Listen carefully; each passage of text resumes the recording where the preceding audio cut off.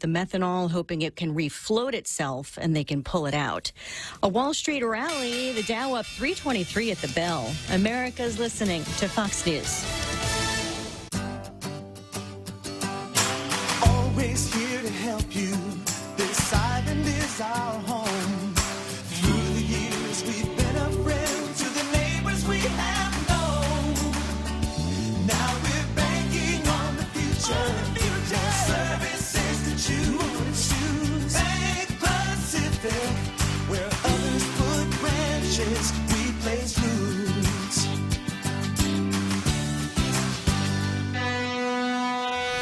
Hoffaday, this is Severina. Here at APL, our expertise and extensive network can help you grow your business and reach out to more global markets. As a responsible carrier, APL is also committed to a sustainable future, whether it's protecting the environment or investing our efforts in giving back to the community. Our dedicated teams in Guam, Saipan, and on U.S. mainland are here to support you. Call 588-4651 or visit www.apl.com.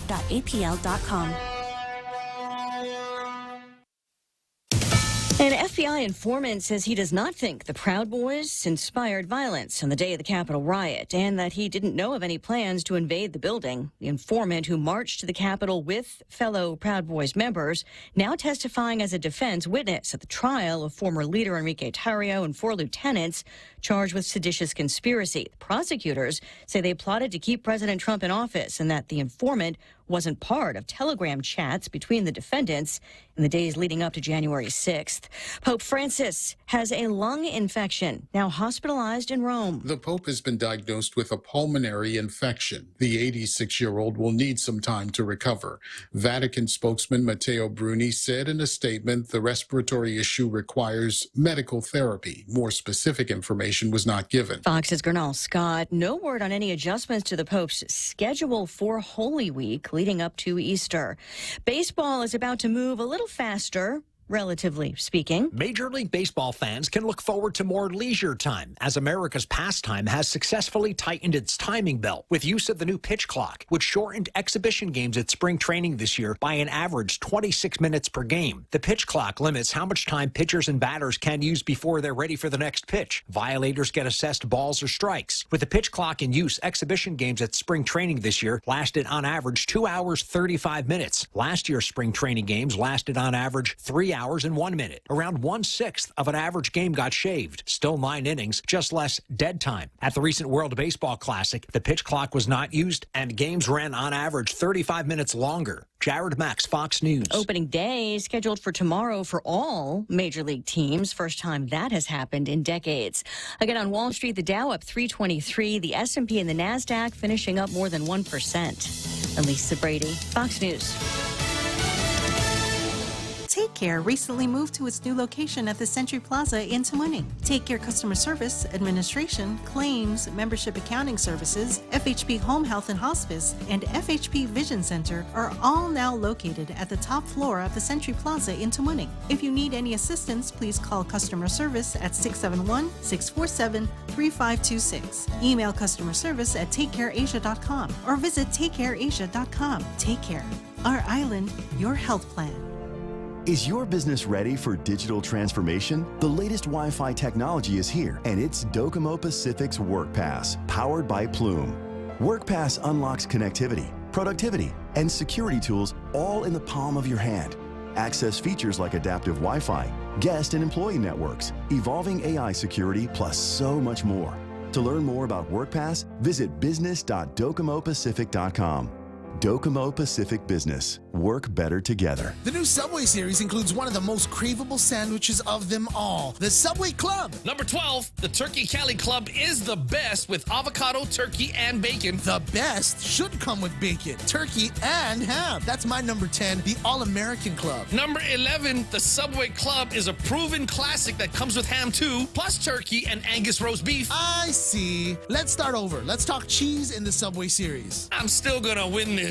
At Subway, you gotta refresh to be fresh.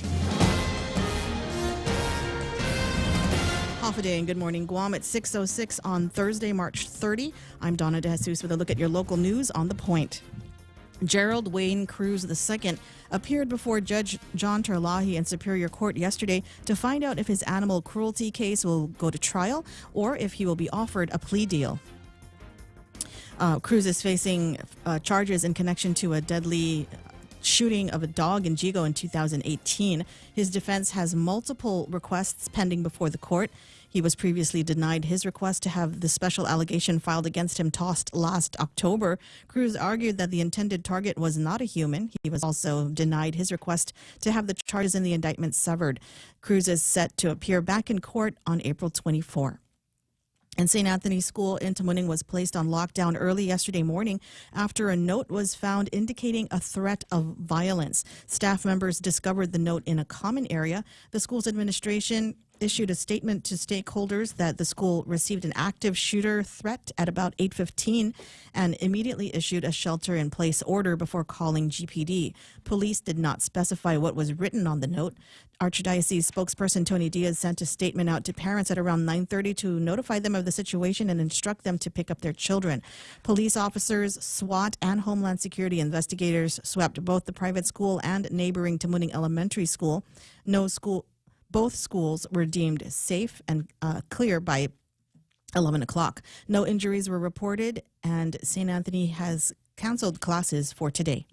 And we'll have more news after this. The Guam Visitors Bureau presents the return of Koku Weekend, April 15 and 16 at the Governor Joseph Flores Memorial Park in Tumon. Kids ages 4 to 12 can participate in Koku Weekend by registering for the Guam Koku Kids Fun Run happening on Saturday, April 15. Calling all runners for the Guam Koku Road Race 10K Walk Run event on Sunday, April 16th. Register online today at visitguam.com/Koku or contact GVB at 646-5278 for more details. Koku Weekend is a GVB signature event.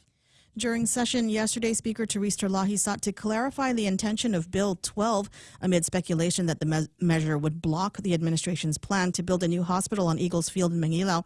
The Speaker explained that the bill was not introduced to obstruct or seek control over the executive branch.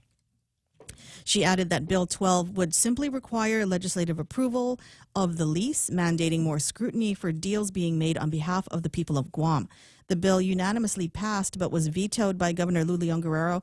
The legislature needs 10 voters to override the veto. 8 spoke in favor of overriding and 2 opposed, while Senators like Sabina Perez, Tom Fisher, and Joanne Brown expressed their concern with the urgency and lack of transparency of the lease. Senator Will Parkinson says he's backpedaling his support of the bill because the review and approval of the lease would cause a delay in the hospital being built, especially with the deadline to sign the lease being 15 days away.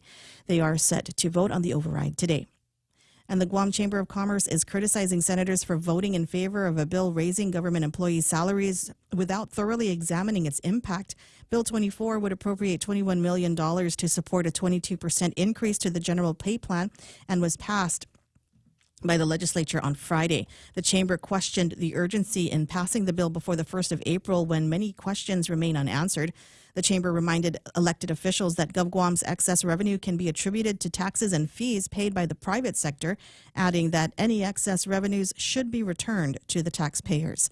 And those were your top stories right here on The Point. Now here's Ray with your weather. Now I'm trying to remember, what was the direct quote yesterday from Dr. Ed Ramirez? Do you remember? The longer the poop, the smaller the hospital? Yeah. Okay. No, if it floats, it's good. If it sinks, it's bad. That's what I remember. I've got a friend that's caught the play-by-play from it yesterday. What's that? That guy was amazing. He was easily one of the best interviews that I've had around here in a while. I hope I get a chance to interview the guy again. If you don't know what I'm talking about, last hour and a half of the program yesterday, we got him on about 8:45, and he stuck around till about 9:30. Amazing medical story and lifestyle doctor. I thought he was a whole lot of fun. All right. Anyway, 6:11 in the morning. And we'll switch topics now quickly to weather. Partly sunny in today's forecast. Highs near 87 degrees. Winds east 7 to 9 miles an hour. There's going to be some scattered showers during the day. Tonight, isolated showers with partly cloudy skies. Mostly sunny tomorrow. great way to get into the weekend. Maybe some isolated showers, highs near 87 degrees, winds east 9 to 11 miles an hour. Isolated showers, mostly cloudy skies tomorrow night, and Saturday it's going to be partly sunny with highs near 87 degrees as well. Heat index over the next couple of days is going to be about 90 degrees. Sunrise this morning in another 8 minutes or so, 6:19, starting to get light out there already. Sunset tonight is going to be at 6:32. Hashtag tell the others. There it is. News and weather together on 93.3 The Point, brought to you by Bank Pacific, banking on the Pacific for 68 years. It's March Madness month on GTA. That means big discounts and awesome giveaways. Come into GTA today and get the all-new Samsung Galaxy S23 Ultra with a 200-megapixel camera and advanced photography. Your selfies will look amazing day or night. Purchase a Samsung Galaxy S23 series smartphone and get on our best unlimited plan for as low as $65 a month. Plus get a free $200 Payless gift card when you open a new line. Terms and conditions apply. Offer good while supplies last. Smartphone month at GTA. We start with you. Every company needs money to grow and take on the challenges 2023 will bring. That's why Bank Pacific's commercial loan officers stand ready to help you. We offer several programs tailored to assist companies to get to the next step or perhaps for a startup, including working with SBA or GITA. Now we're banking on the future. Services to choose.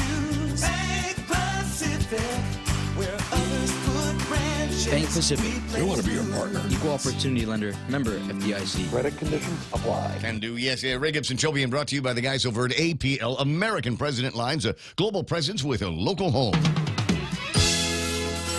The Ray Gibson Show. Morning talk that matters. Call now, 888-TALK. That's 888-8255.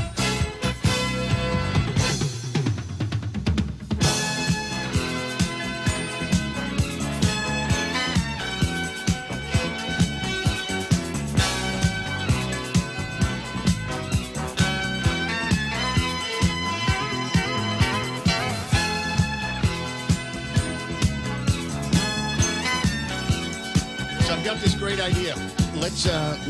Everybody knows we need a new hospital, and there's this spot out in Route 15. What's it called? The Lalo area. I think maybe that would be the perfect place for a new hospital. Maybe a medical complex. We'll put mental health there, and the doctors can have their clinics and VA center and all of that stuff. Think that might be a good idea? Think a lot of people go crazy about it? I like it. All right. I'm good. sold already, man.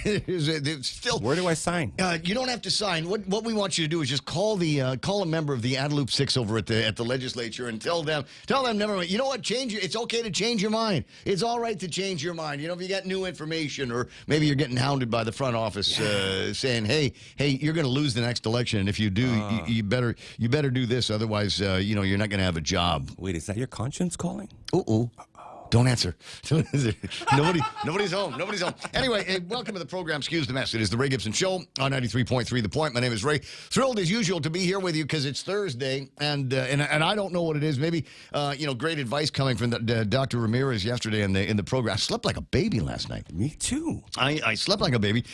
Made it almost all the way to 4 o'clock. I woke up about, I don't know, maybe 3:35 or something like that. And so this is the latest I've woke up early in a long time. And like I said, maybe it's just a little bit of that afterglow from a fun interview with the guy. Did anybody change your lifestyle habits yesterday? I did. I drank some water. You did? How about that? I drank. Did you watch less porn last night? Yeah, no more porn for me.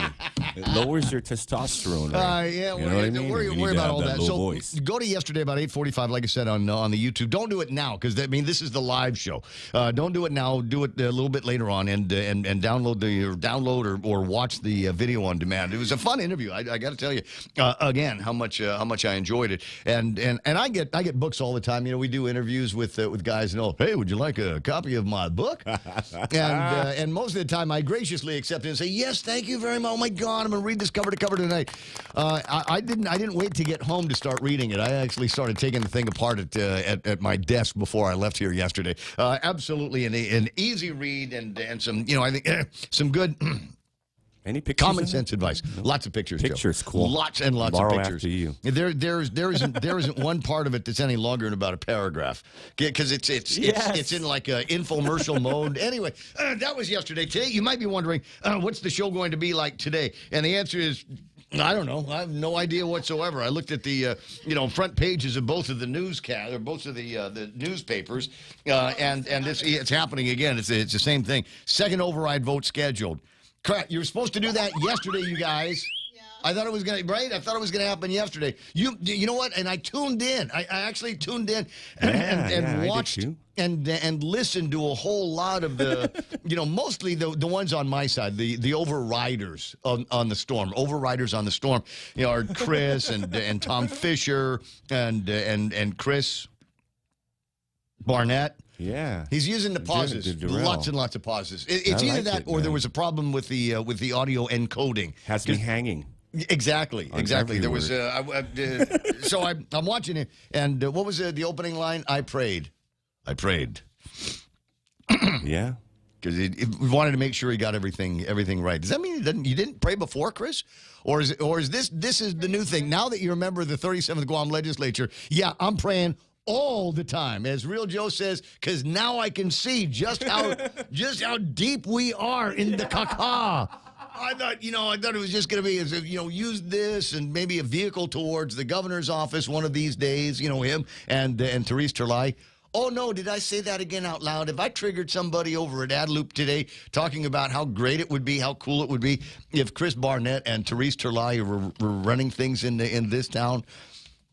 I'm just throwing that out there, because the Republicans haven't sent me yet who their dynamic duo is going to be in 2026 when we have the next election. Anyway, second override vote scheduled. Great, we get to talk about that all day again. Ailing Archbishop Michael Burns resigns. Okay, yeah, we talked about that yesterday. Front page of the PDN.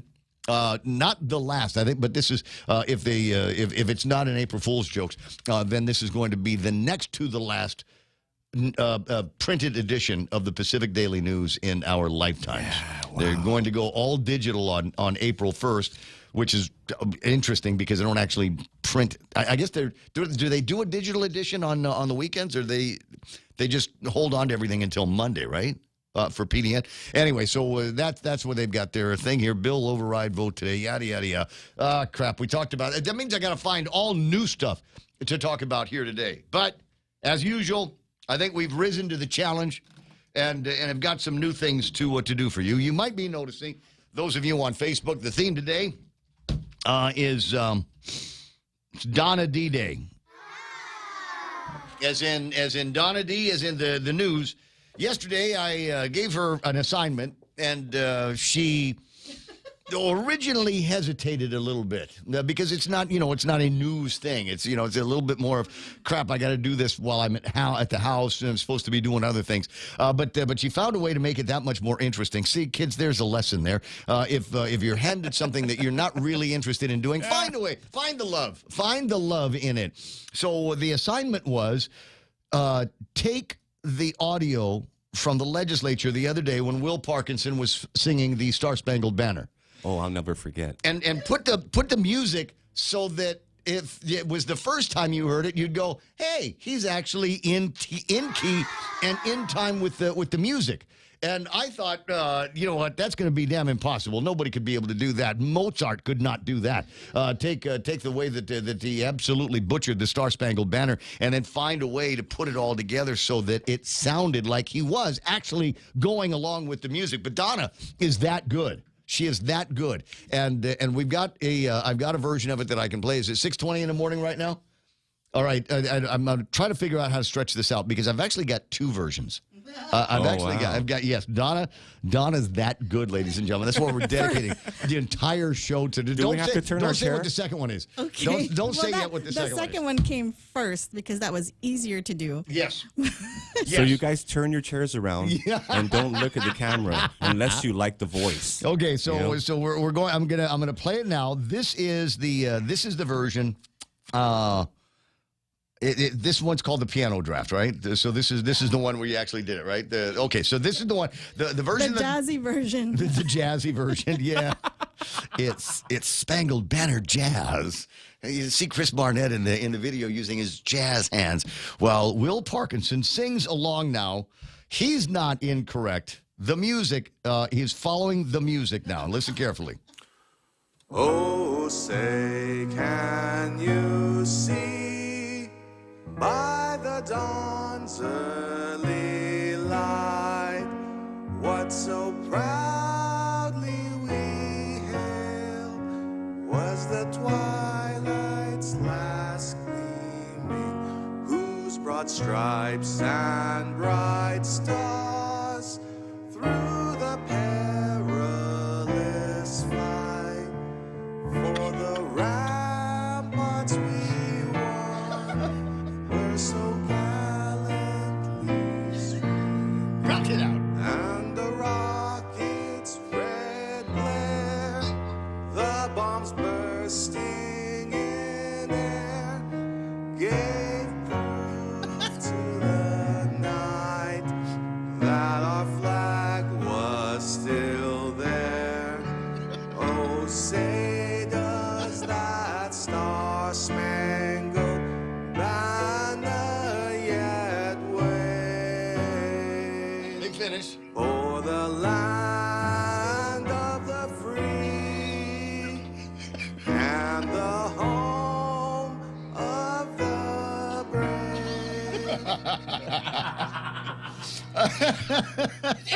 There we go. She's that good, ladies and gentlemen. That's how it's done. That's how it's I done. don't work with these people. What an incredible talent that we've got here with Donna D. It's not just the news that she's good at. Virtually everything is solid. Now I'll play another one for you a little bit. You gonna be okay there? I'll play another one that she did yesterday, and that one will blow you away. And I'll play it a little bit later on.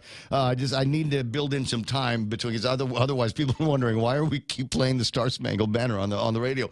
Because it's funny in my head. That's why it's funny in my head. So we got a couple other stories in the table of contents in the news that we'll get around to doing. Aw, shucks, they increased the price of gasoline. We'll talk about that a little bit later on. What the heck is going on with our kids? You know, yesterday, late in the program, got word that there were shenanigans going on over at St. Anthony's School. Scary word. I mean, the thing that you don't want to hear on the radio, the words active shooter. Thankfully, as it turns out, it was not an active shooter. Tony Diaz called in and said, no. They found a note. They found a note. There's threatening language out there. And so I wonder, are the kids all right? You know, and I'm, tomorrow on a very special Ray Gibson show, I might find somebody in that age group and ask the question, are the kids all right? You know, we stunted their social growth during the Wuhan virus times. And it took them out of the classroom, made them wear masks, and they did, for some kids, didn't have the benefit of, all of the kinds of interactions you can have, good and bad. And maybe if you did, after a while, you still couldn't really tell what was going on because I can't see anything but your eyes. I don't see the rest of your face. I don't know how to interpret what it is that you're saying. So I think, we'll just go with the fight or flight mechanism. And if you cross me, I'm going to write out a note that says I'm going to kill you. Or I'm going to take to social media and I'm going to say what a jerk you are and that I'm going to kill you.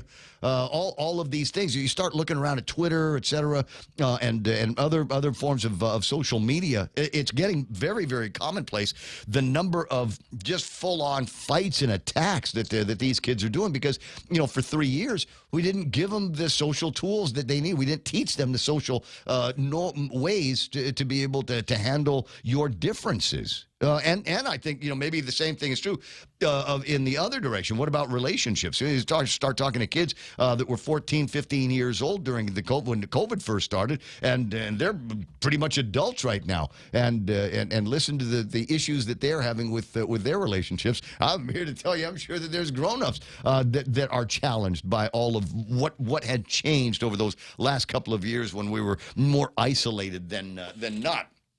Yeah, it wasn't me. I wasn't isolated. I did not isolate myself from any of that. So I just kept going out there and doing what I needed to do and getting in somebody's face or letting them get into my face and see what happens. But for a lot of people, it didn't. So I just wonder, if this is going to be something that we have to get used to and what steps. And I ain't no psych, but what steps do we need to take here moving forward to get these kids into regular patterns? And I think the other thing that we've got to do is actually call it like we see it. The shooter in Tennessee, right? Is that the one? If you take a look at, there's a story, they did a write-up on it from the Associated Press.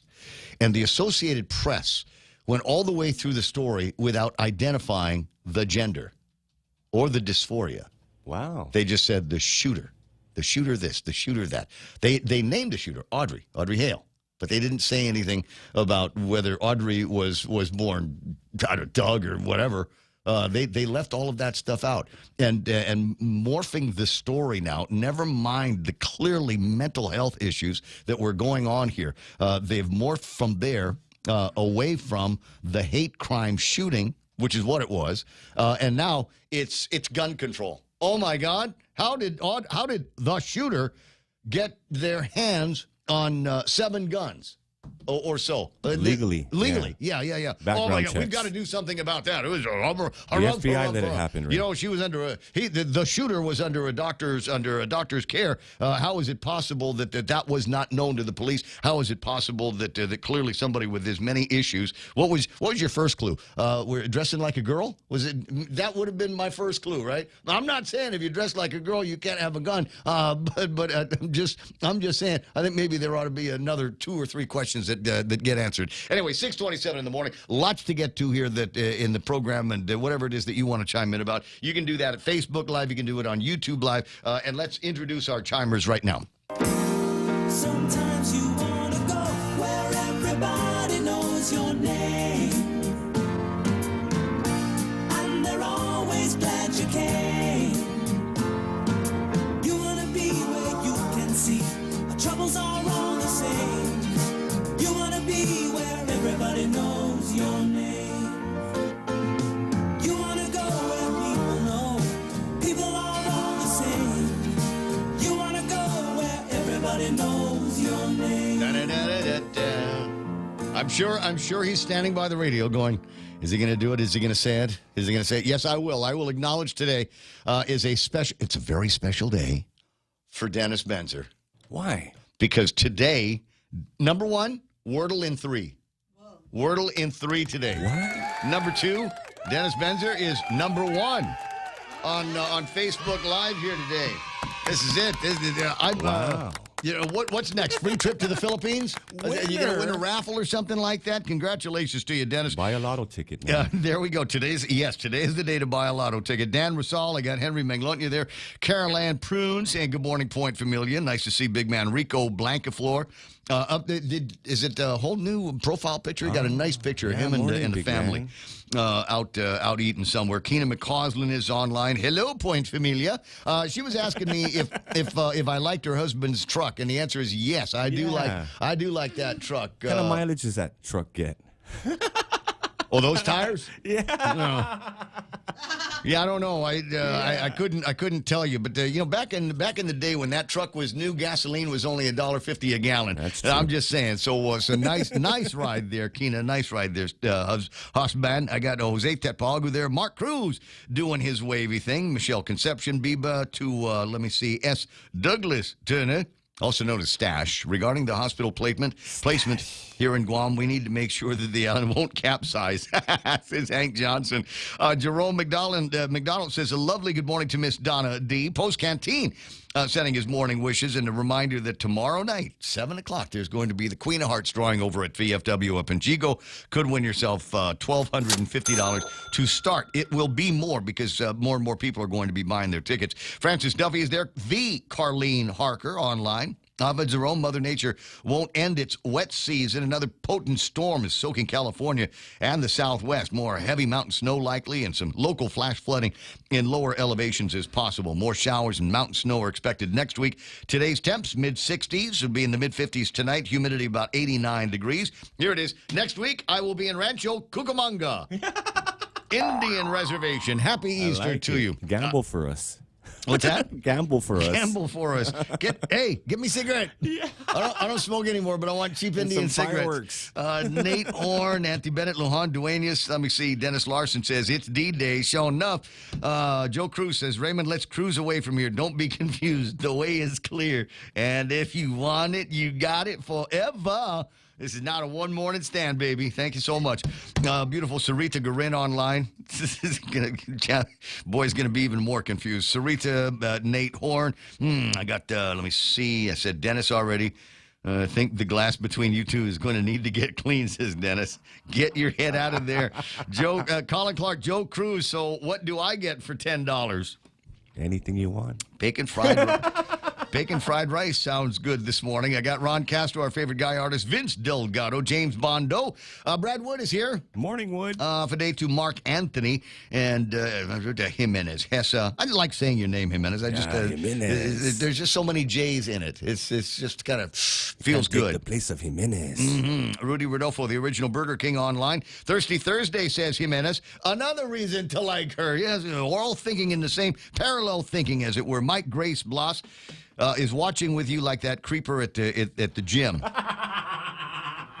Googly eyes. What creeper at the gym? Yeah. What do you mean? It's just hard. Need a spot, dude. It's hard for me to be a creeper at the gym, and I'll tell you why. Because I'm there for treadmill. Right now. I'm only there for treadmill. I'm not doing any other, strength training or whatever. I only go there for treadmill. And I'm not going to say there aren't very attractive women that hang out over at the gym in butt hugger shorts. Which I think is a brand name. I'm not sure. It's like it's a brand, right? Well, you just came up with it then. Okay, butt huggers. and I'm not going to say how much I admire the way those butt huggers shape things. I've mentioned this on the air before, but here's the problem. And anybody that does treadmill running will attest to this.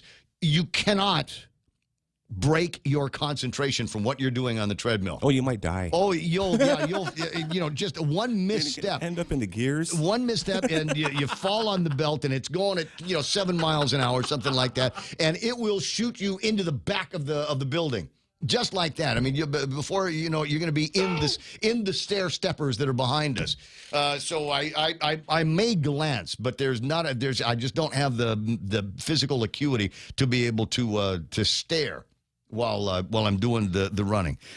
I'm training myself, but it's so far not working. Jason, Military Auto Source Online. Bandits there. Former Governor Carl T.C. Gutierrez is here. Bring back the sunshine. Bring back that sunshine. He's bringing back that sunshine. Uncle Carl Gutierrez brings it every time.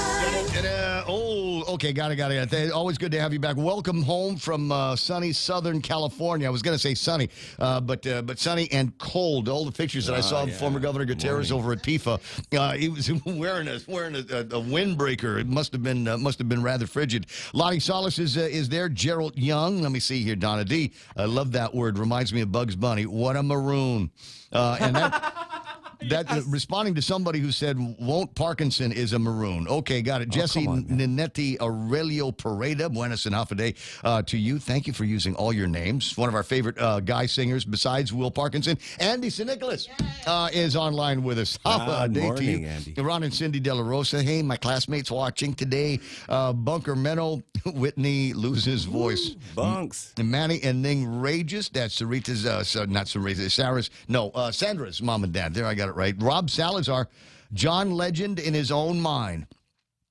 Andy says that's so hilarious. Thank you very much. But Andy, just wait until you hear the other version that we've cooked up for, that Donna has cooked up for us. Charles Craw, Carol Ann Prune, Stephen Klein, Harvey Egna's online.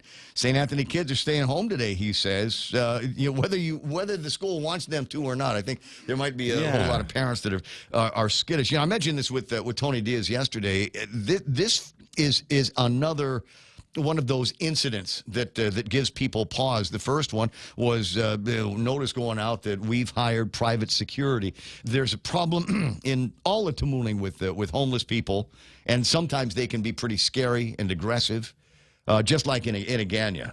And the companion concerns.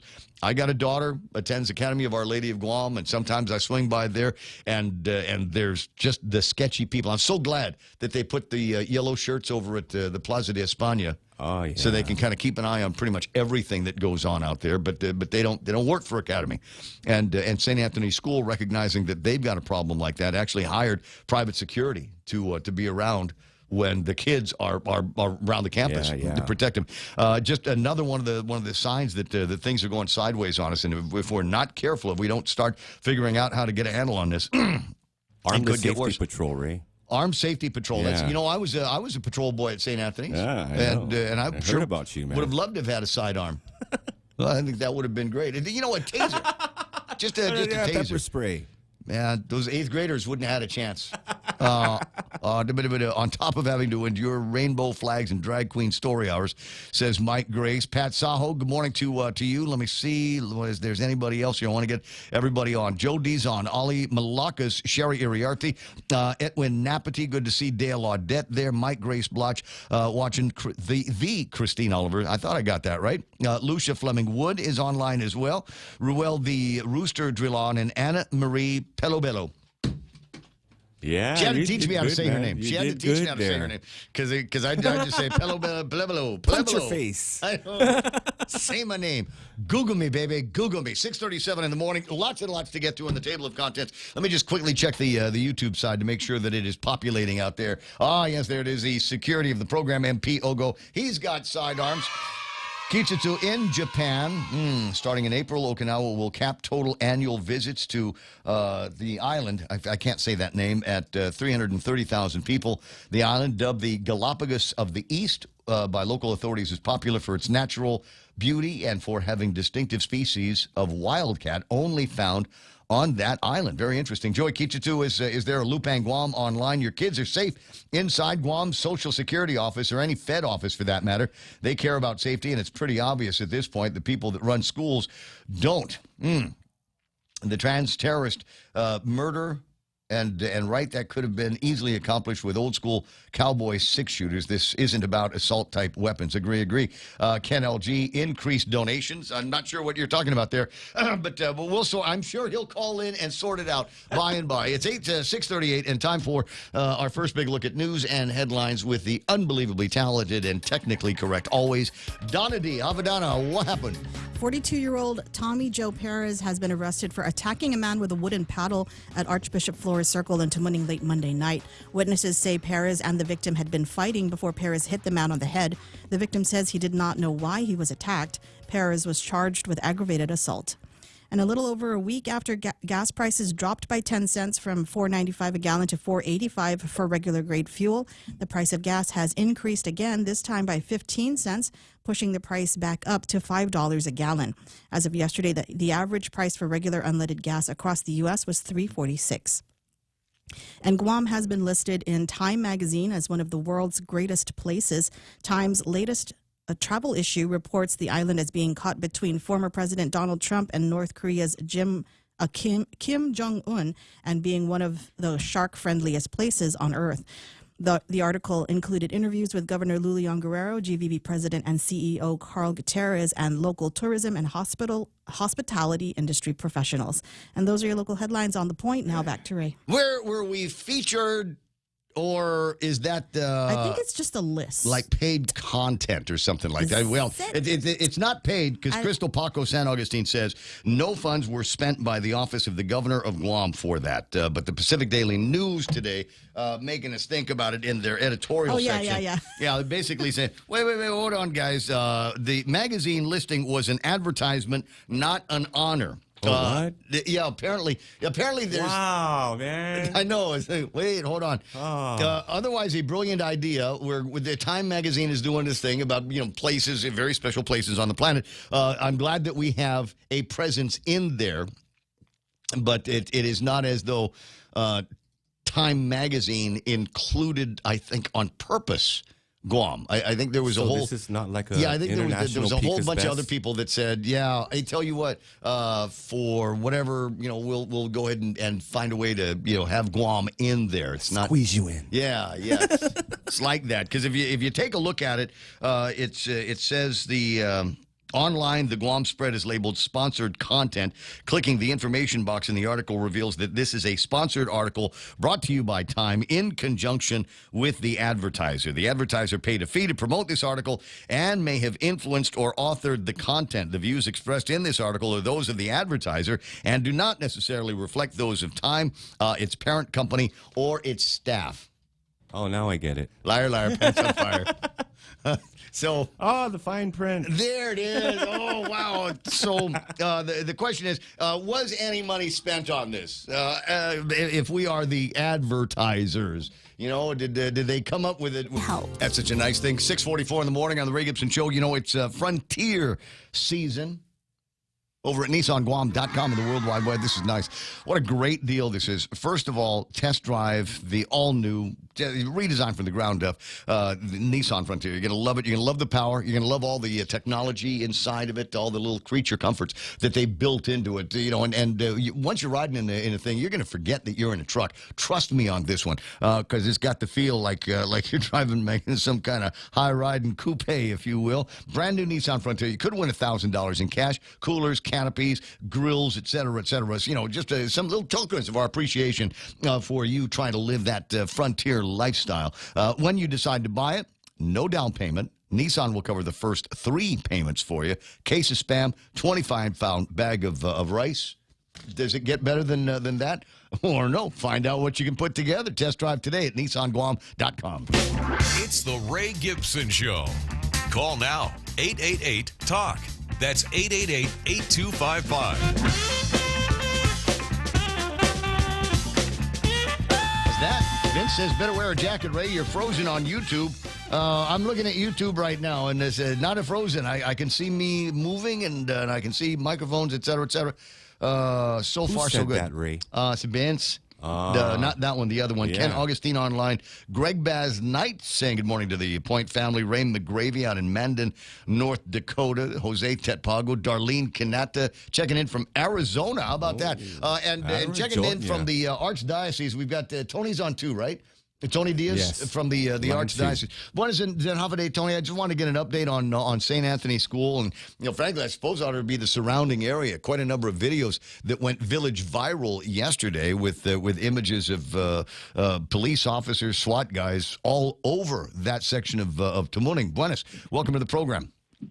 Yeah, many of the St. Anthony parents and guardians already know because the school began to inform them yesterday that classes will continue to be canceled today as the law enforcement personnel continue their investigation. We want to stress that the situation was they found a note threatening violence, and that's enough to implement the emergency protocols.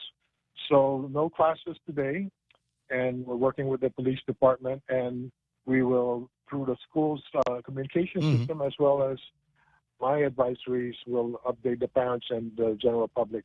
One important note, Ray, as far as I know, and this shows the impact of social media, which can be good and can be bad. But definitely people were alarmed when they saw one individual posting police officers running to the nearby public school. And the comment by the poster said, police are running to Tamuning Elementary. There's a commotion there. As far as I know, and I've looked at the media reports, there was no commotion.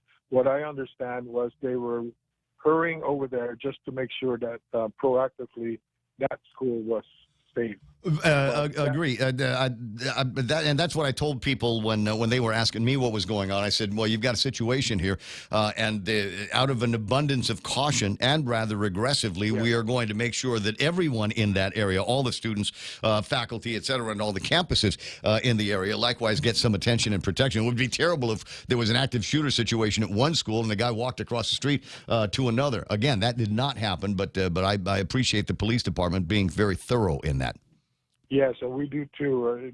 Just so valuable to have them respond so quickly. I mean, they're busy, but they know how important the safety of children and adults are in this case. So we appreciate them.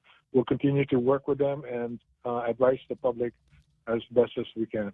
It's still not a whole lot by way of forensics or public analysis of what was written in that note that caused the drama yesterday.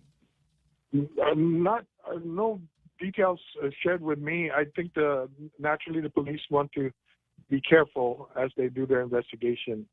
We don't want to release any information that could be used to confirm or decline somebody's involvement in all of this. I get the practice. I was just hoping that there might be a little bit more information on that and who it could have possibly come from, who it could have been directed to, or whether or not it may be just a case of a misunderstanding. I guess that'll be part of forthcoming information. So students at St. Anthony School not in attendance today. Any word on whether or not they'll be allowed to return to campus tomorrow? Or just go directly to the spring break? They hope and plan to, but again, it's early in the day, and I wouldn't necessarily say that it's for sure they'll have classes tomorrow, but we will inform the parents again, and I'll also connect with the media. Yeah, you're welcome to call in over here anytime. Sure. All right. Likewise, the Department of Education, I've got some paperwork from, Michelle Fernandez at DOE. They are going to be getting along with safety training starting April the 3rd and the 4th. Some interesting things that they're going to be talking about safety-wise in the schools, break-ins, assault, things like that. I'm wondering, is the Archdiocese doing the same thing? Is there going to be any kind of corralling of all the principals and vice principals, et cetera, in the Archdiocese to remind them about what the protocols are in situations like this? They have actually been doing that, and I believe they have another training coming up. I don't know the specific dates that they have met, but I know that they were definitely getting together at least several times, and I believe they underwent training. Can never have enough, so there might be more in store. I would not be surprised if they would be involved in that same kind of training that DOE is going to be doing. Maybe you can hire Paul Tapau and go have some special Paul Tapau training in the Archdiocese. It's 6:51 in the morning, Ton. I appreciate your time. Have a fantastic rest of the day, and please try to take all the steps necessary for you and your family to enjoy Holy Week. Thank you. You too. All right, amigo. 888-8255. Yeah, if you were in the downtown Agutnia area and noticed how busy it was, it's because there was Chrism Mass going on last night over at the cathedral. Rather busy through there. Cousin Troy, were you in? Yeah, I've never been to one before, and I had no idea, everybody goes to that. I had to stand in the back. I didn't shower I was at the gym earlier in the day.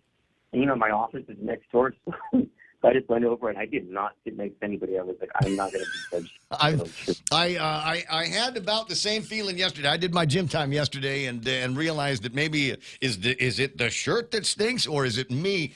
So when I went to my cool down spot, I definitely spent some time on my own before I allowed anybody else to get near me. 6:52 in the morning. Interesting day yesterday. Talking with Tony Diaz about the deal over at St. Anthony School, and apparently a little bit more of a drama continues. Police continue their investigation.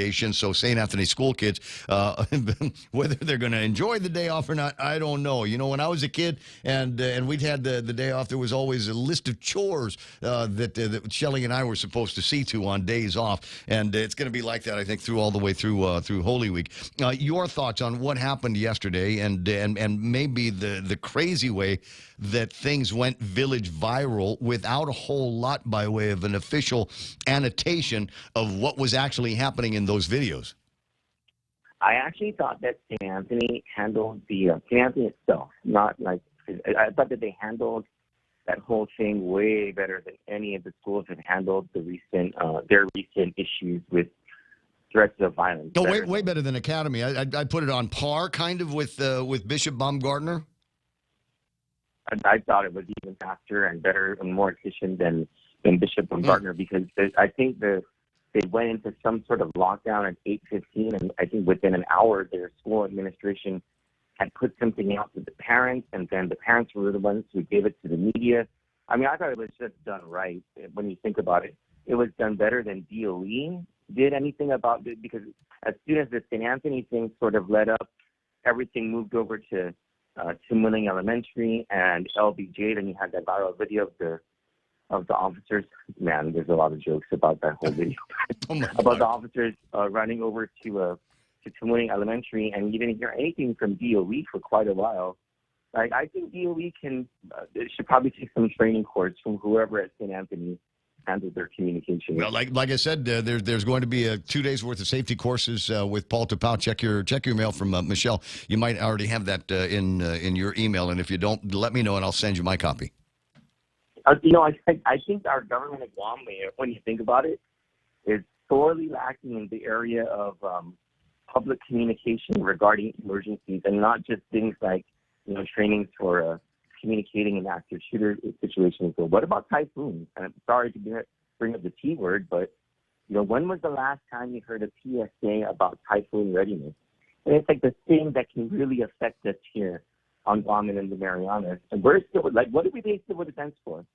Like, what's usually in September, which is preparedness month, is it September, October? One of the two is a preparedness month. Pay them in September. Maybe we should only give them their 22% pay raises and paychecks in September, if that's the case. Because the whole idea of civil defense is not just our operational preparedness, but the preparedness of the people. And when was the last? And I'm so tired of seeing all those those cute tsunami commercials. I actually don't even see them anymore because run out of money on that. No, I don't disagree. I mean, preparing us for that kind of disaster that we may never have, as opposed to making sure everybody knows what a typhoon kit looks like, year round, because we can get it year round. And then the other idea that along the same lines is how many times do we get notes from them that say, well, we weren't in any danger from the North Korean missile strike, but there is nothing that follows it that says if we were, then this is what you should do.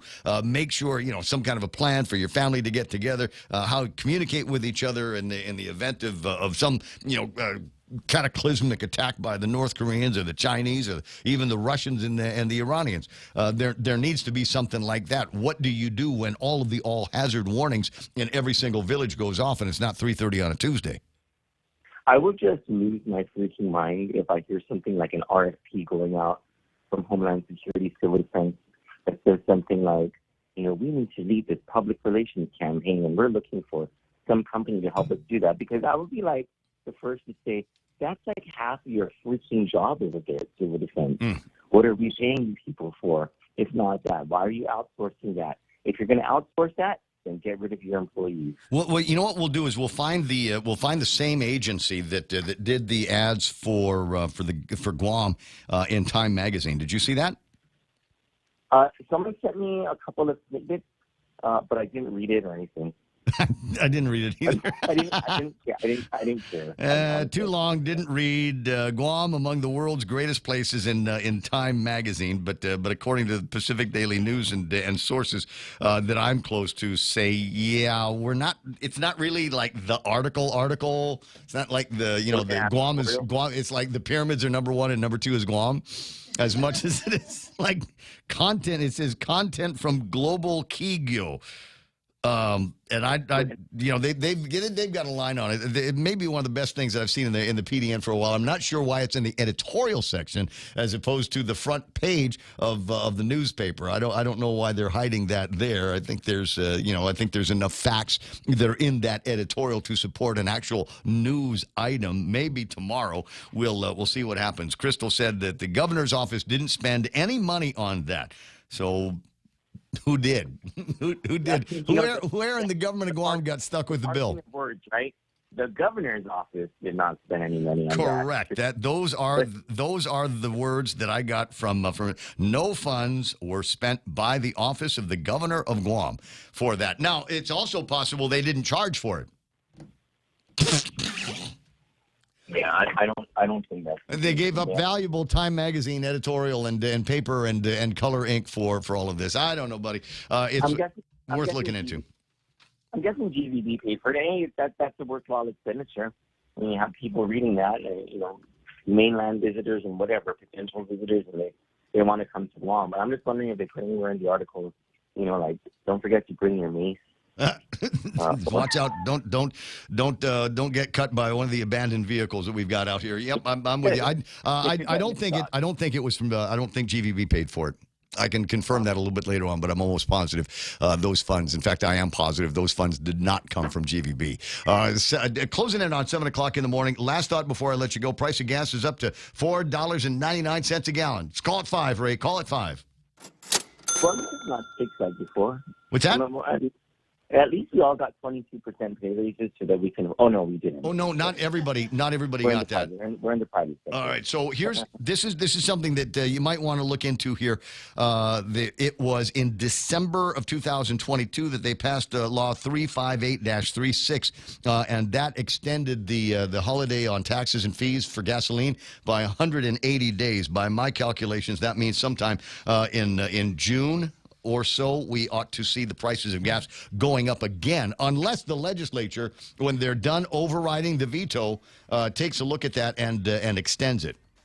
They better extend that. They better extend that because they just gave everybody in the public sector 22% pay raises. And now they better not say we don't have the budget to extend this.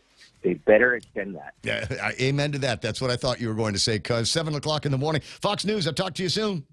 News. We are seeing them moving closer together, and that's troublesome. Joint Chiefs Chairman General Mark Milley back on Capitol Hill for the latest budget hearing, urging the defense priorities not be delayed. If we don't pass an on-time budget, if we go to a continuing resolution, then the readiness levels will drop. We've done the math before. We've done this many, many times in the past years. Fox's Jennifer Griffin. General Milley pointed out the growing threat from Iran's nuclear ambitions and the fact that Tehran has supplied hundreds of drones to Ukraine, strengthening its relationship with Russia. Iran could produce, he says, enough fissile material for a nuclear weapon in 2 weeks, an actual nuclear weapon in a few months. Defense Secretary Lloyd Austin also testifying and reiterating continued U.S. support for Ukraine as the record Pentagon budget proposal faces scrutiny over spending priorities. President Biden wants to spend more than $9 billion over 3 years on programs advancing democracy around the world. Together we're working to protect human rights and ensure democracy delivers for all of our people. Speaking during a virtual democracy summit earlier today and apologizing to other world leaders for his voice, telling them he has a slight cold. Pope Francis is hospitalized in Rome with a lung infection. The Vatican says he's expected to spend several days in the hospital. The timing of this illness has thrown into question how Pope Francis' participation in Holy Week activities in celebration of Easter will be affected. The Pope reported to the hospital Wednesday for previously scheduled checkups. Fox's Gernal Scott. The grand jury on a hush money case against former President Trump is now not expected to meet again on that case until after Easter, a source telling Fox News. America is listening to Fox News.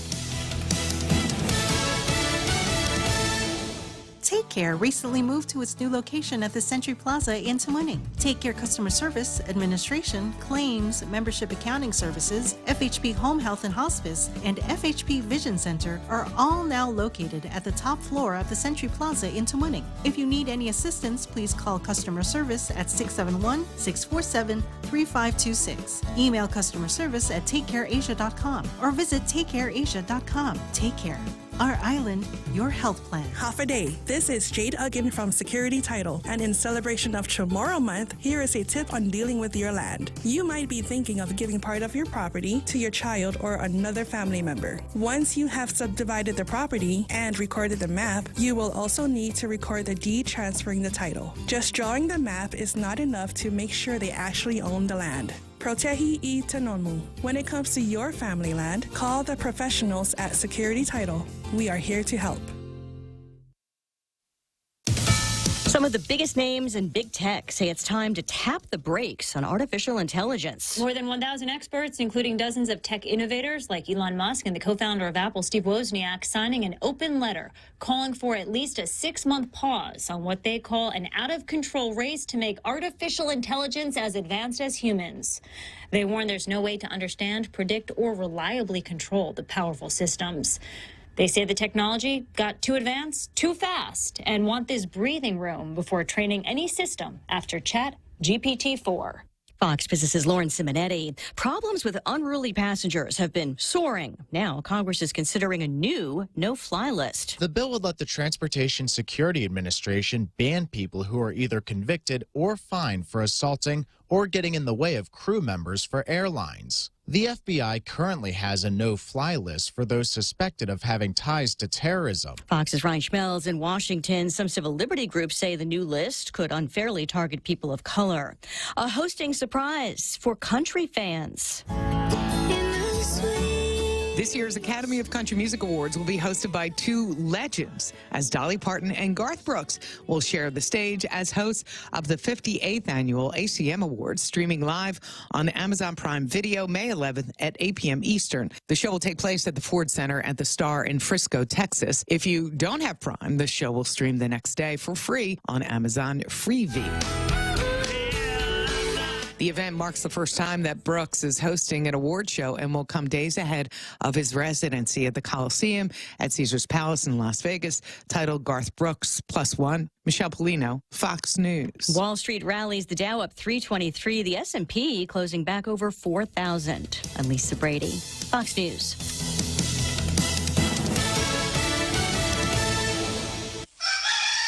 KFC's $5 breakfast deals are the best and most affordable ways to start your day. The Colonel's Chicken and Rice Bowl, $5. Chicken fried steak, $5. Sausage, biscuit, and gravy, $5. And they all come with a fresh coffee. KFC $5 breakfast deals are served starting at 6 a.m. daily at your favorite KFC restaurant. KFC, it's finger-licking good.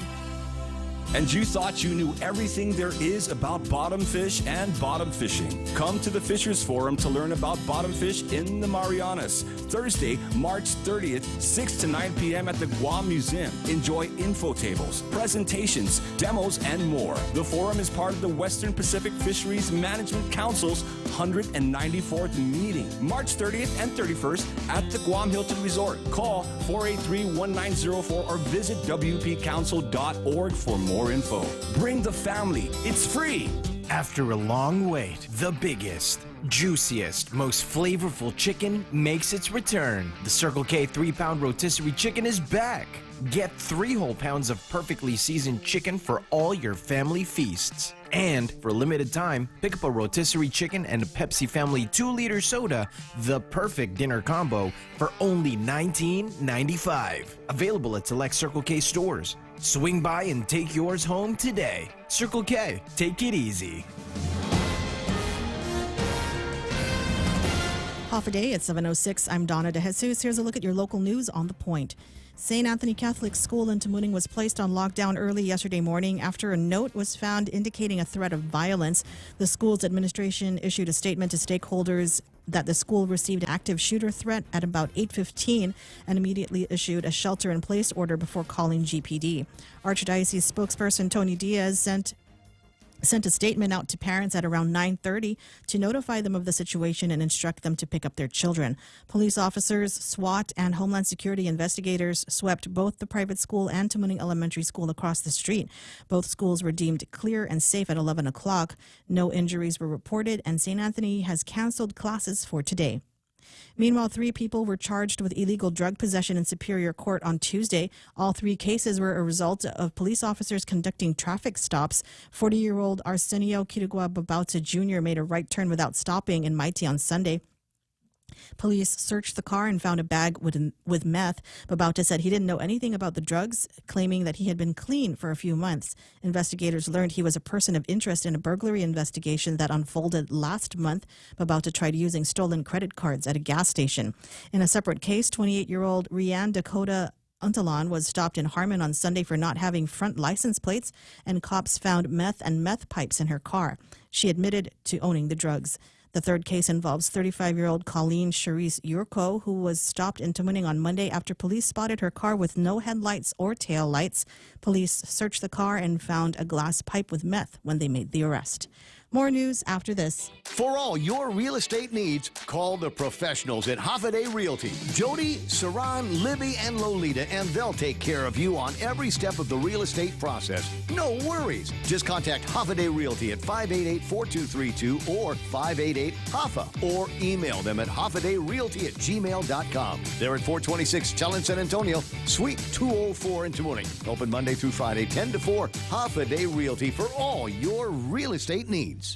United Airlines has responded to Senator Jesse Lujan's inquiry of passengers who are transiting to the mainland United States being required to reclaim and recheck baggage in Hawaii, saying it was unnecessary and discriminatory.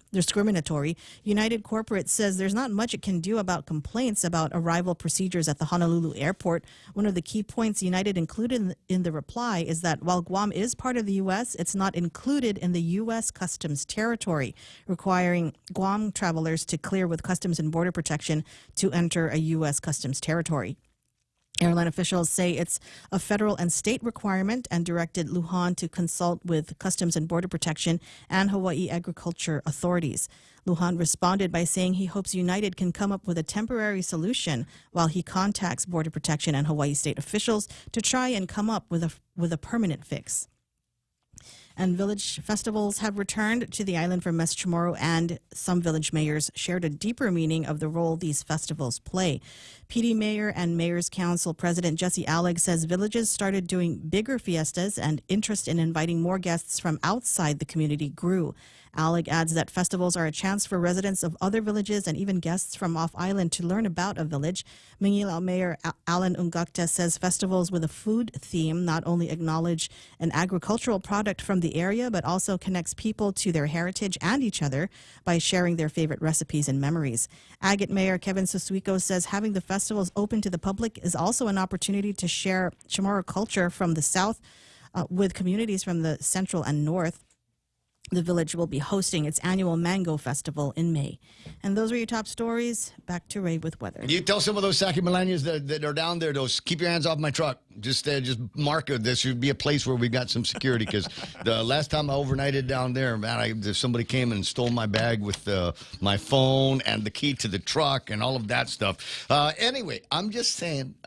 Still mad. Bro, I'm going to park. It never goes away, I'm parking at your office is what I'm telling you. 10 after 7 o'clock in the morning in the Ray Gibson Show. What have we got? Weather? I wanted before we get into weather here, because Jerome was talking about how things are getting all snowy and wet out in California. There's the possibility that we could see now summer snowboarding activities. Ski resorts around Lake Tahoe are extending the ski and snowboard season into summer as late as the 4th of July. Sierra Nevada Mountain's second snowiest season in 77 years of record keeping. It was the snowiest year on record was 1952, 71 years ago. But because of global warming, we've got more snow up in Sierra Nevada mountains. And somewhere out there are people from Guam that are listening going, oh, yeah, we used to go there all the time. Every year we used to go to Tahoe. Yeah, we go hang out Tahoe. Because it's so beautiful there. That's where they film Bonanza, et cetera, et cetera. What was I going to do? Oh, our weather. I think I just threw it away. Wait. Oh, no. Partly sunny. I'm confused here. Must be Thursday. Never could get the hang of Thursdays. Partly sunny. Highs near 87 degrees. Winds east-northeast, 7 to 9 miles an hour. Tonight, partly cloudy skies. Tomorrow, Friday, mostly sunny. Highs near 87 degrees. We move into mostly cloudy skies. Just a few isolated showers. So if you're thinking maybe, starting the weekend early by hitting the beach early, that would be my recommendation. Saturday, back to partly sunny skies.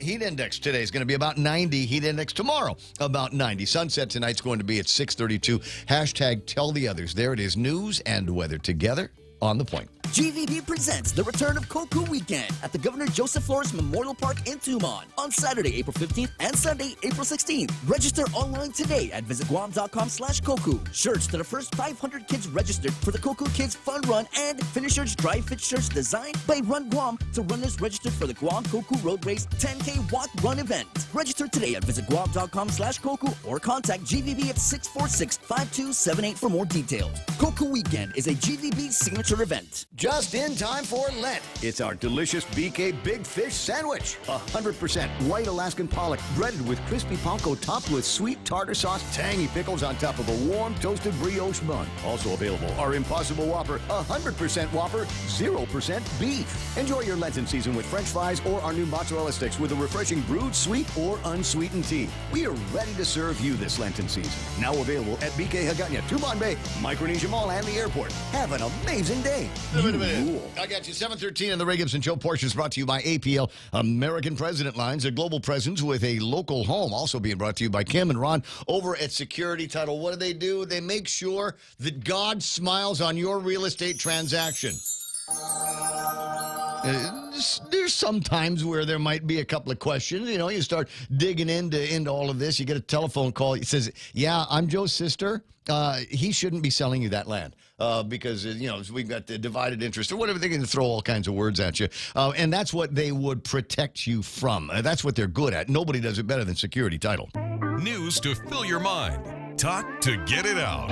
The Ray Gibson Show. Call now, 888-8255.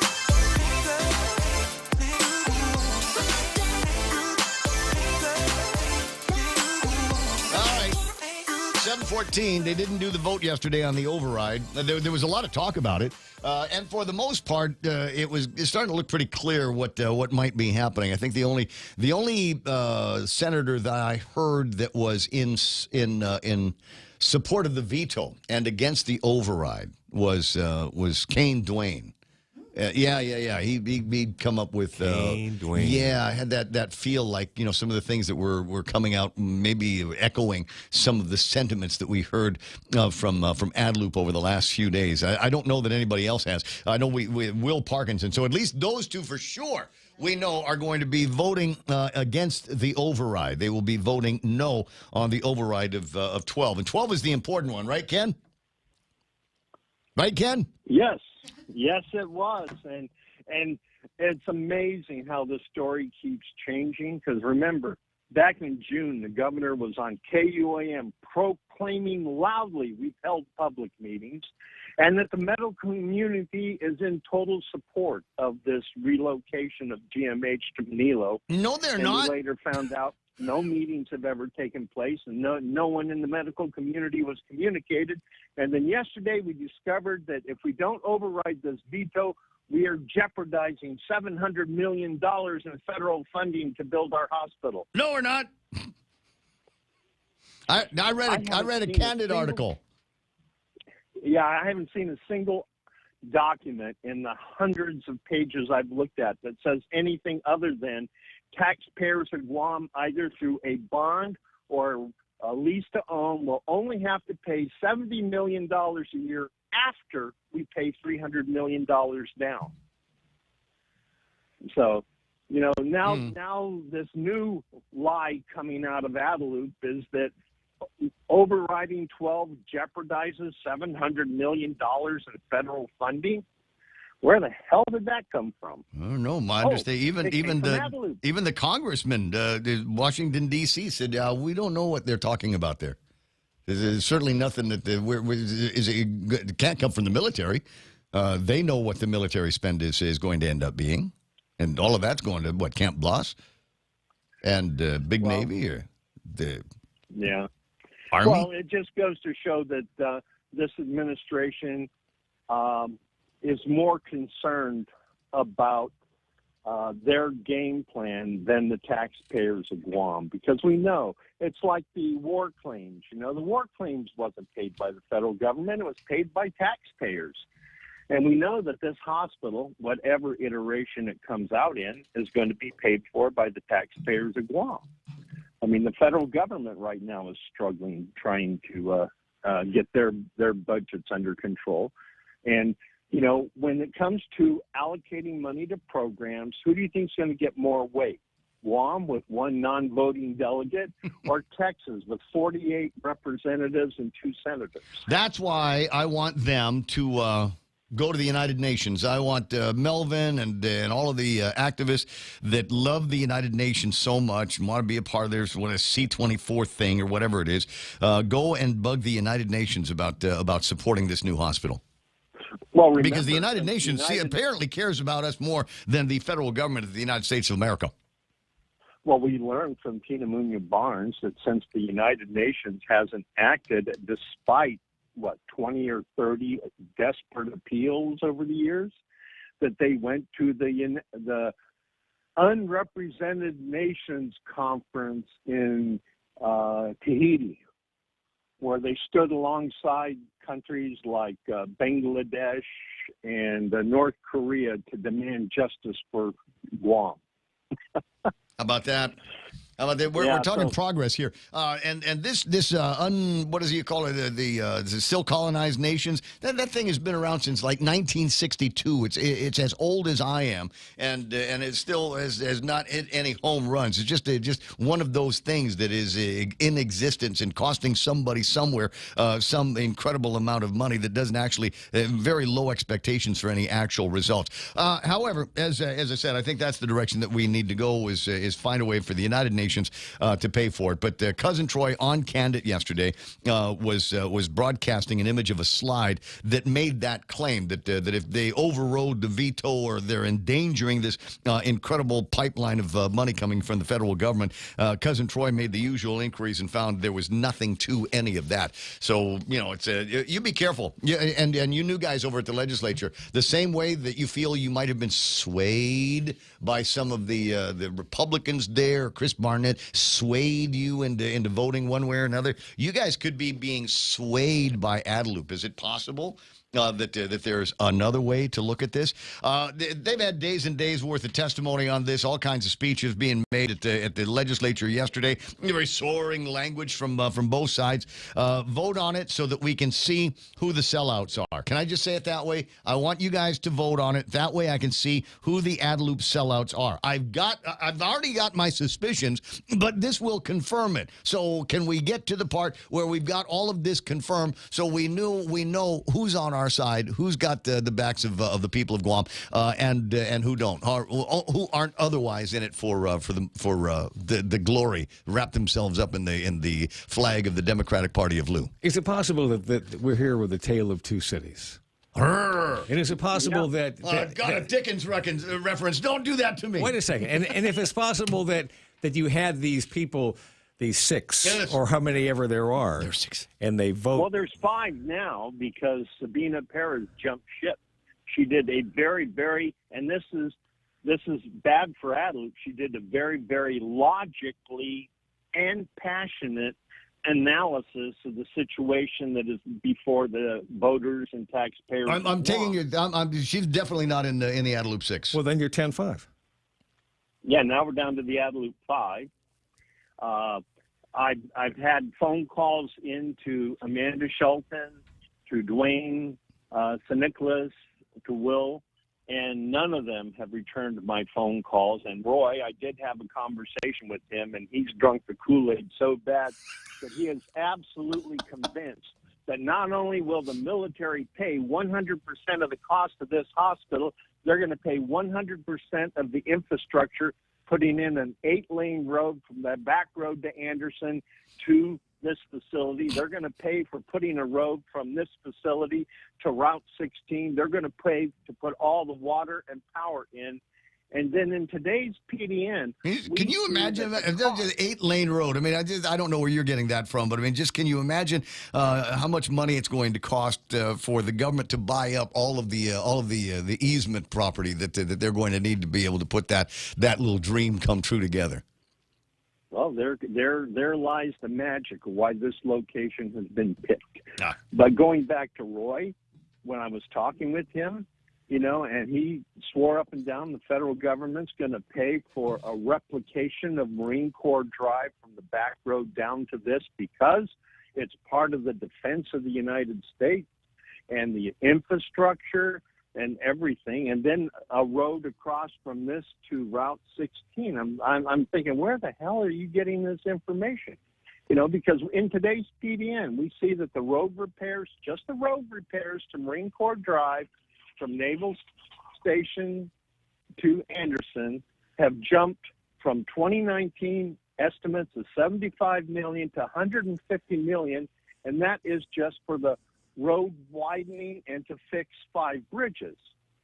So what do you think the estimates on this hospital now from 2019, if the road repairs have doubled, which doesn't require much work, compared to building a hospital from scratch on virgin ground with no infrastructure in place. So now we're probably looking at a triple of what the governor's talking numbers are.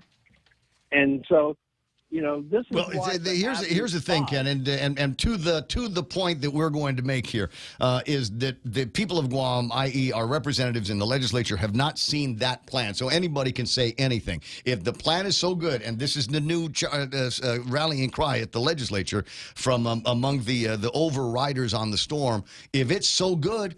Show us the plan. What's the big secret? What is there? Is it was somebody going to jump out of a cake?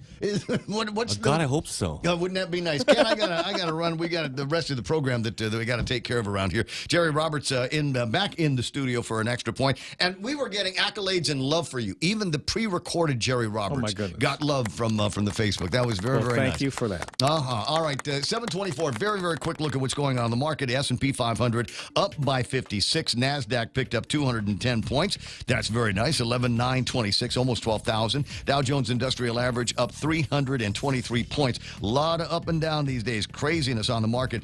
International markets. I got the FTSE up by 80. Nikkei picked up 365. Hang Seng up by 407. Because the Hong Kong numbers, you'd think they'd kick the Chinese out with numbers like that. Speaking of the Chinese, Shanghai Index down by almost 5.5. The VIX is down by 1, and the DAX picked up 186 points. On the commodities, let me see here. What have we got? Oil, West Texas crude, $72.81 or so. It was 70.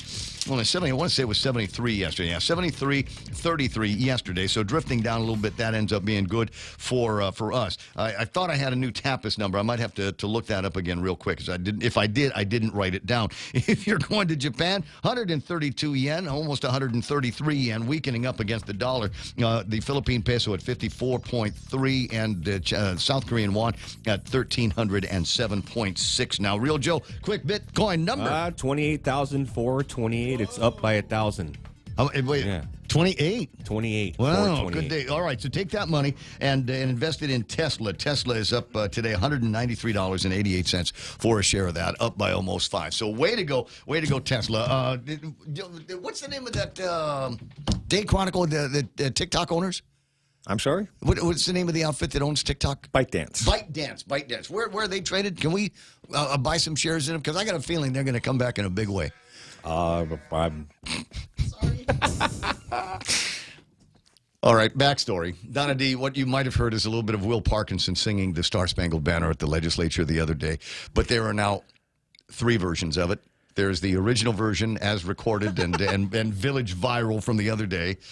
There's another version of it that Donna D. did where she took all of the poor singing of the Star-Spangled Banner and corrected it by putting a piano accompaniment. Oh. So it sounds like that's the way it should have been sung. Girl, you got skills. Oh, no, mad skills. I want the EDM version, Ray. But, well, she did not do the EDM version because she's not a punk like that. But there is another version of it, and I'll tell you what, I'll make this very special. It's a very special 7 o'clock hour for the Ray Gibson Show. I don't want to play it too much, but because it's Will. But I will play the magical third version of Will Parkinson's Star-Spangled Banner in just a few, on the other side of the newscast here this morning. Wow. So you're going to want to stick around for it.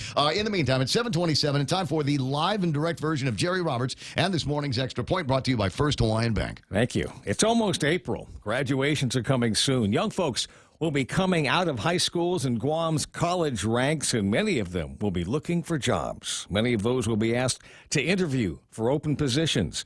What they tell the interviewer could get them the job or blow the opportunity. Well, with a memory of how it went for me when I went looking for work way back when. That's next on the Extra Point.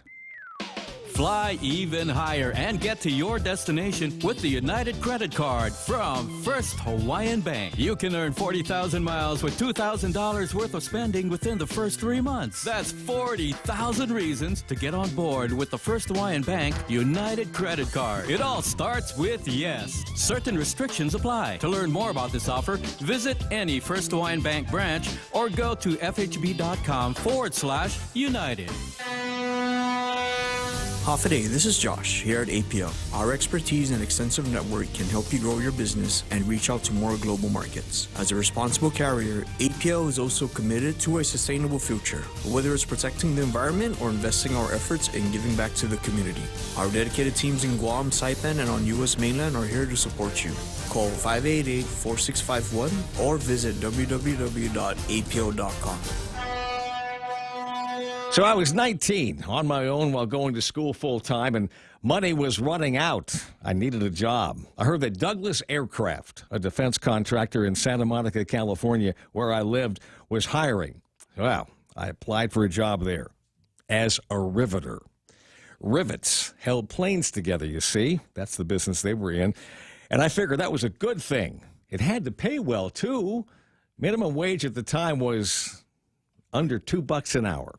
And I heard that Douglas was starting people out at about $2.20. Big money. My rent was $50. Gas was 29 cents a gallon. I could eat on $10 to $15 a week. And I could sock away money for tuition and books and all that. Just get that job, and I was going to be set. Well, there were a ton of people there that day when I got in and doing the same thing I was, filling out the application. Well, I did that, and I waited to be called in for the interview. And I was called in, so I sat down.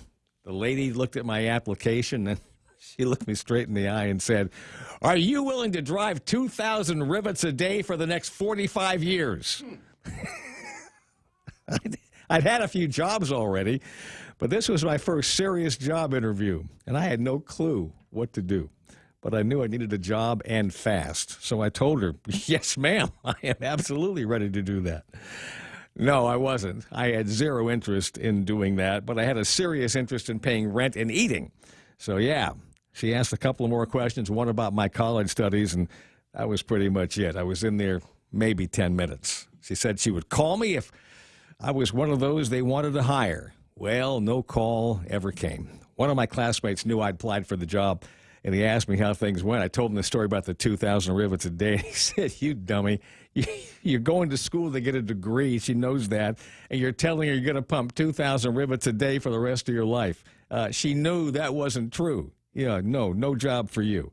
He had a point. So that memory came back yesterday, and I began to think about how I would answer the question if it was posed to me today. So maybe like this. Frankly, my goal would be to work hard and become the leader of this company one day. I'll start with shooting 2,000 rivets a day, and I'll work to be the best riveter you've got. I also intend to prove my worth, so you'll want to help me grow so I can help you grow, unquote. You think that's too bold? Well, I think hiring managers are sometimes looking for people to be a little bit bold. I always was. Show me something. Show me why you're different. Show me why I should hire you. Consider the two approaches for the job, the one I made eons ago and the other one that I just suggested. In the first, I'm saying that I'm good with staying in an entry-level capacity, the same job for my whole career. Now, what HR person in their right mind wants to hear that? In the second example, I'm pledging to give my best effort for the job they're offering right now, and then I'm giving them a glimpse into the future and what hiring me might mean to the organization over the long term. That's a present benefit along with a projected future benefit. Is there a young person in your life who is preparing to join the job market? It might be worth the effort to have a conversation with them about this topic. What could they say in a job interview that will send a strong message that they are a great choice to fill the position? You'll probably also be doing a favor for the poor interviewer who is tasked to sit through a long list of candidates who will stare back at them, not sure what to say. So they're looking for something. They're looking for someone to stand out from the crowd. And in my opinion, that's a good place to be. That's the extra point. Be responsible and make something good happen today for 93.3, The Ray Gibson Show, starring a man who's never even thought of driving a rivet. Right. Ray Gibson and First Hawaiian Bank. I'm Jerry Roberts. Because I've seen the work. I've seen the work. I've been, years and years ago, Northwest took me to there's a place in the States where they were making repairs and things like that to actual airplanes that were flying, and they had people in them and all of that stuff. And I looked at the work, and it looked like not the most complicated thing in the world, but I imagine you had to be pretty good at it, considering what was at stake with this aircraft and the sheer number. You're right, of the number of rivets that hold airplanes together. And then I don't think there are a lot of people that think about it. Yes, absolutely. And there's the sections. They'll say, take this section out and put a new one in, and I can't imagine the boredom. It's one of those things where you go, thank God I'm in radio.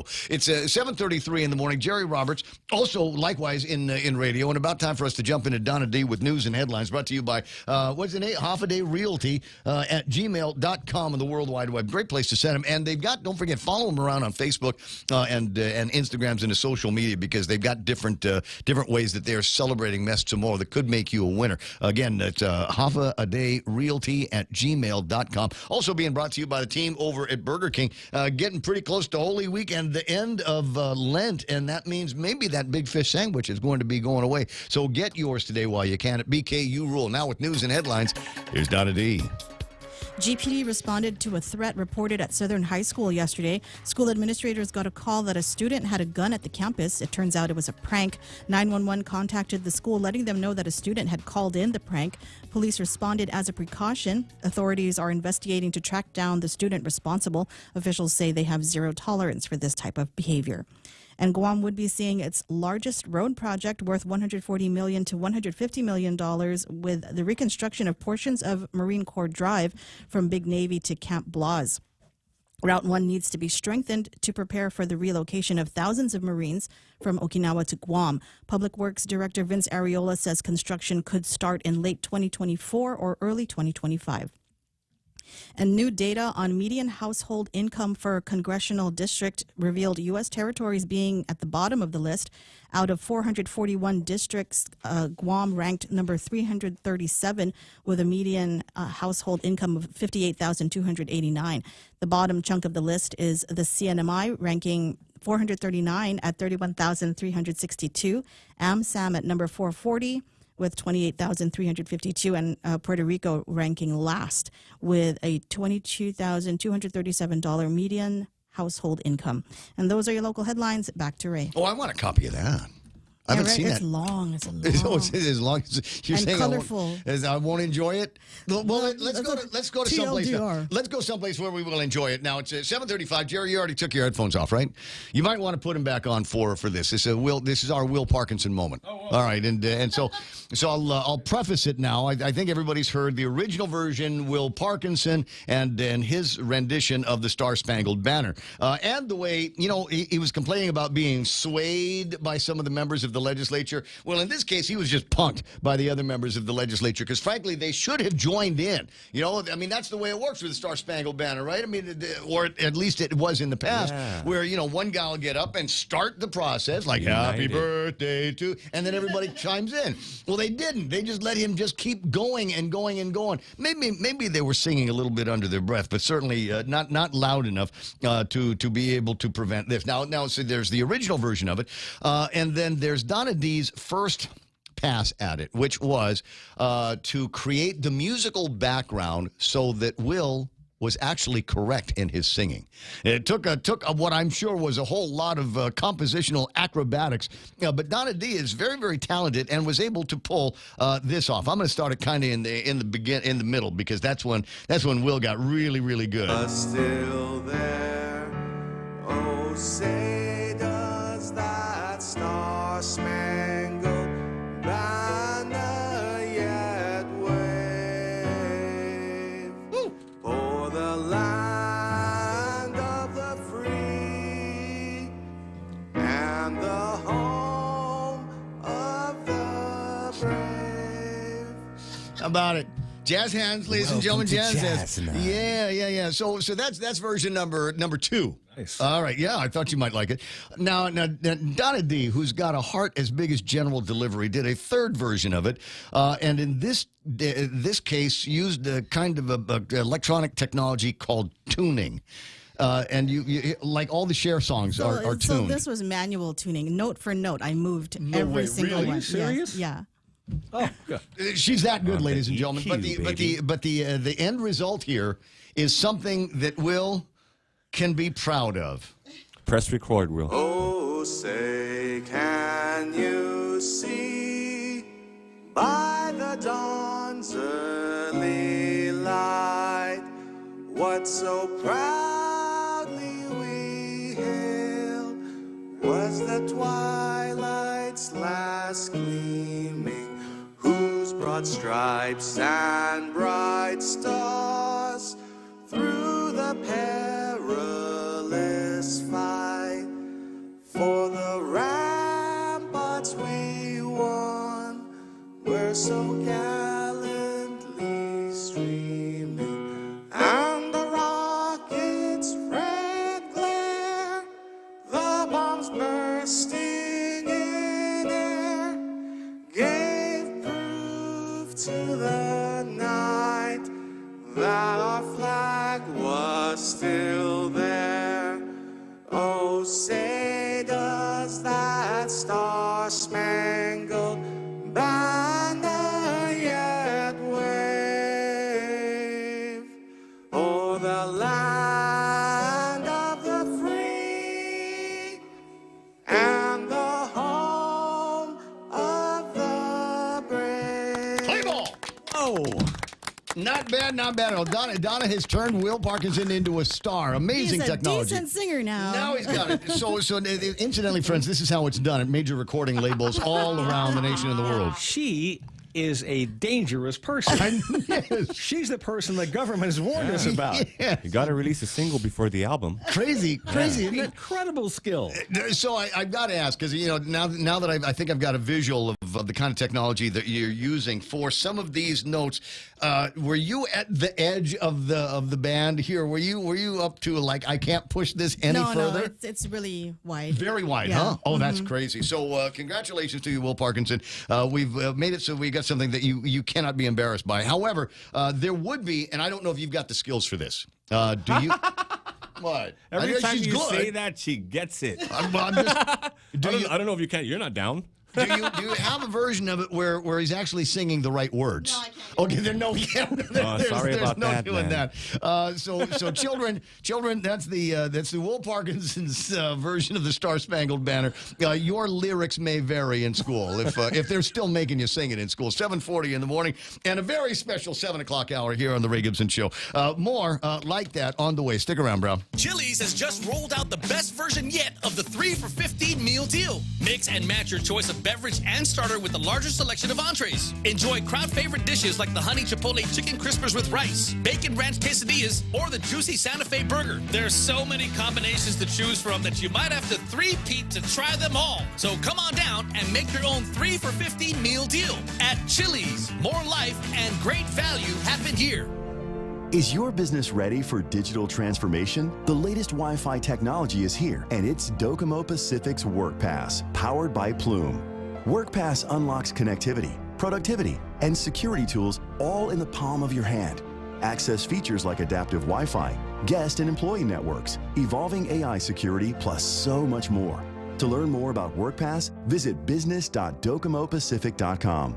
Docomo Pacific Business. Work better together. I don't know. Last I heard, Dwayne left early yesterday. And so I don't know that there was, I don't know that they were going to do the vote yesterday, but I think they're going to wait until they've got as many people as possible in there. The guys that I'm talking to are saying maybe 9 ayes. Do we have all 10 votes that we need for the override, or is it going to be closer than the hair on my chinny chin chin? We'll watch and see. 7:42. Quick look at what's happening on your roadways this morning. I don't see a whole lot of traffic. Actually, what I wanted to do here, because I wanted to follow up on something that Ken was saying, and so did Jerry Roberts, go on, wait a second, 8-lane highway starting from Anderson Air Force Base. Wait a second. There's not enough room out there for 8 lanes. There's barely enough room for the 2 that they've got on the road right now. You've been up there. You see what's going on. Might have to be some bulldozing, as a matter of fact. So on screen right now, I've got this in satellite mode. and I'm going to zoom out and see if I can find us some traffic. Ipao all the way into Day-to-Do area, running fairly busy right now. Leche, Machete, Back Road, Atacao area is running busy. We've got traffic, some solid-looking traffic from Wysangson, virtually all the way over the intersection of 1 and 3. 3 is looking pretty good right now onto Marine Corps Drive, southbound Marine Corps Drive through there, basically intersection traffic. 8, 10, and 16 running fairly busy on the Wendy's side and on the Happy Mart side and on the Golden Sea side, so expect some delays while you're moving through there. Southbound Route 8, not so bad right now, but I can tell that there's going to be some dogging out traffic. Looking at heavier traffic than usual up on Route 4 into town. Once you're in town, shouldn't be any major problem. Southbound Marine Corps Drive all the way to Big Navy is looking pretty clear. Somewhere along that roadway that I just mentioned, all those roadways, our buddy Dan Holmes from over at Southern Mountain Gear, 29 stoplights, 1 pedestrian crossing, 6 stop signs, 2 guard shacks, and a padlock gate for me. Way to go, Dan. And he does it every single day, making his way up to the North Ramp for whatever classified work that the guy is doing up there. 18 minutes, 17 minutes away from the top of the hour. I'll be right back.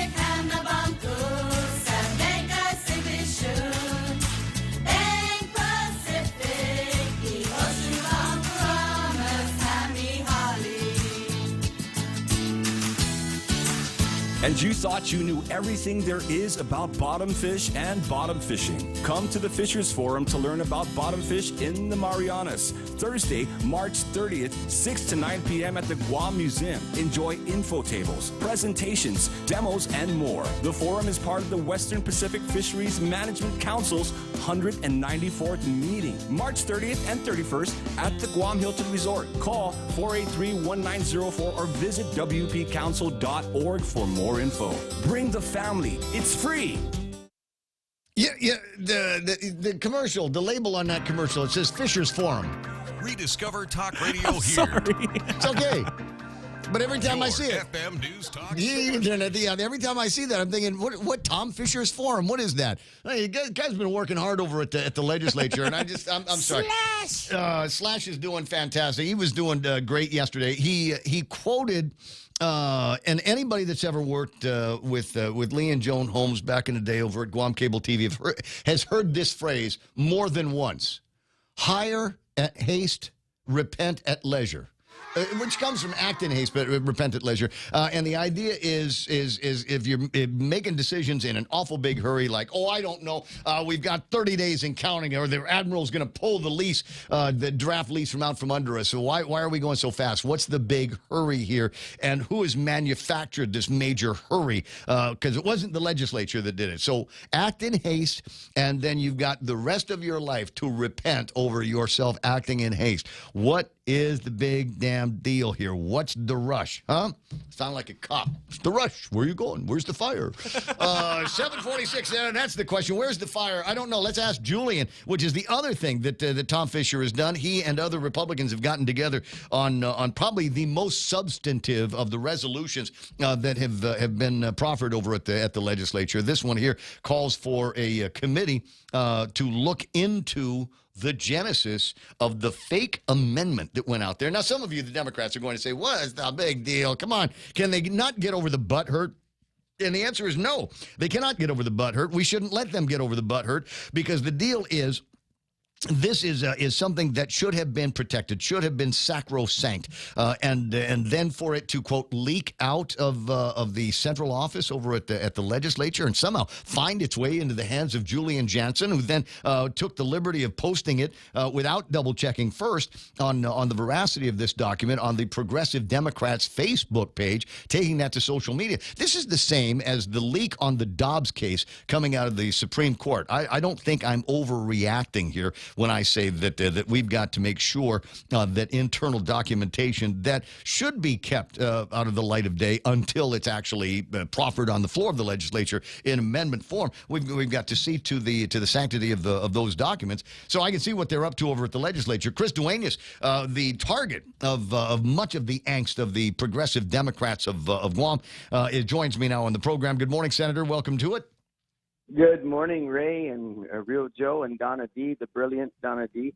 You know, Ray, I just first got to say that I always knew that, you know, Tom was a darn good lawyer, but now I'm going to call him a brilliant jurist as well. I mean, he assembled this resolution. It was done very well. That guy has had his nose in the standing rules ever since we, you know, convened this session. And, Great.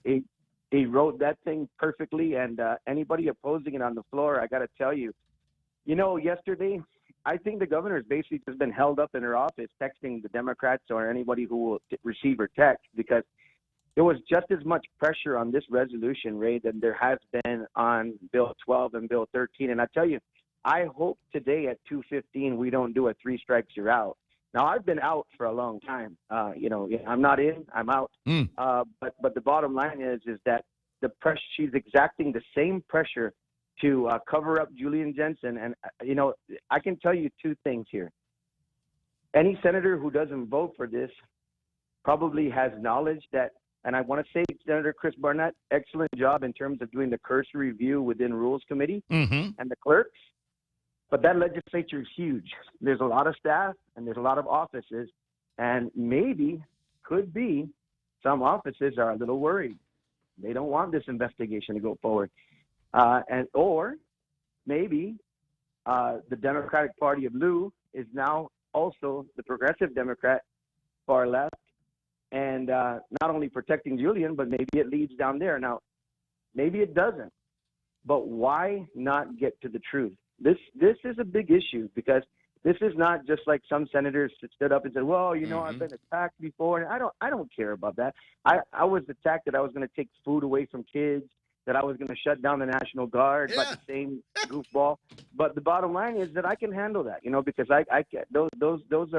is trying to work off of something that I'm doing actually in the legislature, shut down the emergency because it was being exploited.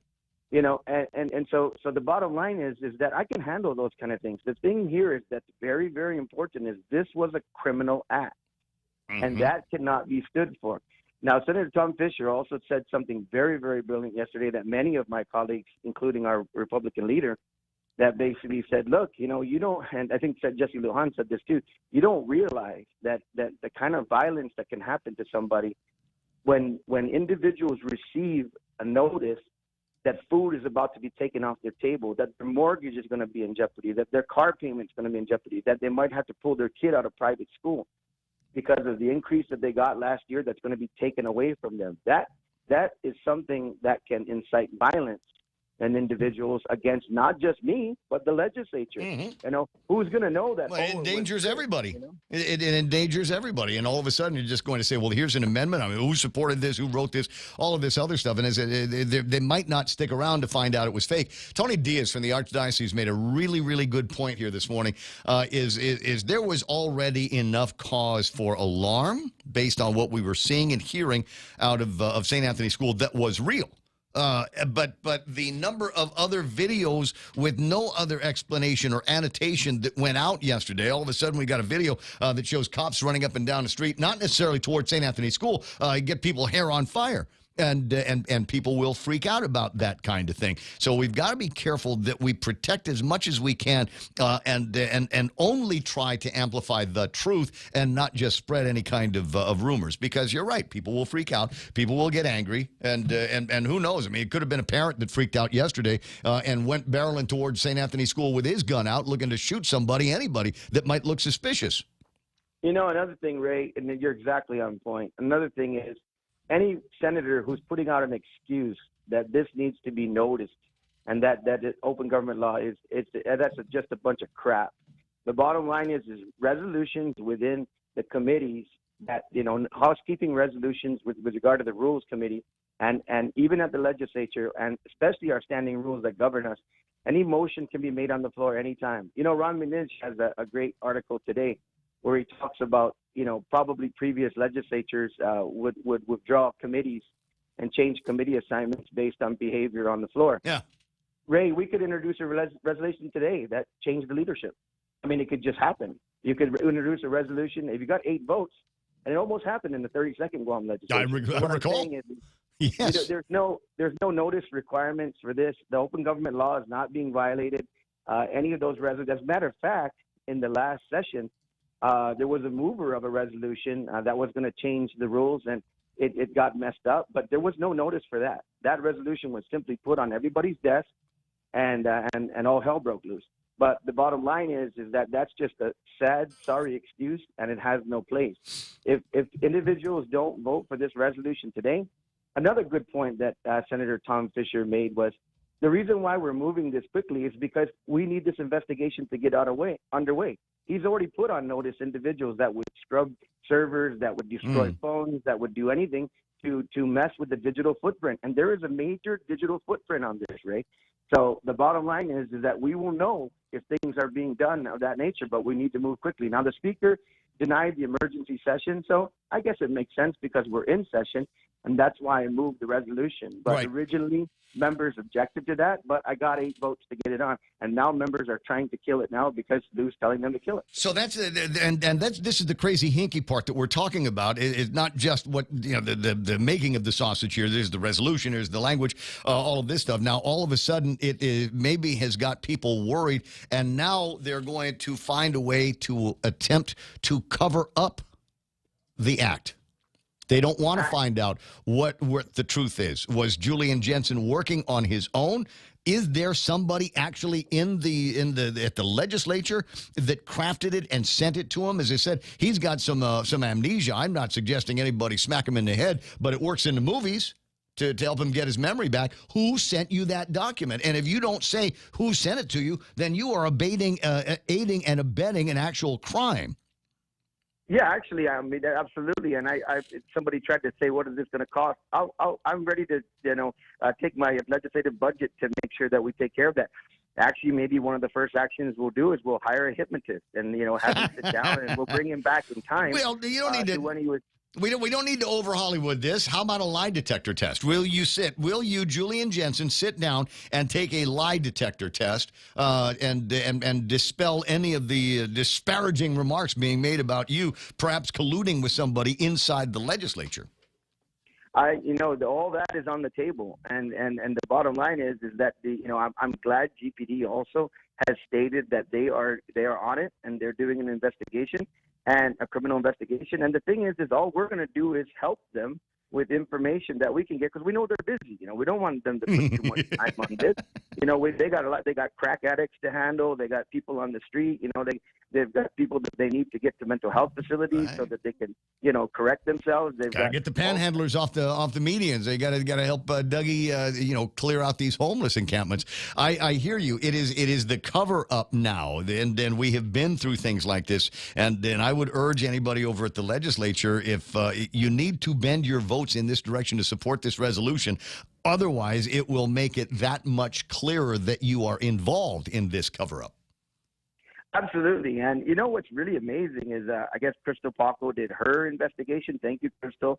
But and has made it clear that the governor's office had nothing to do with it. But the governor has not said one word about this. The governor herself, the head of this government, the top-notch individual who runs this government, who's responsible for everyday lives of our people, has not said one word like, oh, no, we disavow that. We don't do that. Maybe Julian's a protected cat. I don't know. Is that? But Stats and Plans is usually where they put some of those guys, right? I'm sorry. That's just me being a jerk. I'm sorry. No, hang on. I want to clarify that, though, because I know a couple of people in Stats and Plans, and they are some of the best people that you will ever meet in government. Edwin Regis is one of them. He's amazing. Yeah, I know some people. I know some people at Stats and Plans too, and they try to do the best job that they possibly can. Unfortunately, they got to put up with political dumpies that get stuck in there. Yeah, I think Julian Jensen is really not only sullying the governor's office and the government itself, but particularly that very fine organization, because I tell you, they do some great work, and they're responsible for stuff that is very, very important, like what we're asking and what we asked in that hearing where we think we might have got burned by Byrne. We were asking what is the actual, staffing pattern for the government of Guam right now, and it looks like, Ray, that there's been a couple 1,000 new employees that have been placed on the payroll. Now, my office has asked twice now for the last 2 quarters in terms of what does the government employment look like, and there might be some surprising numbers coming out. Another thing, Ray, that we might have got burned on was Ed Byrne in the public hearings. We were asking because there's a lot of outrage right now on these unclassified employees who were not included because Senator Burnett moved an amendment that basically excluded unclassified employees to try to make sure that political hires weren't getting a whole bunch of bucks, right? And so what had happened was the phones were blowing up, and when we got back to the Byrne, he said, "Oh no, we asked you, and you said only a handful of employees." And he said, "No, a handful of positions, like project coordinator 1, 2, 3, all the places where you put your friends, right?" Mm-hmm. And so it's like, "Oh no, there's over 1,000 of those." So a lot is going on, Ray. A lot is going on. Yeah, keep digging, keep scratching away at the surface. Today, hopefully, the legislature, whenever you guys get gavelled in, and we'll send down the corrected version of Will Parkinson's Star Spangled Banner. So once you get that going at the legislature, hopefully we will finally have the override vote on Bill number 12 here. I've got my fingers crossed that you've got enough. But I just don't know. I got a spidey sense here that the lock on the Adeloop 6 is so tight that you might not be able to get the 10 votes you need. The pressure is incredible, but I tell you what, maybe Will was feeling that pressure when he was singing. But the reason why we couldn't sing with him, Ray, was because we were laughing. We couldn't sing, man, because we were trying to keep a straight face, and we were jiggling because of the fact that it was just so funny. But man, you did a good job, though. All right, like a brilliant Donna D said, he took it all the way through, man, just like a champ. Mm-hmm. It's 7:59. We just said do a karaoke thing. It's like the Shakey's. We need to have a little bouncing ball on what the correct words are for the Star Spangled Banner. I'd be embarrassed because he didn't know all of the words. As a sitting senator, you'd think that he would know all of the words to that one song in particular. Liz, I got a breakaway. I got Fox News coming up. Best of luck to you, and keep scratching away at this. Keep digging around, and we'll find out who the appropriate culprits are in this particular crime. Have a great day. Ray and Donna D, you're going to be, wherever you're going, man, wherever you're going to be a producer, they're going to gain a wonderful individual. Take care. All right, buddy. It's 8. Here's Fox News. Will attend a vigil tonight for the victims of Monday's school shooting in Nashville. That's very difficult. Losing a child is hard. 3 children and 3 adults were killed when police say 28-year-old Audrey Hale went into the Covenant School Monday morning. Police say she went to the school as a child but did not specifically target the victims.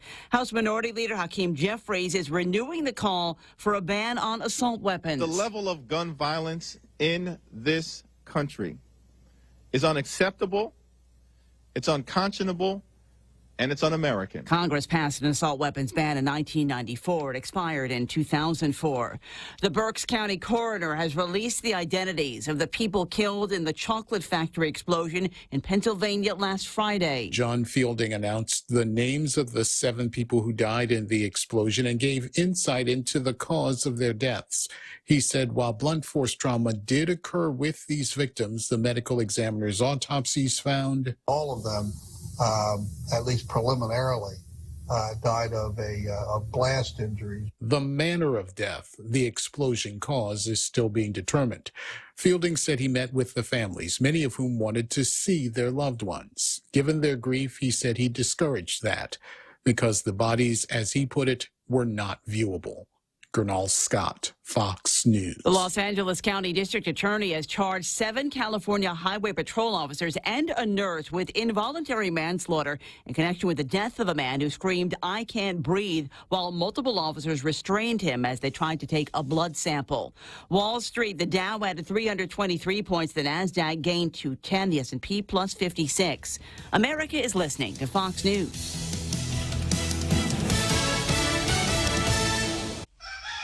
Hey, KFC's Lent menu is filled with so many seafood options, it's enough to keep you going for the entire Lenten season. They're all here. Popcorn shrimp, fish fillets, shrimp and crab Kellogg's wraps, and our famous KFC shrimp burger. And now you can mix and match chicken and fish in both 6 and 12-piece family meals with sides and biscuits. KFC's Lent menu is available for a limited time at all KFC restaurants and for delivery at kfcguam.com or WhatsApp 300-3278. KFC, it's finger-licking good for Lent. This spring, shop on over to the Micronesia Mall and enter to win. Redeem receipts totaling $10 or more. Scratch for a chance at instant prizes from Burger King or Foot Locker. Or receive a grand prize entry form for a drawing on May 6th for a chance to win a new Toyota Tacoma 4x4 SR5 off-road package with lift kit from Atkins Kroll Toyota. 10 lucky runners-up will get $250 gift certificates from Goodwin Travel and Tour for tickets to Philippine Airlines. Shop more, win more at the Micronesia Mall. Follow us on Facebook and Instagram for more. The FDA has approved selling overdose antidote Narcan over the counter, marking the first time an opioid treatment drug will be available without a prescription. The decision means Narcan can be available as convenience and grocery stores, but the price isn't clear.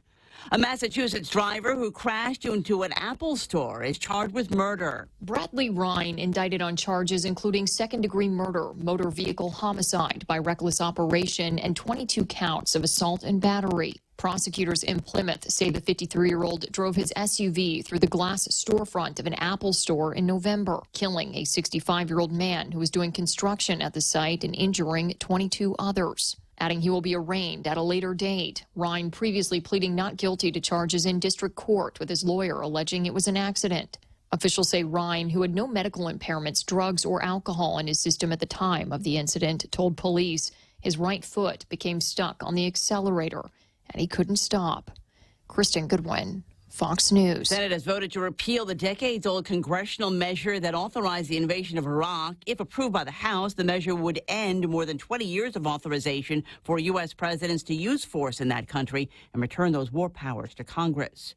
With baseball opening day tomorrow, fans can look forward to shorter games thanks to the pitch clock. The pitch clock limits how much time pitchers and batters can use before they're ready for the next pitch. Violators get assessed balls or strikes. With the pitch clock in use, exhibition games at spring training this year lasted on average 2 hours 35 minutes. Last year's spring training games lasted on average 3 hours and 1 minute. Around 1/6 of an average game got shaved. Still 9 innings, just less dead time. At the recent World Baseball Classic, the pitch clock was not used and games ran on average 35 minutes longer. Fox's Jared Max, I'm Lisa Lacera, and this is Fox News.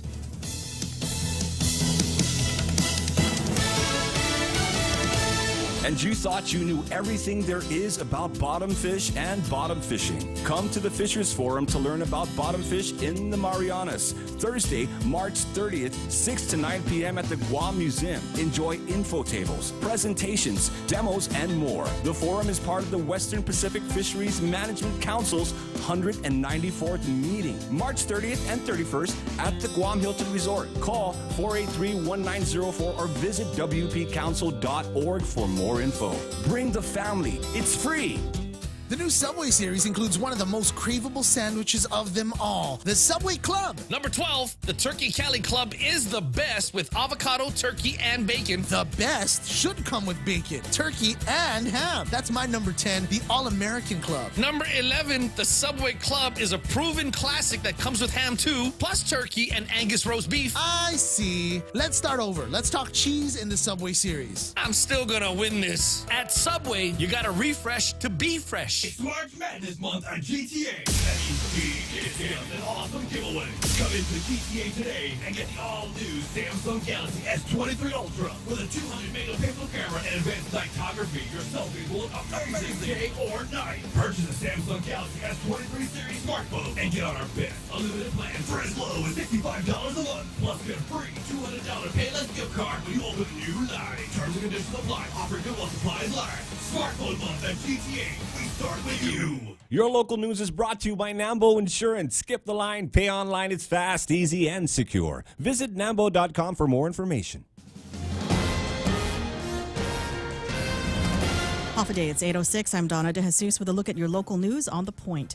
During session yesterday, Speaker Therese Terlahi sought to clarify the intention of Bill 12 amid speculation that the measure would block the administration's plan to build a new hospital on Eagles Field in Manilao. The Speaker explained that the bill was not introduced to obstruct or seek control over the executive branch. She added that Bill 12 would simply require legislative approval of the lease, mandating more scrutiny for deals being made on behalf of the people of Guam. The bill unanimously passed but was vetoed by Governor Lulian Guerrero. The legislature needs 10 voters to override the veto. 8 spoke in favor and 2 opposed, while senators like Sabina Perez, Tom Fisher, and Joanne Brown expressed their concern with the urgency and lack of transparency of the lease. Senator Will Parkinson says he's backpedaling his support of the bill because the review and approval of the lease would cause a delay in the hospital being built, especially with the deadline to sign the lease being 15 days away. They are set to vote on the override today. And senators are also set to consider whether Resolution 67 calling for a special investigating committee should be placed on the third reading file for later voting.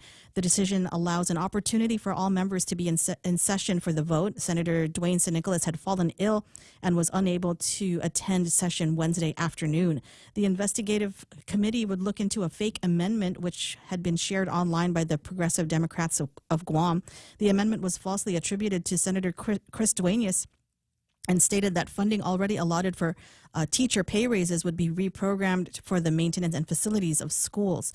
PDG chapter leader Julian Jansen claims he received the fake amendment from someone at the legislature's central office, but Senator Chris Barnett says a forensic digital review shows there was no record of the fake amendment being in the legislature's computer system. Duenas has filed a criminal complaint against Jansen. More news after this.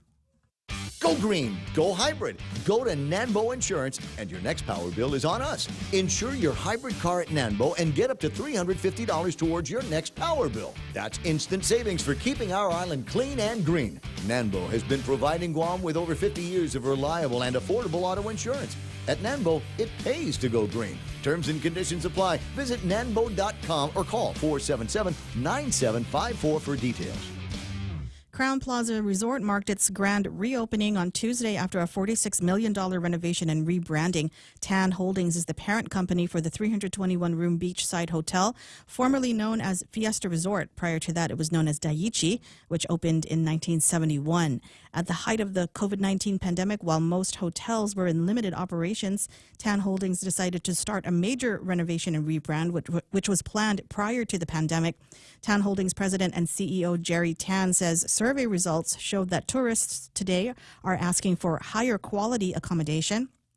Executive Director George Chu says most of the hotel guests are from Japan and Korea, adding that the hotel looks forward to full tourism recovery. And after a hiatus of several years, GVB is hosting the return of Koku Weekend. The Kids Fun Run is open to children 4 to 12 years old and will be held Saturday, April 15.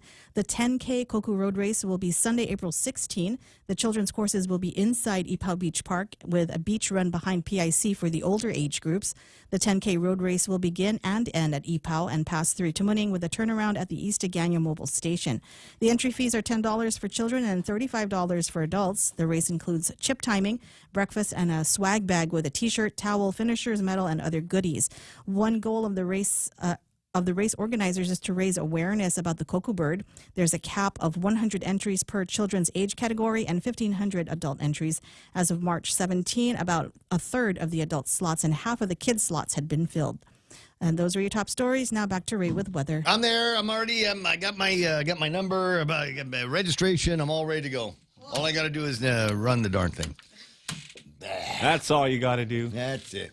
Easy peasy. Need to have some of those gym shorts I was talking about in the vicinity, in the area. That could lead to inspiration. Donna D just a few minutes ago before the newscast asking what is going on in Paris. Why are they with the riots and the burning trash and the trash in the side of the road? What is going on down there? And the answer is Macron wanted to. And I'm not sure why. That's the guy's name. That's a person? Okay, when people were talking about, I thought that was a company. So that Frenchie over there decided that he wanted to raise the retirement age from like 62 to 63 and a half or something like that. And from 62 to 64. Hold on. Let me just, I want to underscore that. The retirement age, the legal age of retirement now would go from 62 to 64 years old, and they're freaking out. Now, I will say that these are probably the most cush workers maybe in the world. You know, they got vacation months at a time, right? And I think by law, it is against the law to send an email to an employee after working hours. Working hours are probably somewhere between, 11 and 3. So if you try to communicate with them on work stuff after that, you will get a hard time. And so, as you can imagine, these cush employees going 62 to 64. Can I do? And so, as the extent of my French capabilities. So what had happened, though, is he started to get a little bit of pushback, and he invoked in France what is called Article 49.3 of the Constitution. Oh, no, not of Article the 49. Fifth Republic. Yes. It recognizes that a curbing of parliamentary oversight can become necessary in emergency conditions, and states the Prime Minister, after deliberation by the Council of Ministers, may bypass a vote in the National Assembly on bills relating to state and social security budgets. Sounds familiar. Doesn't it? It has that kind of emergency kind of executive order thing. Yeah, we got an urgent, emergent situation.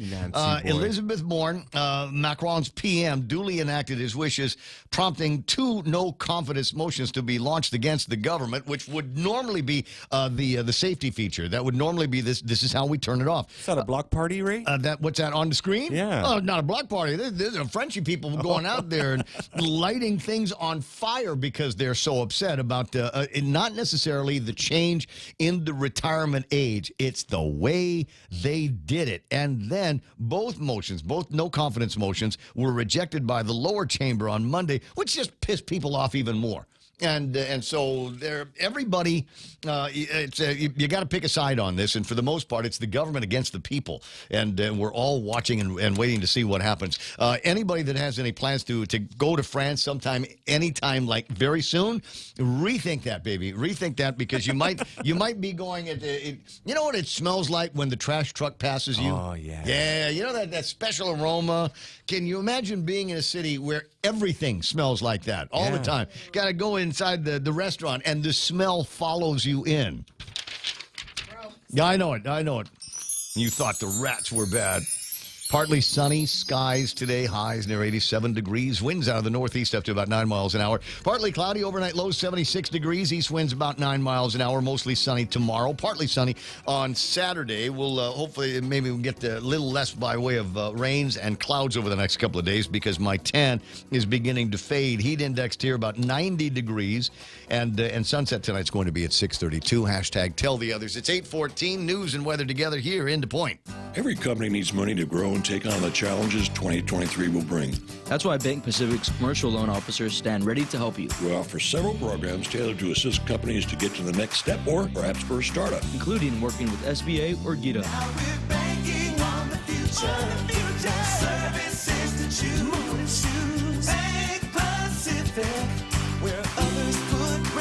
Bank Pacific. We want to be your partner. Equal opportunity lender. Member FDIC. Credit conditions apply. Just in time for Lent. It's our delicious BK Big Fish Sandwich. 100% white Alaskan pollock, breaded with crispy panko, topped with sweet tartar sauce, tangy pickles on top of a warm toasted brioche bun. Also available, our Impossible Whopper, 100% Whopper, 0% beef. Enjoy your Lenten season with French fries or our new mozzarella sticks with a refreshing brewed, sweet, or unsweetened tea. We are ready to serve you this Lenten season. Now available at BK Hagåtña, Tubon Bay, Micronesia Mall, and the airport. Have an amazing day. You rule.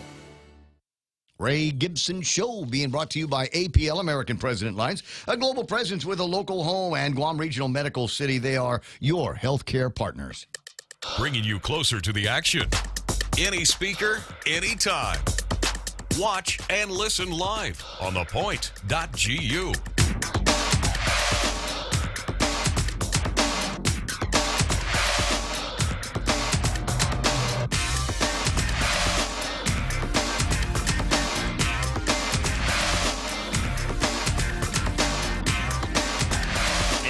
the news this morning. Paris and other locations all across France have been targeted by massive groups of demonstrators in recent weeks as President Emmanuel Macron pursues pension changes that would increase the retirement age from 62 to 64. Protests ramp up once again. 13,000 police officers have been stationed strategically across the nation to deal with the violence and destruction that could result as a result of all of the great thinking from among their leaders. How's this going to affect French fries, Ray?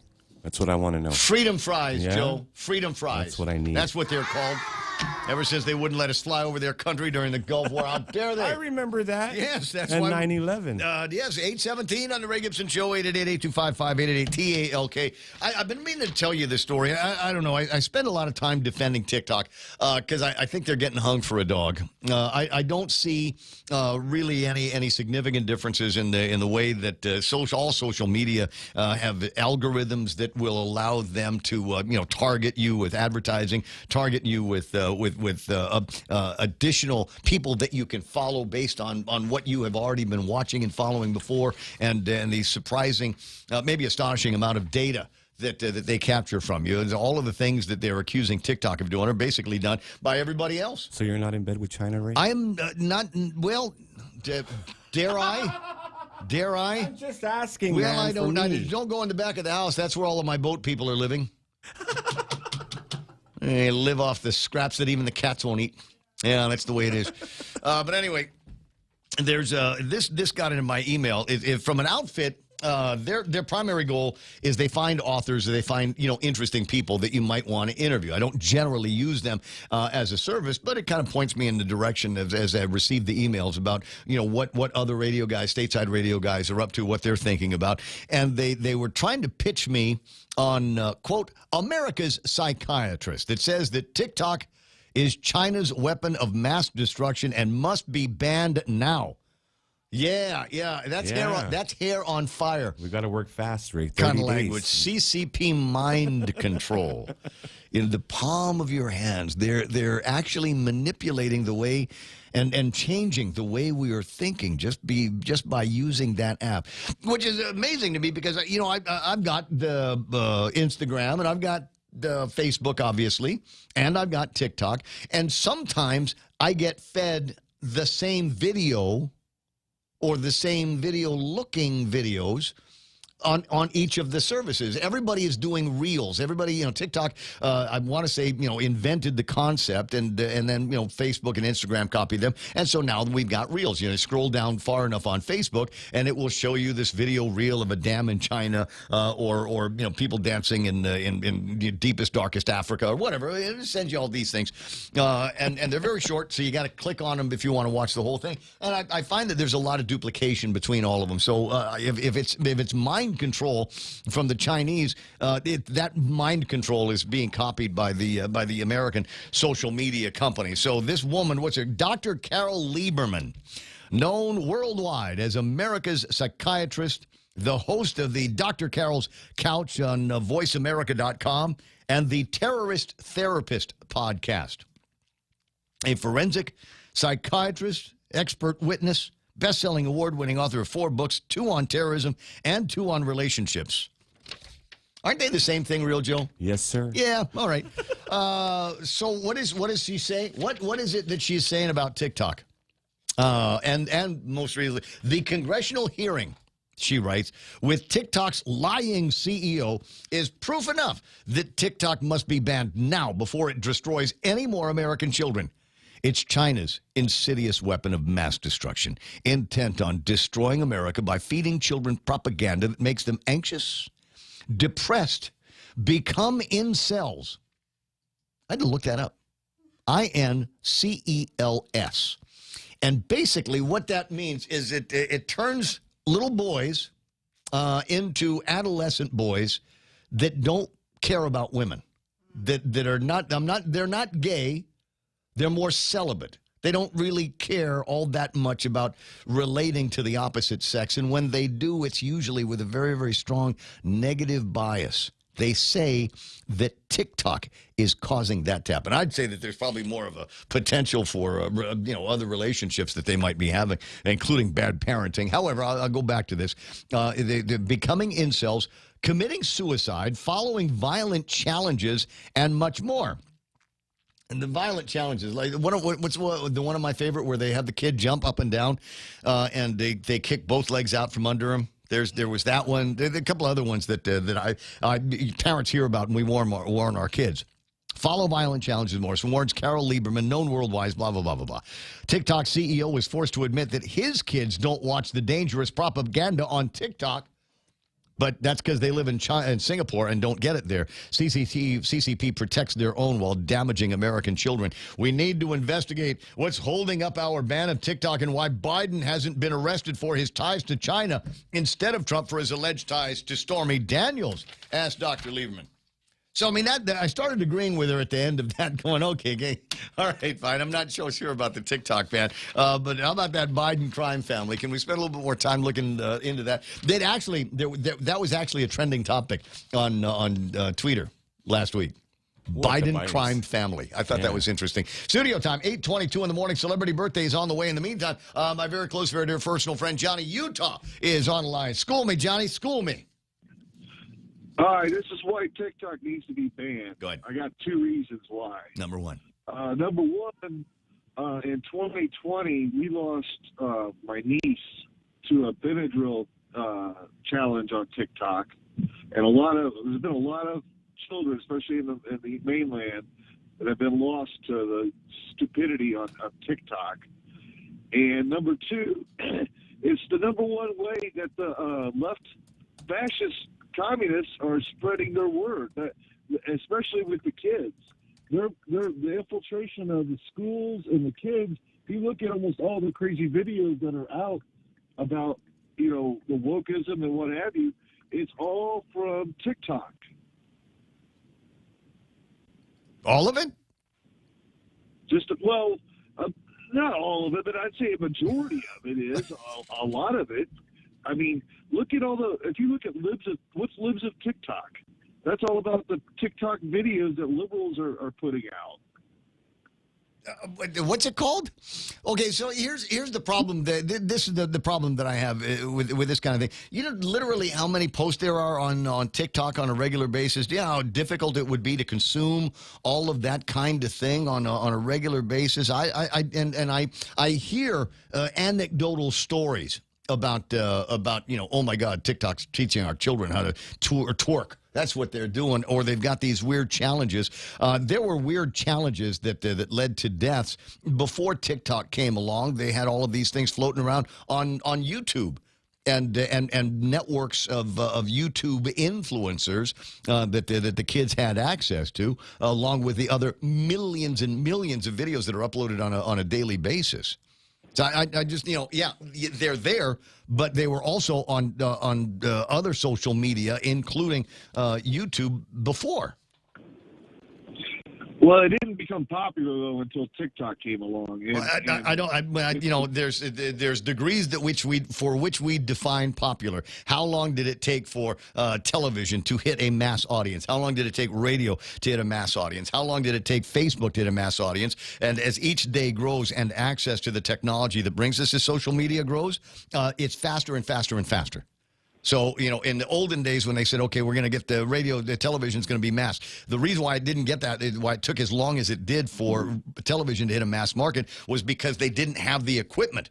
It's not like all of a sudden in, day one, we had 50 million television sets out in the country. That didn't happen overnight. And the way it works in 2023 now is you can have 150 million new iPhones flood the market in 48 hours. So what I'm saying is that the technology is already out there, and it grows faster with each iteration. TikTok is as popular now, relatively speaking, as YouTube was, say, 3 years ago. You follow me? I disagree. I think TikTok has surpassed YouTube tremendously when it comes to especially this new generation. The YouTube, if you look, YouTube's mostly videos and productions and rehashes of movies and things of that nature, where TikTok are these quick 30-second, 90-second commercials of political agenda. And that's for the most part what it is. And it's the Communist Chinese Party's political agenda. It's an attack on our youth. And I know you love TikTok, and I've never been on TikTok. I'll tell you, to give you another reason why I like TikTok so much, and primarily because, and forgive me for looking the other way when TikTok users went on the attack against Trump in the last election. I don't know that it had much of a significant outcome in the results of the election, as much as other activities changed the outcome of the last presidential election. But having said that, the reason why I like them is because I don't think that they were involved in all of the suppression of information, censorship of information that has become very, very clear that all of the American social media were involved in. Getting instructions from the White House, getting instructions from the FBI, et cetera, on what was going to be amplified, what was going to be neutralized, and what was going to be censored, period. Well, that's because the message on TikTok is all leftist liberalism for the most part. They didn't have to censor TikTok. The voice of the conservative movement was on Twitter and Facebook, and that's where the censorship had to occur. TikTok's the enemy. I don't disagree with you that it's fun. My wife has it, and sometimes I do look at it on her phone just to get a good laugh. But I'm sorry, I'm okay with look, it's not the first time that we've disagreed before. We're still going to be friends. I think that what we're seeing right now is the full court press, all of the social media in the United States going back to Washington, D.C., saying, hey, look, we carried the water for you, man. We protected Fauci. We protected Biden. We protected Hunter. We did all of these things and protected you. And now we've got TikTok that's eating our lunch in viewership. They're eating our lunch in advertising. And you need to step up for us and eliminate them as our competition. That's a valid point. I'm not going to disagree with you on that. Yeah. But when it comes to and even Paul Ryan says, come on, guys, this is the United States of America. There is a First Amendment. Right. I don't disagree with you, but here's the thing. I've listened to the hearings on Congress with the guy, the CEO of TikTok, Yang or whatever his name is, and he's not being compliant and he's not being forthright and transparent, and it's obvious that the Chinese are controlling that platform and they don't want to hand it over to an American-controlled company.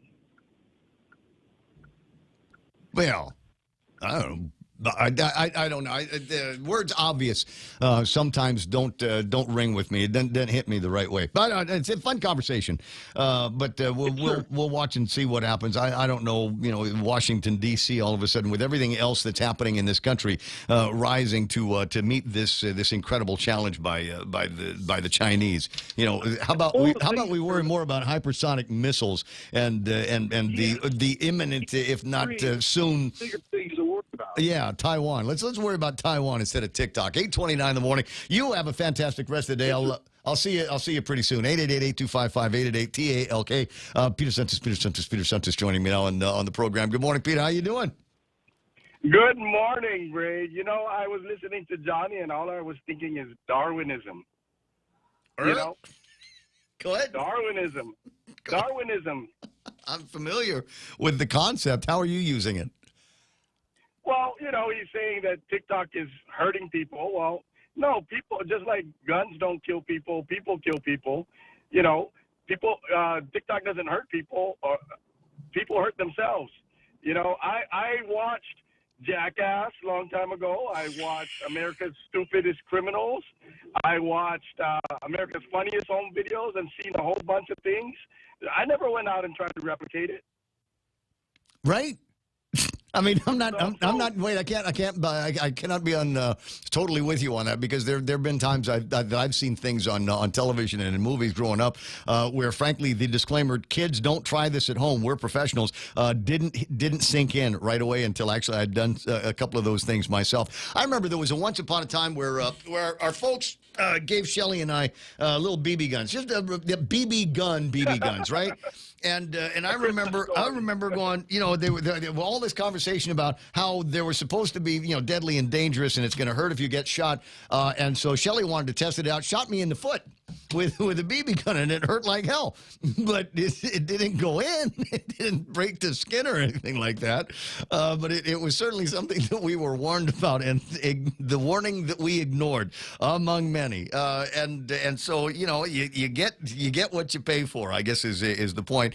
Maybe Darwinism is the right way to put it. Look, if you haven't raised your kids smart enough to understand the difference between right and wrong and something funny on TikTok or really anywhere in the social media, I just opened it. I just opened it, and I'll put it up on the screen. This was the first thing that it went to, and what it is, it's a challenge that I've even participated in. I'm a 60-year-old guy. Just want to see what would happen. It's the AI thing where, you know, you put your head in this little circle and you press a button, and artificial intelligence will dress it up. And it's kind of funny, and the guys are getting a kick out of it. But I don't think this is, you know, you're going to go from this to, all right, now that we've got your attention here, this is how you're going to subvert your country and turn tail and become a Chi-Com just like us.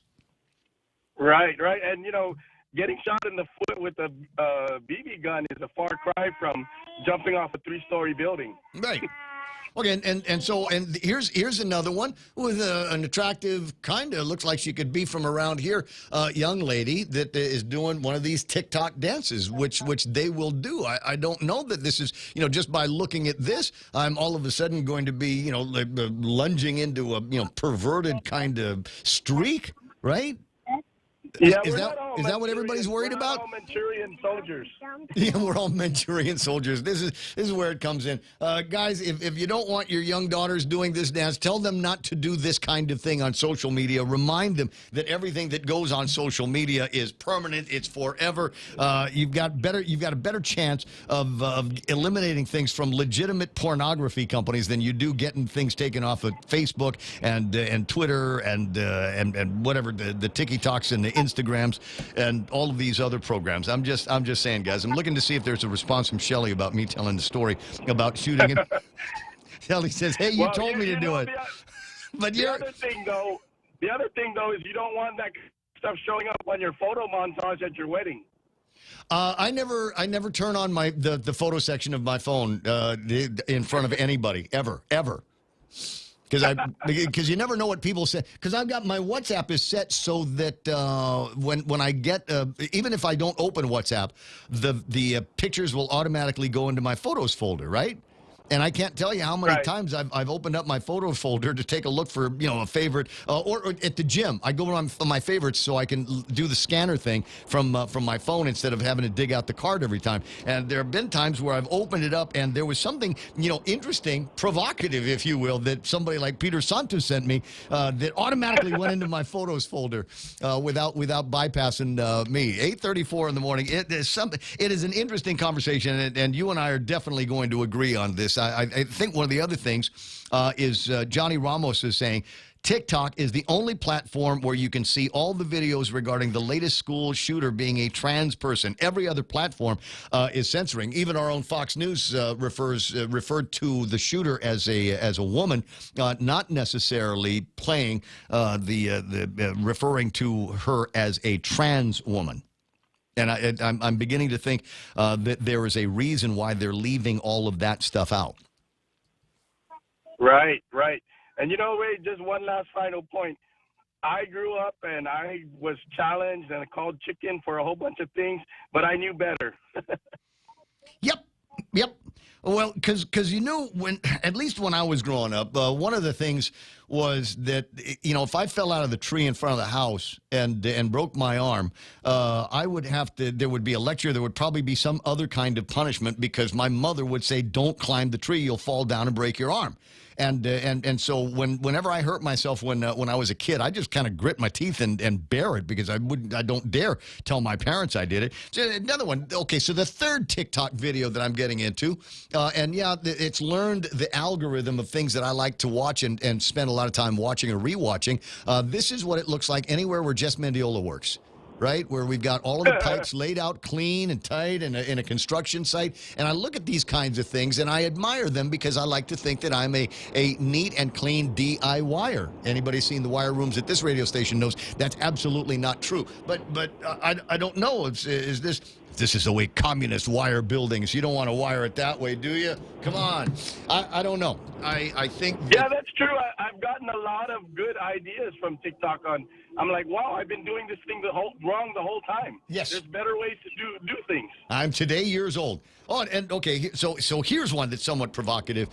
It's a woman, and I don't know. She's not doing that make it pop video that Tucker Carlson was using. I'm 35, not married, still working on a career I believe in. No kids, but I take care of my mom and 2 siblings. I have many regrets, but I've broken just as many generational curses. I'm trying to get into my higher self every passing day. So what's wrong with that? Is that making anybody suicidal? I'm trying to get over my mistakes. There's lessons here, kids, and maybe again based on my algorithm.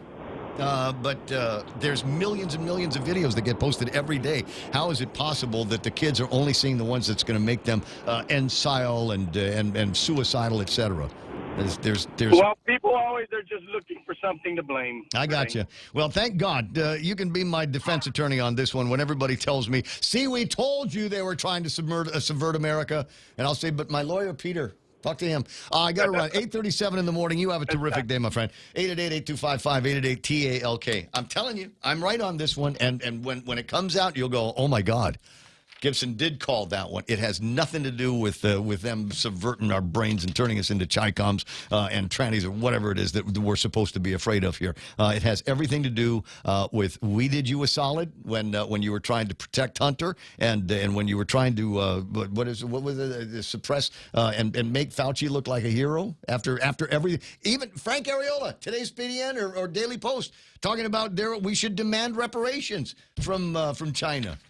Because they hid the information on the Wuhan. And you know, now everybody, we got all kinds of societal problems, economic challenges, supply chain issues as a result of this lab leak that they did when they were trying to do the gain of purpose, whatever. Yeah, we ought to get paid by the Chinese. But we owe them money, Ray. We'll put it in the back of Guam. 8:38 in the morning. Donna D with the last big look at news. We've got celebrity birthdays coming up. Half a day. This is Jade Uggan from Security Title, and in celebration of Tomorrow Month, here is a tip on dealing with your land. You might be thinking of giving part of your property to your child or another family member. Once you have subdivided the property and recorded the map, you will also need to record the deed transferring the title. Just drawing the map is not enough to make sure they actually own the land. Protehi I Tanonmu. When it comes to your family land, call the professionals at Security Title. We are here to help.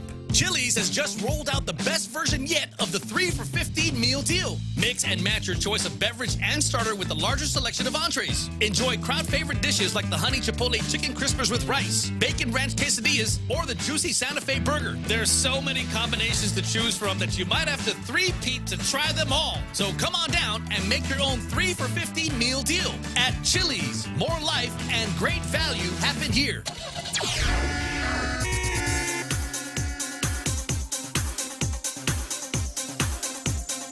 Oh, no. I don't want you to change that. It's messing with me here. 8:39 in the morning. That's not the new music for the traffic report, is it? No. Oh, thank God. Okay. Whew.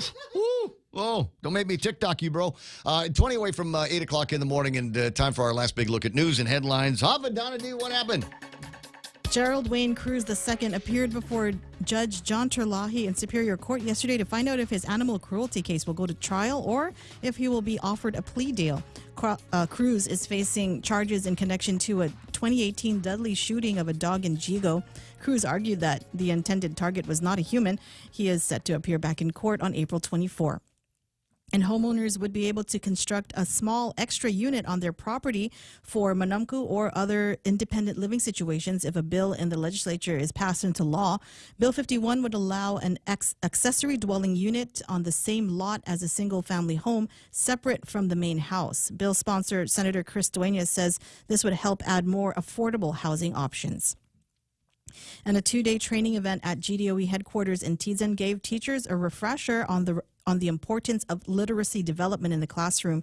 GDOE Deputy Superintendent of Curriculum and Instruction Joe Sanchez says literacy doesn't get the attention it deserves, and the norm has moved away from allowing children to use their voices. He adds that reading and writing is important, but speaking and listening is the foundation of reading and writing. And that's your last look at local headlines on The Point. Now back to Ray. Dude, we only had like 8 days of cheap gas. Dude. Right? Stale Baleo. And that's not even, it wasn't even cheap. Yeah, $4.85. It was just cheaper. Yeah. All right, so $4.85. It went to that at the 21st of March. 8 days later. Jeez. Yeah, now it's back to $5. Remember during pandemic when it was like 3 something because no one was on the road? Hold up. Well, I'm trying to. I can show the graph of where it is now. The graphical information goes back to January of 2020, and from there you can see when Trump lost and Biden won. And then when Biden took office and started making all those changes, and just now getting down to a level. Let me see. The last time it was at $5 a gallon was in, what is that? October of last year. It was $5 a gallon, but it had not gotten. Wait, it was $5.05 in January of this year. As I look at the numbers, and so this is the danger of having this data in front of me. Is somebody will ask me correctly, they'll say, Ray, what was the price of West Texas crude then? And I go, I don't know, I didn't put that down. Ray, how much was tapas when that happened? And I go, I don't know, I didn't put that one down either. I just got the date and the price of the gasoline, and that's it. One of these days when I get inspired, which is never, I'll go ahead and put the information down so you'll be able to see graphically where the price of gas is on Guam versus the tapas crude that it's made from, and West Texas, which is the United States mainland benchmark for some reason. I don't know. All right, so celebrity birthdays. Are you ready? Ready, set, go. From the Hollywood Squares, Peter Marshall is 97 years old. Squares. I used to love that show. Wasn't it like a family? The Brady Bunch? Yeah, and Paul Lynde always in the center square, right? Right. I mean, it was always like a family. And every once in a while, they'd bring somebody new on and to go, new guy, loser, we hate him, he's never going to have the correct answer. Hollywood Squares turns, is the guy's 97 years old, from the Addams family. The original Adam from the Addams family. The original Gomez? The original Gomez, John Aston, is 93 years old. Wow. Who played Gomez in the movies? What was his name? Raul Julia? Raul Julia. He was incredible. Mm-hmm. I thought he was incredible. The relationship that he had with what's her name it was magic. And Cher. Yes. Cher? Was it Cher? No, it wasn't Cher. Cher-like. It was Cher-like. But I've got to say, some people will say it's a comedy. Oh, Angelica Houston. Yes, the correct answer is it's a love story. Both of those are love stories. The way they talk to each other. God, Amia. And she'd look at him and say, oh, yeah. Michelle. Yes, they're doing it. Total love story. Warren Beatty from Heaven Can Wait turns 86 years old. Slow hand, Eric Clapton, 78 years old. Yes. And we like Eric Clapton. You remember why? Love him, man. You know why? Because he was the guy that says, oh, you're not going to let people that aren't vaccinated into my concerts? Then I'm not playing. Yeah. We're going to go find another venue. my guitar Because and we're go not home. we're not going to discriminate against people like that. Paul Reiser, king of comedy, Mad About You. My two dads turned 67 years old today. Too Legit to Quit. MC Hammer. Oh my gosh. Happy 61st birthday. Oh, he's still so young. I thought he was older than that. Unbelievable.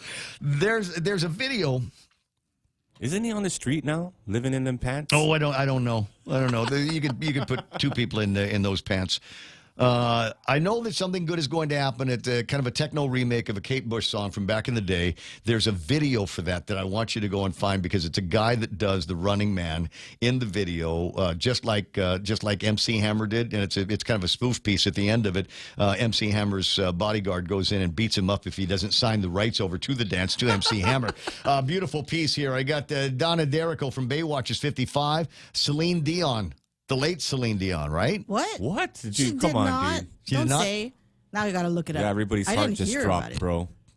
She's got a condition, I think, I but thought she's I still saw breathing. something on social still media. breathing. Rumors. All right, well, just look it up real quick. Is 55 years old. She can't be dead, dude. Piers Morgan, TV personality, sometimes newscaster. But look, I'm sorry. No, I get it. I get it. The only thing that he and I have disagreed on a whole lot is gun control. But recently he's been going after. Did you see that bit that he went after the vegetarians on? I do. Yeah. I like that. So you know which one I'm talking about, Okay. right? Where the he's guy trying comes to appeal through, to you, Ray. Yes, the guy comes through and says, "Oh my God, you guys are the biggest mass murderers of rodents and owls and bugs. In order for you to be able to eat your farm fresh whatever." The boll weevils. Yeah, the boll weevils had to die. Millions upon millions upon millions. If you're looking for something to celebrate, the grass is always browner on the other side. Is that really what it says? It's really what it says. Virtual vacation day. It's Doctor's Day. And let's hear it for my new favorite doctor, Ed Ramirez. The chances are, if you know somebody over at SDA, they've invited you to attend one of his free events. Lifestyle and lifestyle doctor. His ideas run parallel to mine. Take care of yourself. Do what's right by your body most of the time, and check your poop. Check your poop. The bigger the poop, the smaller the hospital. There you go. And make sure it floats. It's floating. Like hope. Pencil Day. Pencil? You know, things have certainly changed. When I was growing up, today they talk about the kids in the middle schools and they're all like vape addicts or something like that. When we were kids growing up in school, the big deal, the thing that got Sister Mary Mark just the most agitated was pencil fights. In the back of the school, you get these pencil fights, and it was always the same guys. It was my buddy Matthew and Mark Gabriel, and these guys. I don't know where they got them, but they always had the biggest, thickest pencils that you could buy. The big, what's a pencil fight? That's when a you number try to break it in 22 half pencil, with another pencil? not the number so 2. you got the pencil, like Real Joe will hold his pencil out like this, and then I will take my pencil and whack the other pencil, right, and try to break it in half. Yeah, and hope it's not the rubber pencil. So there were a lot of kids, a lot of kids floating around with little half pencils back in the day. And sister would call your mom if she caught you pencil fighting. Wow. Take a walk in the park day, turkey neck soup day, and World Bipolar Day. Oh, my favorite part next to the turkey tail. Oh my God. I'm gonna say bipolar, and there's guys out there that are they're thinking of it's the one that got away, right?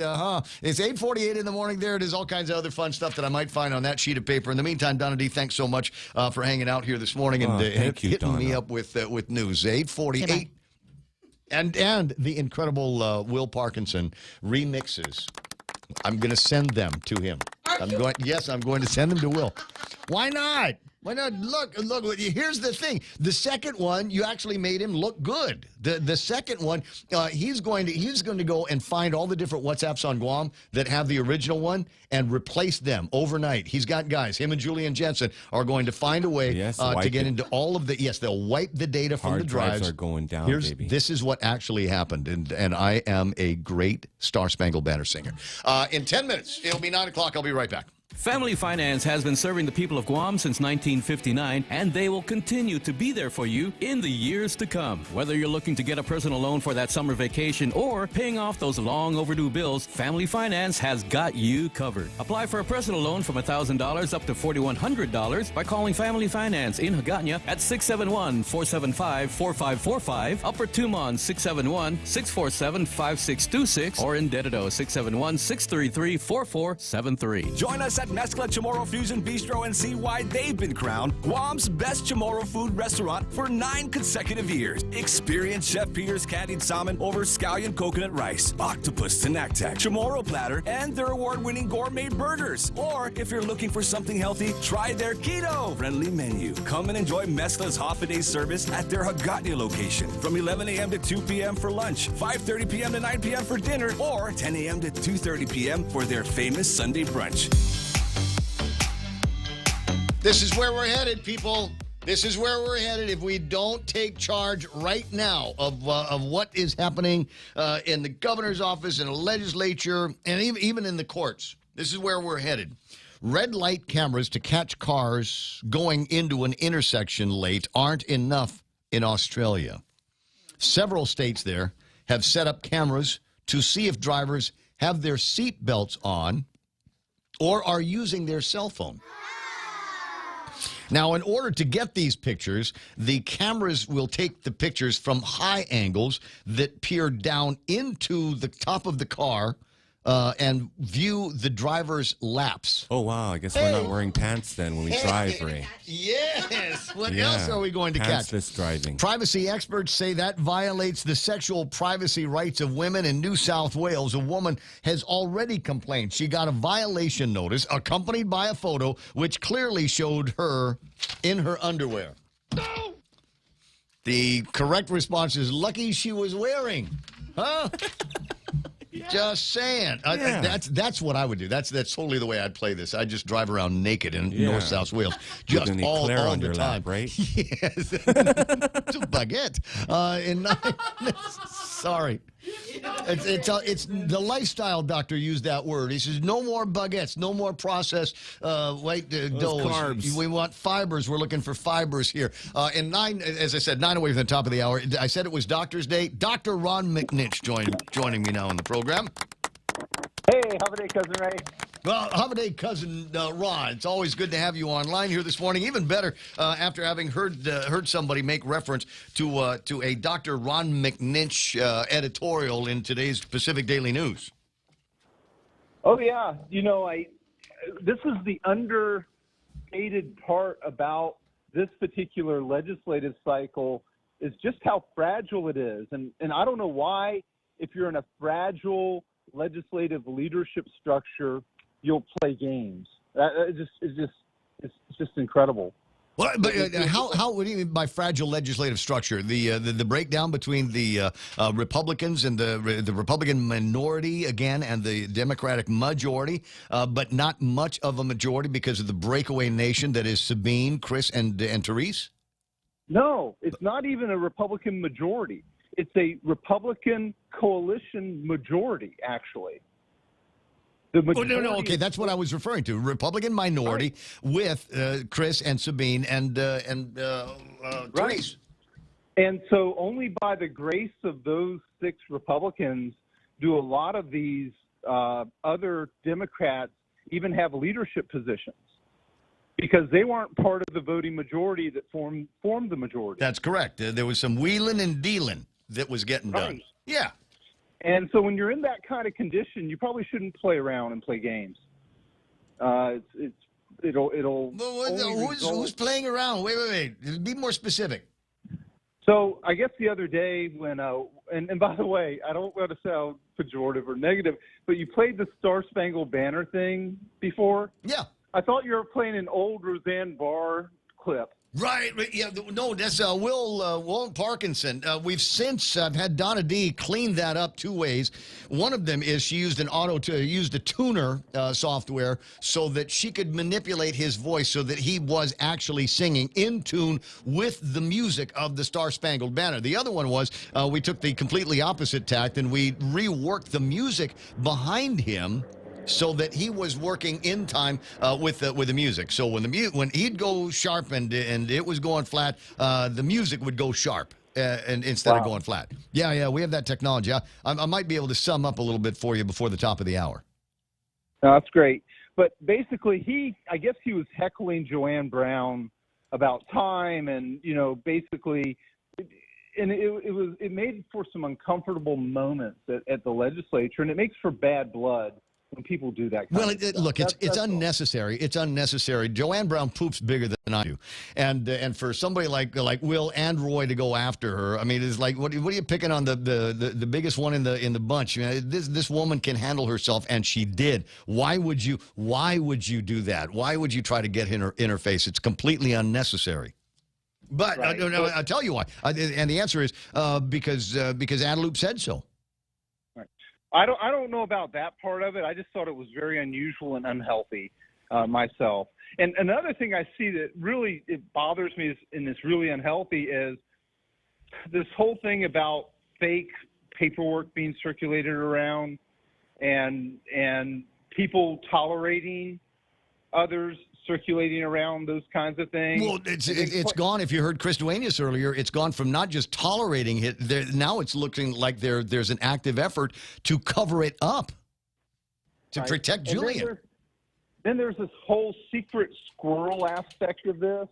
That is, where did all this come from? And, you know, why can't he tell us who gave it to him if that's the case? I guess it seems like a lot of these people, and I don't mean this into the pejorative either in this context, it seems like a lot of these people just aren't very bright. And that's scary because they're running the government. Dr. McNitch, I will remind you that, quote, these people are the same ones that insisted on only, card-carrying Democrats could vote in the election, in the primary election. Do you recall that?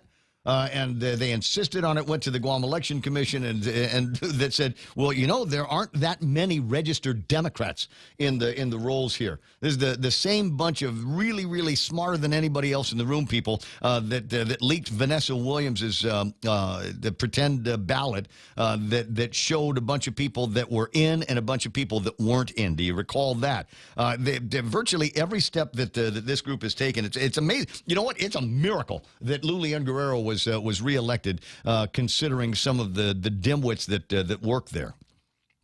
Oh, and by the way, I forgot to mention this conversation. I'm only speaking on behalf of myself. I'm not representing anybody. I'm a private voting citizen myself. Oh, Christ. Well, wait. No. What did Julian say he was? Look, I'm a classified employee of the government of Guam, and I can say what I want to say when I'm off hours because of the Hatch Act. Yeah. I mean, you can use that as the defense, can't you? Not in the environment that I'm in. Oh. Yeah, it's actually quite a different dynamic, actually. Yeah. Well, speaking of environments, you know, it's everybody got a little bit of a cross to bear. A buddy of mine works over at GRMC and looking at everything that's going on in the world and wondering out loud, why do we still have to wear masks? Right. I mean, even the guys over at the JIC aren't going to be reporting every week. They're standing down virtually every part of the ridiculous response to COVID-19 testing, vaccinations, all that kind of thing are eventually going to be going away. But for some reason, the guys over in the hospitals are still required under the remnants of one of the original executive orders to continue to wear masks. Right.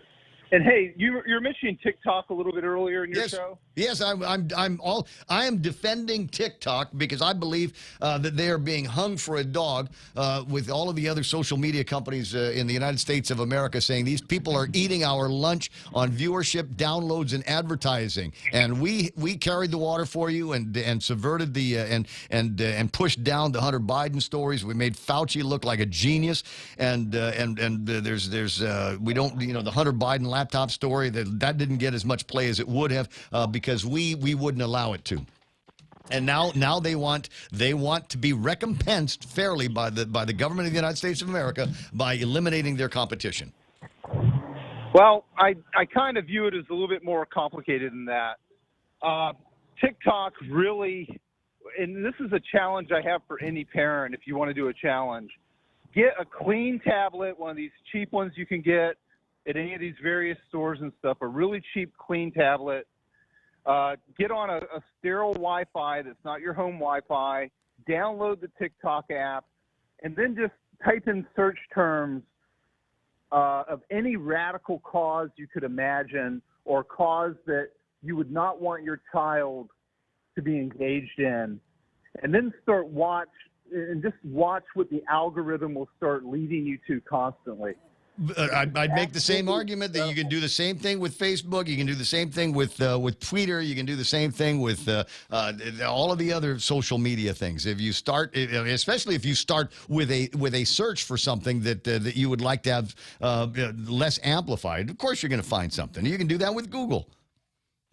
But TikTok is the worst. In fact, I did a review of it just last month because I was told about it. Because my TikTok is better than yours because the only thing that it brings up on my algorithm that I'm not otherwise, you know, actively searching for on a regular basis, it knows that I've got a weakness for Asians in bikinis. Right, and so I get a lot of Asians in bikini stuff. But like I said, I also get here's our funny filter video. Would you like to play with or whatever? So I don't know. I mean, stay in well-lit places, and you'll you'll be happy with the result. It's 9. I got to go. I'll talk to you later.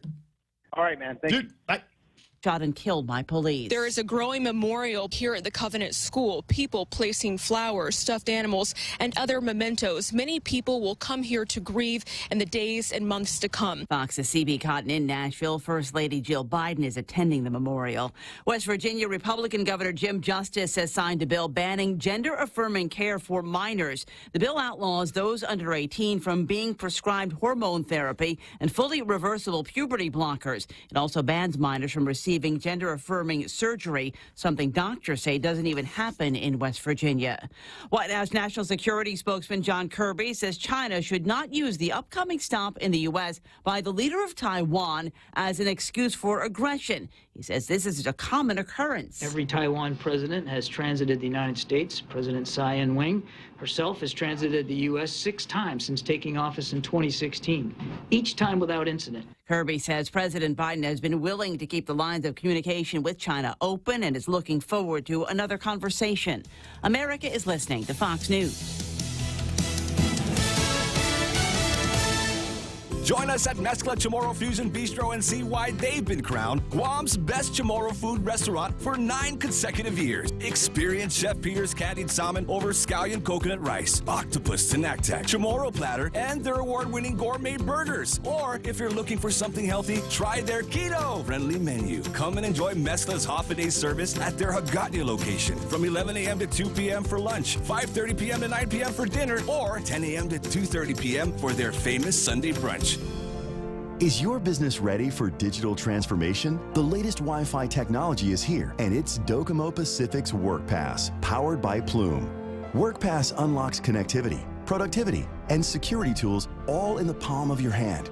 Access features like adaptive Wi-Fi, guest and employee networks, evolving AI security, plus so much more. To learn more about WorkPass, visit business.docomopacific.com. Docomo Pacific Business. Work better together.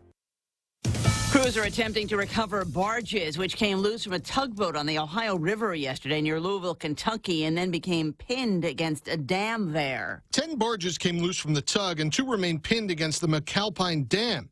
Of greatest concern, one of the barges carrying 1,400 tons of methanol. Louisville Mayor Craig Greenberg. More than 80 air quality samples have been taken so far, and all tests to date show no evidence of hazards that would pose a health risk. Water samples will continue to be taken as well to make sure no methanol is leaked into the river. Crews need to lower the dam level to reduce water pressure against the barge. Then, Ingram Barge CEO John Roberts says, at that point, it should refloat itself, and then we can pull it out. Crews are also monitoring to make sure the barge has not breached. Kevin Uretsky, Fox News. Maine's Attorney General is suing manufacturers of so-called forever chemicals that have contaminated farms and wells, claiming they knew the chemicals were toxic decades ago, but covered up the information from the public. The lawsuits targeting DuPont, 3M, and others seek to recover costs to investigate, mitigate, and monitor contamination. A major supplier of eggs is seeing supply issues continuing, though it's managed to make a lot more money. You're paying a lot more for eggs, and the nation's biggest egg producer is reporting a dramatic increase in its profit for the recent quarter. Even though avian bird flu continues to impact egg production, Cal-Maine says its revenue more than doubled, and its earnings were 8 times year-before numbers. The company was helped by higher sales of specialty eggs because they were more affordable than conventional eggs. The company says the highly pathogenic avian influenza outbreak will continue to impact the overall supply of eggs in its spring quarter. Fox's Jenny Casola. I'm Lisa Lacera. This is Fox News. Half a day. This is Jade Ugin from Security Title, and in celebration of Tomorrow Month, here is a tip on dealing with your land. You might be thinking of giving part of your property to your child or another family member. Once you have subdivided the property and recorded the map, you will also need to record the deed transferring the title. Just drawing the map is not enough to make sure they actually own the land. Protehi I Tanonmu. When it comes to your family land, call the professionals at Security Title. We are here to help. Since 1997, Island Eye Institute has been committed to your family's eye care needs. From its beginnings, Island Eye Institute has recognized the value in incorporating state-of-the-art technology into personalized care and a commitment to excellence. As Guam's complete eye center, our specialists offer their expertise in glaucoma, retina, cornea, LASIK, cataract, and diabetic eye disease. Island Eye accepts Select Care, Net Care, Take Care, and Stay Well. Call us at 637-2020 to schedule your appointment today. We're located on the second floor of the Baltej Pavilion in Temuri. Chili's has just rolled out the best version yet of the 3 for $15 meal deal. Mix and match your choice of beverage and starter with the larger selection of entrees. Enjoy crowd favorite dishes like the honey chipotle chicken crispers with rice, bacon ranch quesadillas, or the juicy Santa Fe burger. There's so many combinations to choose from that you might have to three-peat to try them all. So come on down and make your own 3 for $15 meal deal at Chili's. More life and great value happen here. 6 after 9 o'clock in the morning, Ray Gibson Show portions brought to you by the guys over at APL American President Lines, a global presence with a local home. Plus the dudes over at Subway Eat Fresh number 4. It's what I had the other day. Walked right in. I was so pleased. It wasn't crowded. But and even the people that were there, I mean, they were going fast because that's the deal. Is you can order by name or number. Everything that you need to see is right there in front of you, and you order it, and then the Subway people will do all of the rest of it for you. I mean, because you don't really have to think about all the stuff that goes in it. That's their job. You can do that Guam or Saipan. Like I said, I like the number 4, and I get the foot long. And yeah, we're gonna toast this and light lettuce. I'm a very simple guy. They love me. Light lettuce, and then the 4 things at the very end. Mayonnaise, mustard. I'm going to have that with baked potato chips and a cold Coca-Cola diet.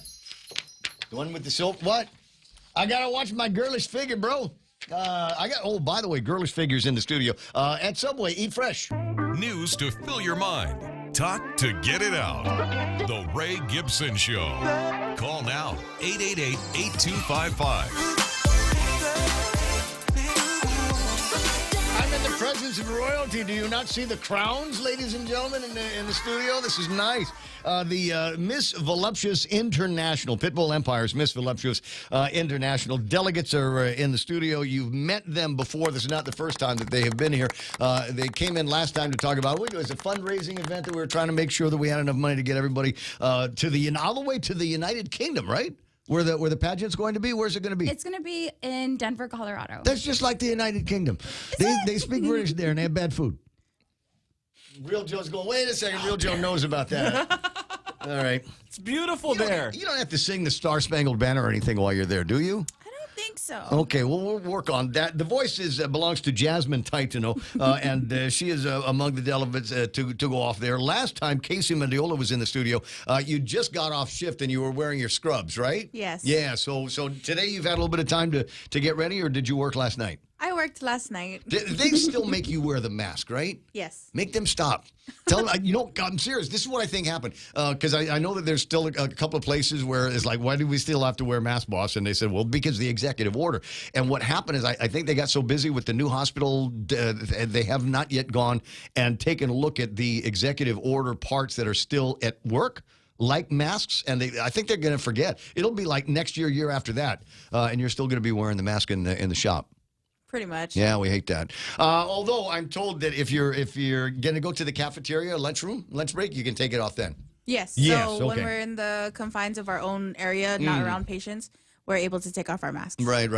Okay. Anyway, so obviously we got medical person. I forgot what you do for a living, Jasmine. What is it? I work at Guam Radiology. Oh, you have to wear a mask all the time too? No. Oh, really? Yes. Berg's let you off? Yes. Sweet. Nice. Best part of that job is got to be dealing with him, right? Of course. Yeah. Well, of course I'm going to say nice things about Dr. Berg. All right, so they're in the studio. It's like the big reveal here is you guys are getting on a plane tomorrow, right? Sunday. We actually leave Sunday. Wow. All the way to Denver? Yes. Okay. So same day we land, we start the pageant as well. Oh, really? Yes. Will you be the furthest away from your home place in Miss International, Voluptuous International? Do you guys? What I'm saying is, okay. So everybody's flying in from around the world. Mm-hmm. who's coming in the furthest? I believe Because I think it's going to take you guys 25, 26 hours to get there. Yeah. This is and don't forget, unless they've changed things. Are you guys going through Hawaii? Do you know? All right, going through Hawaii. So you got to take your bags out, and then you got to take them back upstairs and recheck them in before you can get on the airplane, which means less beer at the thing. Poor Kevin. All right, so we this is fun. Now, when you get there, as you said, you're flying into the competition. It's kind of starting as you guys arrive. Yes. All right, so tell me about what is going to happen when you get there, because you got to be like in pageant mode already when you land. What are the things that the competition starts with what? So the beginning of the competition is, of course, we check in, we get situated, and then we have an orientation, which is where all the queens get to meet up, introduce themselves, get to finally see each other than on social media. We meet our director as well, the other directors like Janae and Kevin. Then we have like a little dinner. Well, their job is done after this. I mean, they got you there. No. They got you there. No. Their job's never done until we're back on the island and still even after that. Just checking. So there is all of this, the big, I guess, the pre-roll, if you will, on the actual competitions. Now, if it's done like other pageants where, we've got, one part of the pageant, like runway is going to be in one venue. We've got another place for evening gowns. We've got another one for swimsuits or whatever, different venues and different events that will all kind of come together with the final judging, right? Yes. So runway is actually one of the optionals, not really a category in the main pageant. I believe it's just, for us to have fun, get to know each other, and yeah, but why would you not? I mean, don't you want to walk the runway? Of course. Yeah, that's why I got the crown. I have the sash. I want to show it off. It gets to show everyone our style and what we brought. I like the way you say that. She gave me like full on in the eyes when she said it too. So you've got that. There's the usual stuff here: photogenic competition, best in evening gown. Those are some of the things that you'll be judged on, and best in national wear. Now you guys aren't dressed in national wear right now. I've got to assume that somewhere out there are going to be these almost, dare I say, outlandish kind of costumes made with natural materials. How are you going to make it so that stuff travels without browning out or drying out or wilting out or whatever it's going to do? You make it when you get there. Mm-hmm. So it's nice and fresh. Natural materials that you can also find in Denver. Where are you going to find coconut tree in Denver? It was a banana tree. We'll approximate the view, and I'm just curious. How about best in short shorts? Brad Wood wants to know. Brad, you know what? There might be some pictures floating around in the world here. A lot of different ways that this is going to happen. United Kingdom-based pageant. Nominated for the best pageant in Europe. A little bit of historical information about it. So it started there and it's made its way around the world. Now Denver, Colorado is where the girls are going to be going from Guam. There's a couple of divisions, and I'm trying to remember now which one is the Miss and which one is the Misses.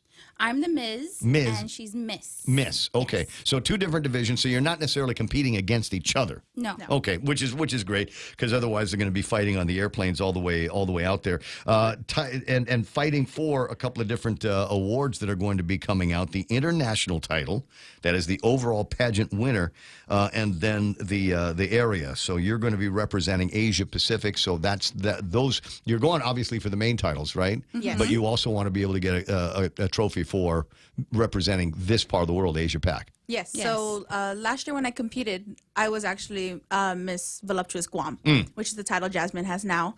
And that's where I won my coveted title of Miss Voluptuous Continental Oceania. So I received one of the continental titles, the first actually. Really? Yes. Okay, so and that brings up the other question: is who else is going from around here? Anybody? Do we know? Is it just Guam that's going to the pageant? It's just Guam. Yes. Oh, so you're going to win it again? From yes. Yes. No, actually, no. I take that back. Malaysia as well is going to be, so that's also part of Asia Pacific. And I believe if anybody else is like in the Australia area, that's also considered Asia Pacific. Right. So I think you guys are competing against 2 or 3. Put some milk of magnesia in the brownie mix and give that to the Malaysia chick. Ha! What? Never mind, Janae. No. That was not for you to hear. That was for the girls to hear. All right. Now we got a couple of other accolades that we do here, sending 2 Guam delegates here. Jasmine Taitano, Ms. Voluptuous Guam 2023. Casey Mendiola, Miss Voluptuous Continental Oceania 2022 and 2023. You've got experience in the competition. What are you telling Jasmine to expect? I'm telling Jasmine to, even though it's a competition, just to remember to have fun, be in the moment, soak it all in, because all of the preparation, all of the hard work that she put into it is definitely going to show, and everybody is going to recognize everything that she's done. Now, there's I don't want to say it's unique, but there's something interesting that happens in pageants. I've been fortunate enough to have pageant winners in my life, and when they go off, especially when they leave, it's not necessarily what happens in the pageants on Guam, but when you go off island, something about the nature of that competition that you've got there, where it is a competition, but you make some friends that you're going to have like for the rest of your life. Yes. Definitely. So when I was out there, I actually really clicked with this one girl. She's Miss Voluptuous Minnesota 2021. Her name was Ember. We clicked the first day, hung out the whole pageant week. Isn't that great? And just recently, she came to Guam to spend about a week here. So she got to meet back up with me, Janae, and Kevin. We got to show her Chamorro Village. We went on a cruise and all that. She loved the island. She wanted to stay even longer. Who doesn't? Yeah. Where did you say she's from? Minneapolis? From Minnesota. So she actually Minnesota. went back Amazing, to the Minnesota. snow. That's where there's the capital of mayonnaise. Really? Yeah, Wow. yeah. No, I made that up, but it sounded real, right? The whole thing sounded real. Now, what else are you going to be doing? So it's not all going to be pageant time. Obviously, there's going to be a little bit of downtime, some hang time. What do you anticipate doing when you're not getting dressed or getting ready or actually in a pageant competition? What are some of the things that you're going to do? We want to go and check out their local food areas. We want to see what else they have, what kind of the culture shock, everything else we want to see. I was waiting for after Mass, Ray. We're not going to church. I mean, Holy Week is going to be following you there. Well, there is the International Church of Cannabis. I think we're going to visit that. The International Church of Cannabis. It's a real church. I'll bet. When exactly is the pageant?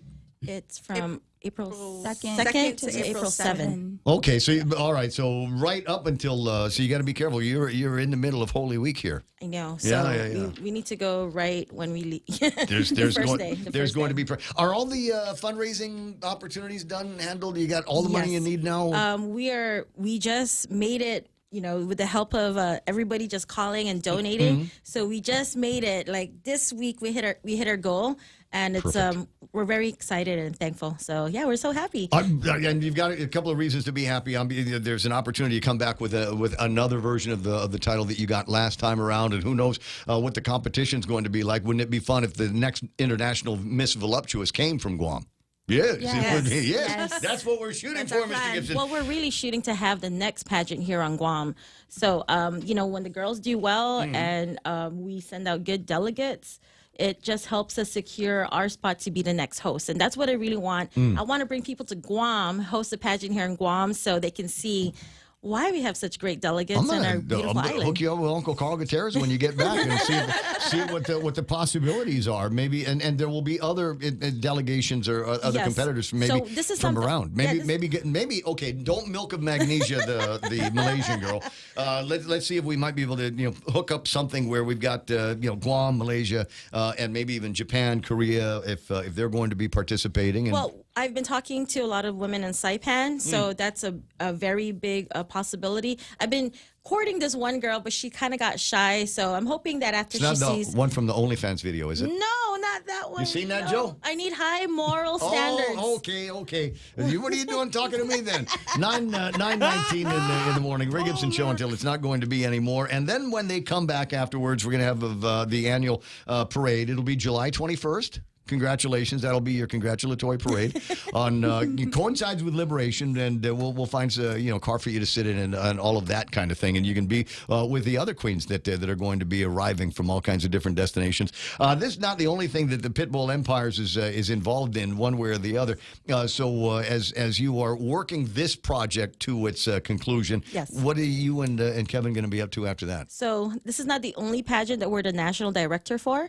We're also the director for the National Miss Curvy pageant, which is a U.S.-based pageant.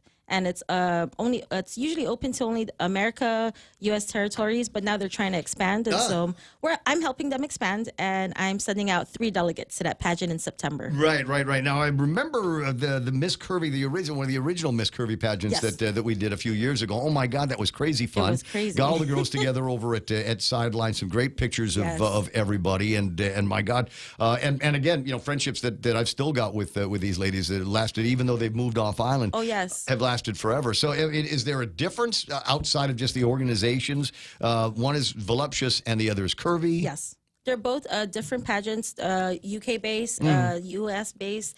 And honestly, the style is very different as well. Because the UK pageant style is, the pageants that we're used to here is very Asian, right? You see Miss Earth, Miss Universe. It's very based off of what you see in the Philippines. And the UK is totally different. Well, because the Philippines keeps winning them. Because we're great. Oh, sorry. The Filipino in me came out. Fly Pinay for sure. Because we're great, yeah. Right? And then the U.S.-based pageants, too, are very different. Like, you see the pageants up north and down south. Down south, they do a lot of very sorority-type pageants. And up north, northwest, it's really sort of similar to... just your basic pageant, which is they have it again 5-6 days. Runway photos, modeling, talent. That's the biggest one, talent, and of course, interview. Well, we're doing the interview part now. This is practice, but I don't see where's you guys don't have a talent thing in yours, do you? Thankfully, yes. Yeah. What do you mean? No, because it's so much. Because it's a lot of work. So these two, what people don't know is they do work. They're both CNAs. They work in the medical field. Kevin and I both work too, but we make the time and we practice really hard. Maybe up to 2 hours. We tell them to walk. If they don't walk, great. They do it again. Like Kevin is a drill sergeant. They have to do push-ups in heels. Yeah, no, we're not kidding. Like, what? What did you say? That's wrong. Push-ups in heels. But, it builds character, well, right? See Kevin do push-ups in heels, don't you? 9:22 in the morning. All right, but if there was a talent portion of the show, what would your talent be? Mine would possibly be to cultural dance. I did back in high school, and I kind of enjoyed it. Yeah. I would like to portray that for other people to see our culture. There are certain hip moves in there that look easy but are not hard at all. I mean, not easy at all. Completely the opposite. What about you, Jess? My own would be art. Yes, so I personally, I love to paint. I love to draw. It's a way to get out emotions. Yeah, but how do you art while you're on stage at a pageant? Oh no, they do that. They take the video pre-recording. So the last pageant we went to, the talent competition, Ember, who came to Guam, she welded her crown. She's a welder, and she won. Welding was her talent. I love it even more. 9:22 in the morning, guys. Thanks so much for coming by the radio station. Obviously, best of luck. The wishes of and the prayers and warm thoughts of the people of Guam go with you all the way to Denver. Have you checked the weather report in Denver, Real Joe? It's a little burr out in yeah. So I'd thicken up on the clothes for sure. And by all means, we want to see pictures as they go along. So will you be chronicling this in your social media? Yes, they can follow Pitbull Empire Guam on Instagram or Facebook. And the girls also have their personal Facebook pages and Instagram pages that you can follow as well. I believe Miss Voluptuous pageants will be going live. I won't be able to because I will be backstage building their costumes. Well, see if you can send me a link so we can check in every once in a while. Yes, we will. I think that'd be fun. Yeah. All right. So by all means, best of luck to you guys. 20 after the hour, so we'll come back with more of the Ray Gibson Show. And I was going to say, if your thing was singing, I was going to play the Will Parkinson Star Spangled Banner for you guys. That was a great one. That was a great one. Star Spangled Wall, is that what we're calling it? Right. Be right back after these.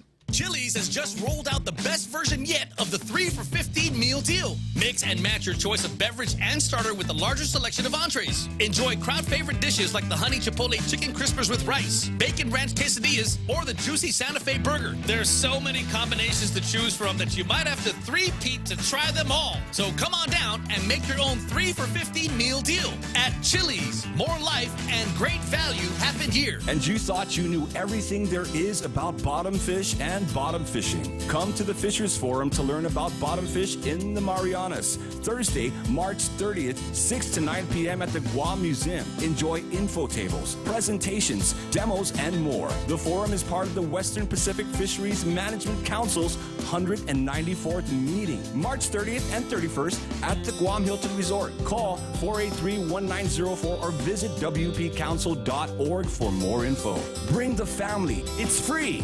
Guam Regional Medical City is the center of excellence for general and minimally invasive surgeries like colonoscopy, dialysis and vascular access, gallbladder, skin and soft tissue, gastrointestinal tract, hernia repair, spleen, select liver and pancreas diseases, upper endoscopy, and more. Schedule your appointment with GRMC today by calling 671-633-GRMC. That's 671-633-4762. For more information, visit us at grmc.gu. Gave proof tonight that our flag was still there.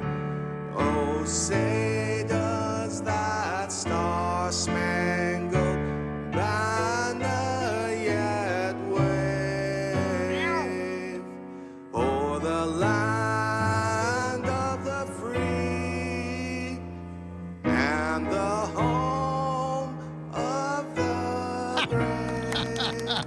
Jerome's asking again. Yes, because look, Donna D put some effort into that, taking the Will Parkinson rendition of Star Spangled Banner from earlier in the week, and then applying music underneath it to make it sound like Will was actually correctly following along with the melody. Good, man. We're just trying to make the guy sound a whole lot better, bring some pride back to the legislature, because I got a feeling that pick a key, any key, says Big Sister Shelley.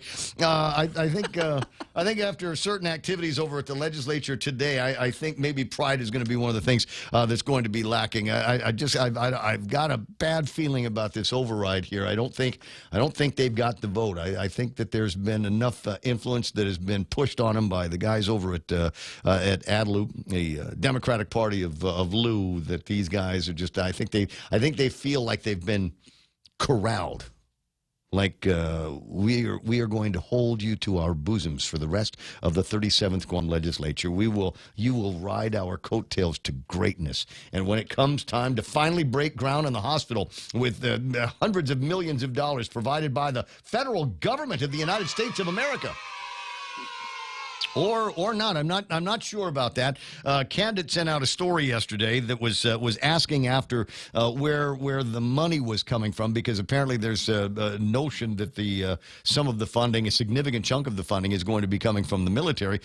Cousin Troy went to. Where's this? Went to Jimmy Moylan's office in Washington, D.C. is saying, do you guys know anything about it? I got Senator Jimmy Craig on the line. Sorry, Congressman Jimmy Craig on the line. How you doing there, buddy? Oh, pretty good. Pretty good, Ray. Thank you. It's been exciting few weeks here, or a couple of weeks, and especially just today. We had our House Armed Services Committee meeting today, and we had the opportunity for our members to speak with the Chairman of the Joint Chiefs of Staff, General Martin Milley, and also the State Department Secretary of U.S. Department of Defense, Lloyd Austin. So that was great, and we drilled on specific questions that we really had to get to the point really fast. You know, when we ask these questions of all these members that we have on our committee, we only get 5 minutes. That's to include your question plus the response. So got to get to the point really quick, and we were able to touch on 3 key ones that I was happy to say we got somewhere at least, and we're going to continue to press these issues. So we're keeping busy, but the one I want to start with, Ray, is regarding the H-2B visa. That was one of our questions. Then we also asked the question on the overseas cost of living adjustment. Mm-hmm. And then finally, we were looking at the contract on the independent assessment of the Guam Air Missile Defense. Well, let's go back. Well, let's go in order here. Number one, the extension of the H-2B visa, that is going to end at the end of 2024. And then obviously there's still an incredible amount of work that needs to get done, even though they give the generals the keys to Camp Blas, there is more work that needs to be done in terms of stabilizing and protecting the region from any of the threats that we've got in the Indo-Pacific. So obviously there's going to be more construction going on. We don't have the manpower that we need here on Guam. So was there a response to that? Yes, most definitely, and that I posed that question to Secretary Austin, and he would support extending the deadline to meet the timelines that we're projecting for the construction up to 2029. And it was a great answer. He said not only did he agree, but he also encouraged the other members of Congress to support the efforts as well. So that's exactly what we needed to hear for extending the timelines of the H-2B. That includes Guam and CNMI for another 5 years, right? And also, just to ensure these things happen, we also introduced a House Bill 1760, which intends just to do the same thing through the measure that we introduced as well. So I'm glad the administration feels the same, and this of course this will help the inside defense, but also will help outside defense to help get that skilled labor, that pool. For our struggling house market. So I was happy to hear that. Well, we just got to get it done. There's a flip side to that. We've still got a situation here on Guam where there are more jobs, I think, than there are people that can take them on, not necessarily construction related or military buildup related. So you might want to see if you can get with some business people out here and find out if there are job categories that we're having a hard time filling on this side of the fence that we might be able to fill with imported labor from among them other places, places like the Philippines, bakers and tinkerers of one kind or another that we might not have enough of here. Right. Yeah, that's for certain. Right now, we're just focusing since we have the. No, I get it. But while you're doing your congressional research, if you're looking for another piece of glory to wrap yourself in, that might be one of them. Is just lubricating the process to be able to get H2 labor for non-construction jobs that people are still having a hard time filling here on Guam. 888-825-5888 Congressman Jim Moylan, Representative Jim Moylan on the line right now, and. Before we get into the next subject, which is the Ocola here, I did want to give you an opportunity. I've got up on screen right now a picture of yourself and former Governor Carl T.C. Gutierrez in San Diego, California. Did you have a good time at PIFA? Yes, it was a good time. Got to meet a lot of folks in San Diego that have been there for years, right? And it's a great opportunity to talk with them, and they had several questions for me as well. But I was very happy they're really engaged in the community and promoting our culture, promoting our language, and especially our dance. It was a great performance that they had. I think at the university there, they had several thousand people coming in and out through a beautiful day, and of course in San Diego. We also had other. Oh, they didn't do it at the beach? No, not this time. Well, yeah, the year I went, we did it at the beach, which was great because we got the Borja guys floating in with their big what do you call it, the Galidi? Oh, the Sekman, the Sekman. And they were there also. That was displayed too. Oh, nice. We also were able to get a couple of other staffers from other members within the San Diego area as well, because we wanted to expose them to the Chamorro groups there who are voting groups.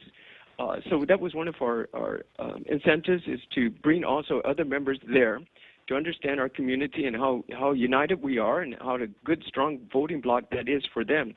So it's like they can help their Congress member, but that Congress member can also in turn help the Guam delegate too. So help the Chamorros on the U.S. and also help the Chamorros and U.S. citizens back home in Guam. There's work that needs to be done, and there are voters in California that need to know about some of these issues. Way to make a great connection there. All right, now some are very, very alarmed here with the notion that members of the military community are going to be seeing up to 66% reduction in their COLA in this area. I think in Hawaii, I want to say it's closer to 50% worth of a decrease in their COLA. What can be done about that? It seems to me that it's kind of automatic. As soon as the numbers that we do the research on look like this here, look like that there, look like that in the U.S. mainland, then all of a sudden the algorithm goes into effect and it spits out a number of what the COLA is going to be. That's right. And our Rear Admiral back home in Guam, Admiral Nicholson, did write that letter to the Department of Defense, and I asked about the status of that through Secretary Austin. which now has gone on to his assistant, and they're reviewing the waiver request. They understand that is an issue, and they would like to take the Ocola levels. And I asked them, "Are you going to take it back to what it was originally, or not? What is your intent?" Yeah. And so and of course, they did not come to receive. They haven't come to their answer just yet, but there was optimism that the request, and they're reviewing it right now for Indo-PACOM region because of the situation that we have, right? We don't want to depress our troops here. We want to keep them as happy and their families happy as well. Well, we want them, and as they leave, we want them to be happy coming to Guam. Wait a second. Right. You're sending me someplace to someplace that's already expensive, and you're reducing the cost of living adjustment on me? Wow. I'd go to Alaska. This is Greenland. Right. Let's go to Greenland. Let's do someplace. Or base me in the States. We want to have people that are happy about coming to Guam, and will be happy, living alongside the rest of us. All of us paying the same higher prices. And then there's the contract for an independent assessment of the Guam Air Missile Defense System. Right. Now so that went to. Didn't that already get awarded, Jim? No. But we're looking at that being awarded by the end of the month. So they had a 60-day time period to have an independent assessment of the Guam Air Missile Defense System for the 2023 National Defense Act. So that the Secretary of Defense is saying yes, we'll get to that contract at the end of the month. It should start at the end of the month. Right. So will the work be done here so that we can tax it, or is everything going to be done by remote control? No, we need our taxable income on Guam, absolutely. Yeah, so I'll be following up on that. So, well, basically, I'm really happy that we had these three questions asked from our H2B to our Ocola to our missile defense situation, right? The Department of Defense with the Secretary there is really in tune with Guam, and they're willing to fight with us. So, also we did have some help in getting these things moved forward, and I wanted to thank Dr. Kenneth Cooper, and Director of the Pacific Center of Island Security as well, for raising these issues earlier this month to us. So we're on to the budget of 2024, the NDAA budget, and we should get things moving. We also know that President Biden's budget didn't shortchange us with the missile defense especially, and so we're asking for an additional $147 million based on the recommendations provided by our Admiral in Indo-PACOM. We have a big situation for the defense of our nation and the protection of our island, and we're going to ensure that our voice is really heard. We're not going to let this one slide. So I think we're in a good position to get what we need, especially today. And so we're keeping our voice loud and clear over here. All right. Well, a number of other issues unrelated to the military. Well, it depends on how you look at it. How are things going with the negotiations that I think we've got to get power through here now on what's going to be happening with Compact Impact and the payments that are going to be made to Guam? How is that going to happen? Are we going to continue to get any of that very small amount of money, recompense to the tune of about $30 million, and our share of that, or have they decided that the whole thing is going to be taken care of by wrapping in these compact migrants into programs that would normally be reserved for citizens? Happy to say I'm also on the Natural Resources Committee too, so that COFA agreement is going to come through our committee. So that's one place where it's going to stop. And that's one place where we can argue this point to ensure that we get the additional monies that we've been asking for quite so long. Right? We have inflation issues. We have more people coming who we welcome for the right reasons that they come to the United States, but we need to get subsidized for all the efforts that we're putting in for the water, for our utilities, for our hospital, for public safety and public education. Just the idea that there's another 35,000 residents on Guam, and while they are paying the same GRTs that we are, and perhaps even paying the same withholding taxes that we are, there is still a significant impact on the island based on those additional bodies, and we need to be compensated better. And I would hope that while you're there, throw some historical data at them and maybe some historical invoices and saying, all right, it's nice that we're having this conversation now, but it's been like this since 1986, and this is the rate at which we have spent to take care of this population, and this is the rate that we have been compensated for. So we'd like to start making some deals, and you can either pay me in cash, or how about you forgive our share of any federal government programs so that we can keep that cash here. Any number of ways that we could get that negotiation done. Absolutely, and our goal coming on over here was to basically strengthen our relationship with the United States. We have the great focus now. We're like on the magnifying glass, and this is a constant daily conversation for us in the 118th Congress on the floor with our different committees. So now people are recognizing us even more. So this leverage is important. The voice is we're making sure our voice is strong, and we're not going to let it go. And so with these two committees, the House Armed Services Committee and then the Natural Resources Committee for the COFA side, I think we have a great opportunity, and with the Republican majority moving forward on this and looking at the defense of the nation, I think now is a great time to make things happen. So Gotcha. that's my goal. All right, 20 away from the top of the hour, and I don't know to what degree you want to jump into the middle of a fray here that involves the new hospital. This could be one of the reasons why he ran for Congress, so he wouldn't have to be involved in the back and forth that's going to be taking place here.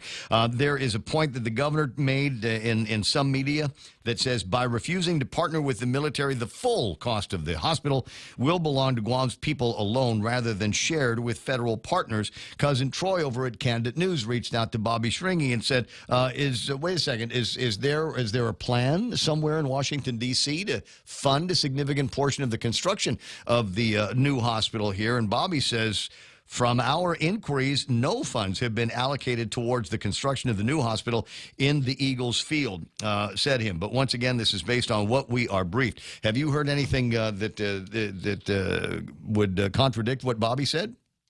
Not at this time. That's where we left off. So continue the conversation. That's all I can recommend. And made the best things happen for our people at Guam. But they would have reached out. They would have reached out to you. I mean, you would have been one of the conduits by which they get the conversation started. Hey, we got this hospital, and depending on what your cousin Doug does, he might sign off on this lease, and we'd like to have a big chunk of this paid for by the federal government. You would need to be a part of that conversation, would you not? I would absolutely hope so. That's for sure. And if I can make somehow it's going to have to, it will have to be paid for by actions taken in the actual House of Representatives where the spend is authorized. Yes. And now if that's coming on down the pipeline, that this is the time to make it happen. And we're looking at a lot of different things on adding into the National Defense Bill as well to further assist the island of Guam. So. If that does come down to the pipeline, I'll be sure to look at it very closely to see what assistance I can provide. But I'll be the voice of the people here in D.C. Yep. But so far it hasn't happened that way, and otherwise it looks like bolo bolo bolero from the governor's office. You know how I am, and that's the way I'm calling this ball. But I'm glad at least we're speaking back home, the co-equal branch of government with the Senate and the executive branch, and hopefully we come to a unity here and move things forward. Yeah, I don't know, Jimmy boy. It doesn't look good. It doesn't look good for. It looks like the 37th might be setting itself up as the 36th and 35th did, as just the people that carry the bags, the grocery bags from the car to the house for the governor. Yeah, I recall a couple of times I'm outside picketing in front of the Guam legislature, and that was an experience. Yep. Right. 9:42 in the morning. Hey, thanks for touching base. We'll get together again soon. If you're going to be in the area, I will be near your office this afternoon. Okay. Well, I'm still in D.C. I don't think I can make it home that soon, but we'll my God! I thought this was a local call. Oh my God! It sounds like you're right here. No. This House meeting today, the conversation with the Department of, with the Secretary of Defense, Lloyd Austin, was today, just a few hours ago. Wow.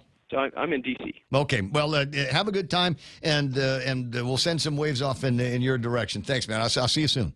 All right. You bet. All right. Bye-bye. Crap. That means I got to buy my own beer. Yep.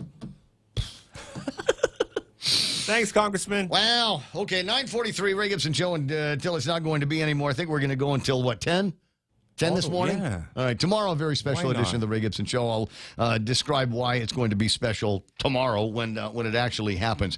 In the meantime, a view of the table of contents. Some of this I've managed to go over, and some of it I have completely ignored today. The first notion here is the sad news that I got yesterday. that the price of gas is going up. It was only down by 15 cents for 8 days as the calendar pages flip. And then all of a sudden it went up again. And I'm going, wait. Why is it up by, it's $5 now for a gallon of gas. And that's not a small jump. That's a 15-cent jump, Umby. From 485 up to 486 or whatever, 9.99, and now the thing is back up. Let me just see if I can see what happened to Tapas. So the Tapas numbers yesterday was $77 flat, off by about 17 cents. Now, sometimes the numbers get a little bit stale between here and there. Oil prices now reporting that Tapas crude is now, $79.90. So it went up $79.90. Well, now it's been floating around 75, 76 for about the last week or so. So yeah, you can see where it might be going down for a little bit. But yeah, prior to that, on the 17th of March, it was at 79.17, 79.98, and right around there was the last time we were paying as high prices for oil. The important thing, though, as we look at this story, and I know for a lot of people it's shucks darn, man, man, but I need you to brace. Yeah, we've got to brace, and I'll tell you why. And that is, it could have been worse. It's at $5 right now because the gas companies have not been collecting from us some of the taxes and fees that are normally associated with a gallon of gas. What is that? Another 15 cents, Joe? Something like that? You're 15, that guy, 19 man. cents? Yeah, I'm that guy. Could have been worse. It could have been worse. And the legislature has got a bill that was proposed by the Speaker of the Legislature, and Joe S. San Augustine, which would extend the 5-month extension to the Programa Ajuda para Itaw Energy Credit Programan. When you call something programan and then you call it program after that, is that redundant? Yeah, kind of. Is a program? I still like it, though. Okay, but that's the one that puts a $100 credit on all of the ratepayers' power bill. We've had it a couple of times, and now they're proposing that we extend it. And the rallying cry here should be, because we can afford to. If we can afford to give the general pay program employees of the government of Guam a 22% increase, we should be able to float this.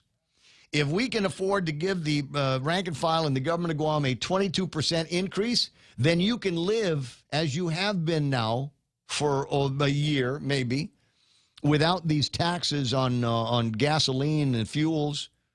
Then you ought to be able to extend that. That needs to be the cry from among all of the taxpayers on Guam.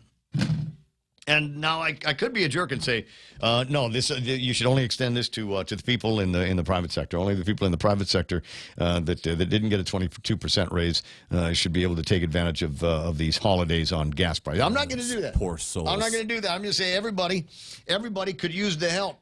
So when it comes time, and Bill, when does that run out? When does that? It was passed on the 18th of December of 2022.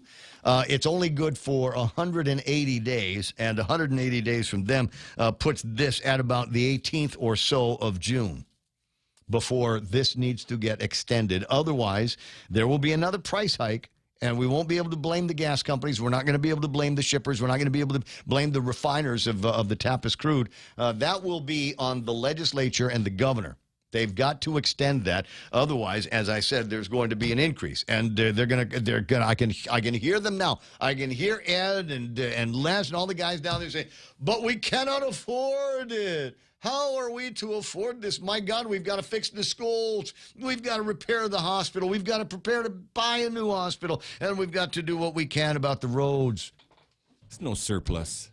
There is no surplus. What are you talking about? This is magic. We're kidding about that. Figment of your imagination. So they're not going to be able to say that. Do not allow them to spew the bolero and say that there's nothing there. If you've got the money to take care of these monumental increases all across the board without a study, on whether or not all of those jobs are worth a 22% increase, even if the employees were doing their very, very best.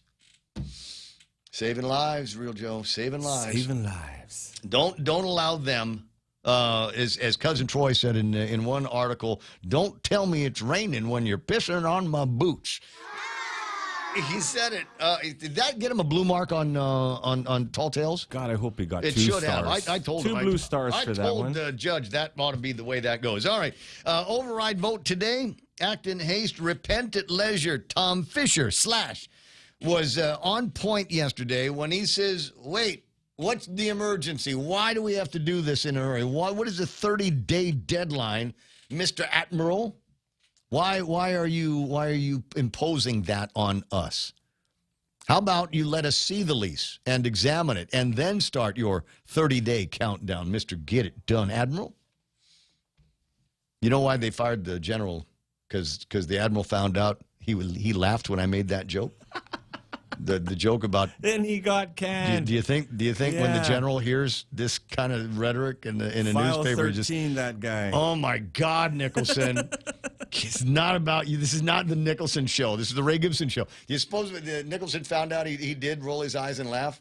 That's it. Mafia, baby. All right, so they're supposed to do the override vote today. Do we need to go over the deal here? Sorry, I'm clicking and thinking at the same time. Going over the members of the legislature and seeing, well, we know who the Antelope Six are. Everybody in the Democrat Party except Sabine, Chris Barnett, and Therese Terlai, who says she loves what we talk about on the radio, but she hasn't returned our call yet. Wow. All right, so Tina Rose Munya-Barnes, pretty much in there. We can pretty much say she's going to be a no vote if she shows. Honorable Amanda Shelton. Now, Cousin Troy, when we were talking about this with Cuz yesterday, he said, man, I got to he gave it to me in percentages. Yeah. He gave it to me in percentages. 80-20. Could not necessarily, couldn't say for sure. Hybrids. All right, but I got it from somebody today whose opinion on these things I generally trust, says that they opened the corral door and she is now all in. Oh, wow. All right, so there's two. There's two. Now they need 6. They need 6, yeah. Chris Sounds Barnett. like we're doomed, Chris Ray. Barnett is going to support the override. He said so. He says he rises to support the override. Honorable Joe S. San Augustine. Remember, hey, we're gonna deny them the override, and then we're gonna go. We want soup today, right? But anyway, so yeah, I'm pretty sure that Joe S. is going to be voting against the override. That's 3. Sabine is firmly, I think, and I heard her talk yesterday, and I don't think she is going to change her mind. She said that this needs to be open and transparent, and the legislature needs to be involved. So she is not a member of the Antelope Six. Roy Canetta is. There he is. Will Parkinson has already come out and said for sure that he is going to be voting against the override. And Kane Duane, when he made his statements yesterday, was pretty clear that he was not going to support the override. That's 6 out of 15. They need 10 to override. So unless they can get to Duane, Will, Roy, Joe S., Amanda. Come on, Amanda. Let's go back to 50-50 on this. Should I WhatsApp them the picture of Jesus that says, I'm watching you? I'm just thinking you could help a little bit. Tina Rose, my classmate. Come on. Are we going to be, is this going to be another legislature like the 36th was? What do we call them? Just as bad as the 35th, and we called the 35th the dumbest bunch ever. The 37th is working itself out to be the most entertaining ever. Which, I agree. You know, I can't be critical of that because I like the entertainment factor. It's good for talk radio. It's good for my business. We got all kinds of numbers, big moving and proven numbers in the social media and listenership and all of that stuff. And I guarantee that is because of the nature of the political gossip that makes way for all the smart-ass comments that I get to make for 4 hours every single day. So that's what I'm thinking. Jerome says you are an instigator, Ray. Thank you very much. A badge? Cynic. I will wear proudly. There's more. Instigating there's more. cynic. You know what? I want to end on a high note, Real Joe. So do me a favor. All right. I'm going to end on a high note. I need you to give me a quick break, and I'll come back with what I consider to be some of the good news that might, unfortunately, by virtue of the fact that we're talking about other crap, might not be made public. That's ahead right here. Half a day. This is Jade Uggan from Security Title, and in celebration of Tomorrow Month, here is a tip on dealing with your land. You might be thinking of giving part of your property to your child or another family member. Once you have subdivided the property and recorded the map, you will also need to record the deed transferring the title. Just drawing the map is not enough to make sure they actually own the land. Protehi I Tanonmu. When it comes to your family land, call the professionals at Security Title. We are here to help. Take Care recently moved to its new location at the Century Plaza in Tamuning. Take Care customer service, administration, claims, membership accounting services, FHP Home Health and Hospice, and FHP Vision Center are all now located at the top floor of the Century Plaza in Tamuning. If you need any assistance, please call customer service at 671-647-3526. Email customer service at takecareasia.com or visit takecareasia.com. Take Care. Our island, your health plan. Always here to help you. This island is our home. Through the years, we've been a friend to the neighbors we have known. Now we're banking on the future. Services to choose. Bank Pacific, where others put branches, we place roots. Right on. 9:56 on the Ray Gibson Show, 888-255-888-TALK. A reminder, there's all kinds of great deals going on over at NissanGuam.com. And if you've got a car that you want to sell, go take it to Nissan. And they'll take a look at it. It's, oh, yeah, we can do something with this, give you top dollar for it. You can use it in trade, or you can just sell it. There's somebody on, and this is why you want to do this. Put it in the hands of the professionals. In one of the newspapers is an ad for a used vehicle, $11,000, 2014 Nissan. They said Rouge. It's a Nissan Rouge. It's a Rogue. Sorry, bro. Whoever it was, instead of putting a Q-U-E,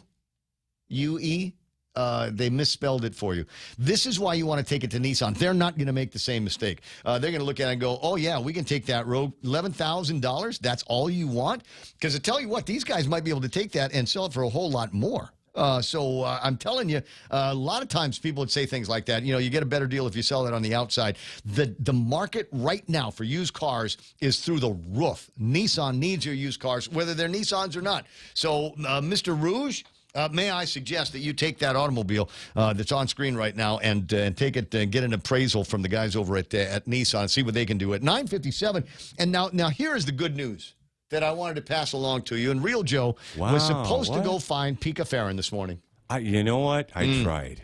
And did you ask? You know what? I asked other people. Did you ask Troy for the number? I did ask him. Okay, and he didn't give it to you? He didn't have it. Tight. Yeah. So here's what's going on. There's a publication notice as required by the ABC Code to advertise, let people know that you have applied for an on-sale beer and wine alcoholic beverage license. And the publication notice is for In the Kitchen Incorporated. They do business as Kitchen Lingo. Kitchen Lingo. Is it possible, my friends, that Kitchen Lingo, among the victims of COVID-19, among the many restaurant bar businesses of COVID-19, is going to be coming back in its usual location? I can only hope, I can only pray. I don't know what Lot 7, Block 2 of Martyr Street is in Agania. I don't have that kind of GPS on my phone. God, I wish I did. Dude, you're from Agania, dude. I know up it is, there. but I don't want to say it's exactly. I don't know. I don't know, Joe. I think maybe it's in the same place. I'm excited, man. Kitchen Lingo coming back, dude. Thursday night. Today's Thursday, and if it was a Thursday before COVID, I would be dressed. I would have all of my Zara clothes, short shorts, nice Zara shirt, Zara. right, running around that place with all of the hot, separated wives. And some of the married Lingo ones. making those nice dishes. Oh, I can't with remember the the names of any. microgreens on them. Yes. Oh my God, Art. I'm hoping. That's why we got to find out. That's the good news that I wanted to pass along to you today. Was there is hope that Kitchen Lingo is going to be coming back. They always had, they'd sell me my regular beer, but they always had some good crafty stuff around, and that he'd always want me to try. And then of course the food, and then we just we'd go from there. Oh wow, it was the trek, man. You go from there, you walk across the street. What is it? Good Business Partners now, or Good Business next to Stacks. There was a good whole company, Ray. Good company, yeah. There was a whole like walking tour that you could take in the downtown Augusta area, and food and drink at generally every stop. Let's hope those days are coming back to us. Kitchen Lingo, I want to know and be first in line for my cold beer, and make sure that you got a good mixologist in there like you did before. Yeah. Somebody orders something sophisticated, and you can put it together. So sweet. I gotta break away. There might be one other thing I'll share with you a little bit later on. Oh yeah, it's the HRRA is looking for another executive director. That's the Hagutnia Redevelopment whatever. They're looking for a new boss of the shop down there. Maybe we'll spend some time talking about that tomorrow. But right now, Fox News, into point. 3 FM and 104.3 HD3. In an effort to keep some of his closest aides of its presidency from testifying before a grand jury. Sources tell Fox News the former president has turned to the D.C. Federal Appeals Court to try and keep those who were high up in his administration from testifying. Last week, Judge Beryl Howard rejected executive privilege claims thought to protect people such as ex-chief of staff Mark Meadows and former Director of National Intelligence John Ratcliffe. The appeal means a 3-judge panel will be assigned to hear the argument and could decide the matter in days. This appeal is not connected to an order compelling former Vice President Mike Pence to testify before the same grand jury. Gernal Scott, Fox.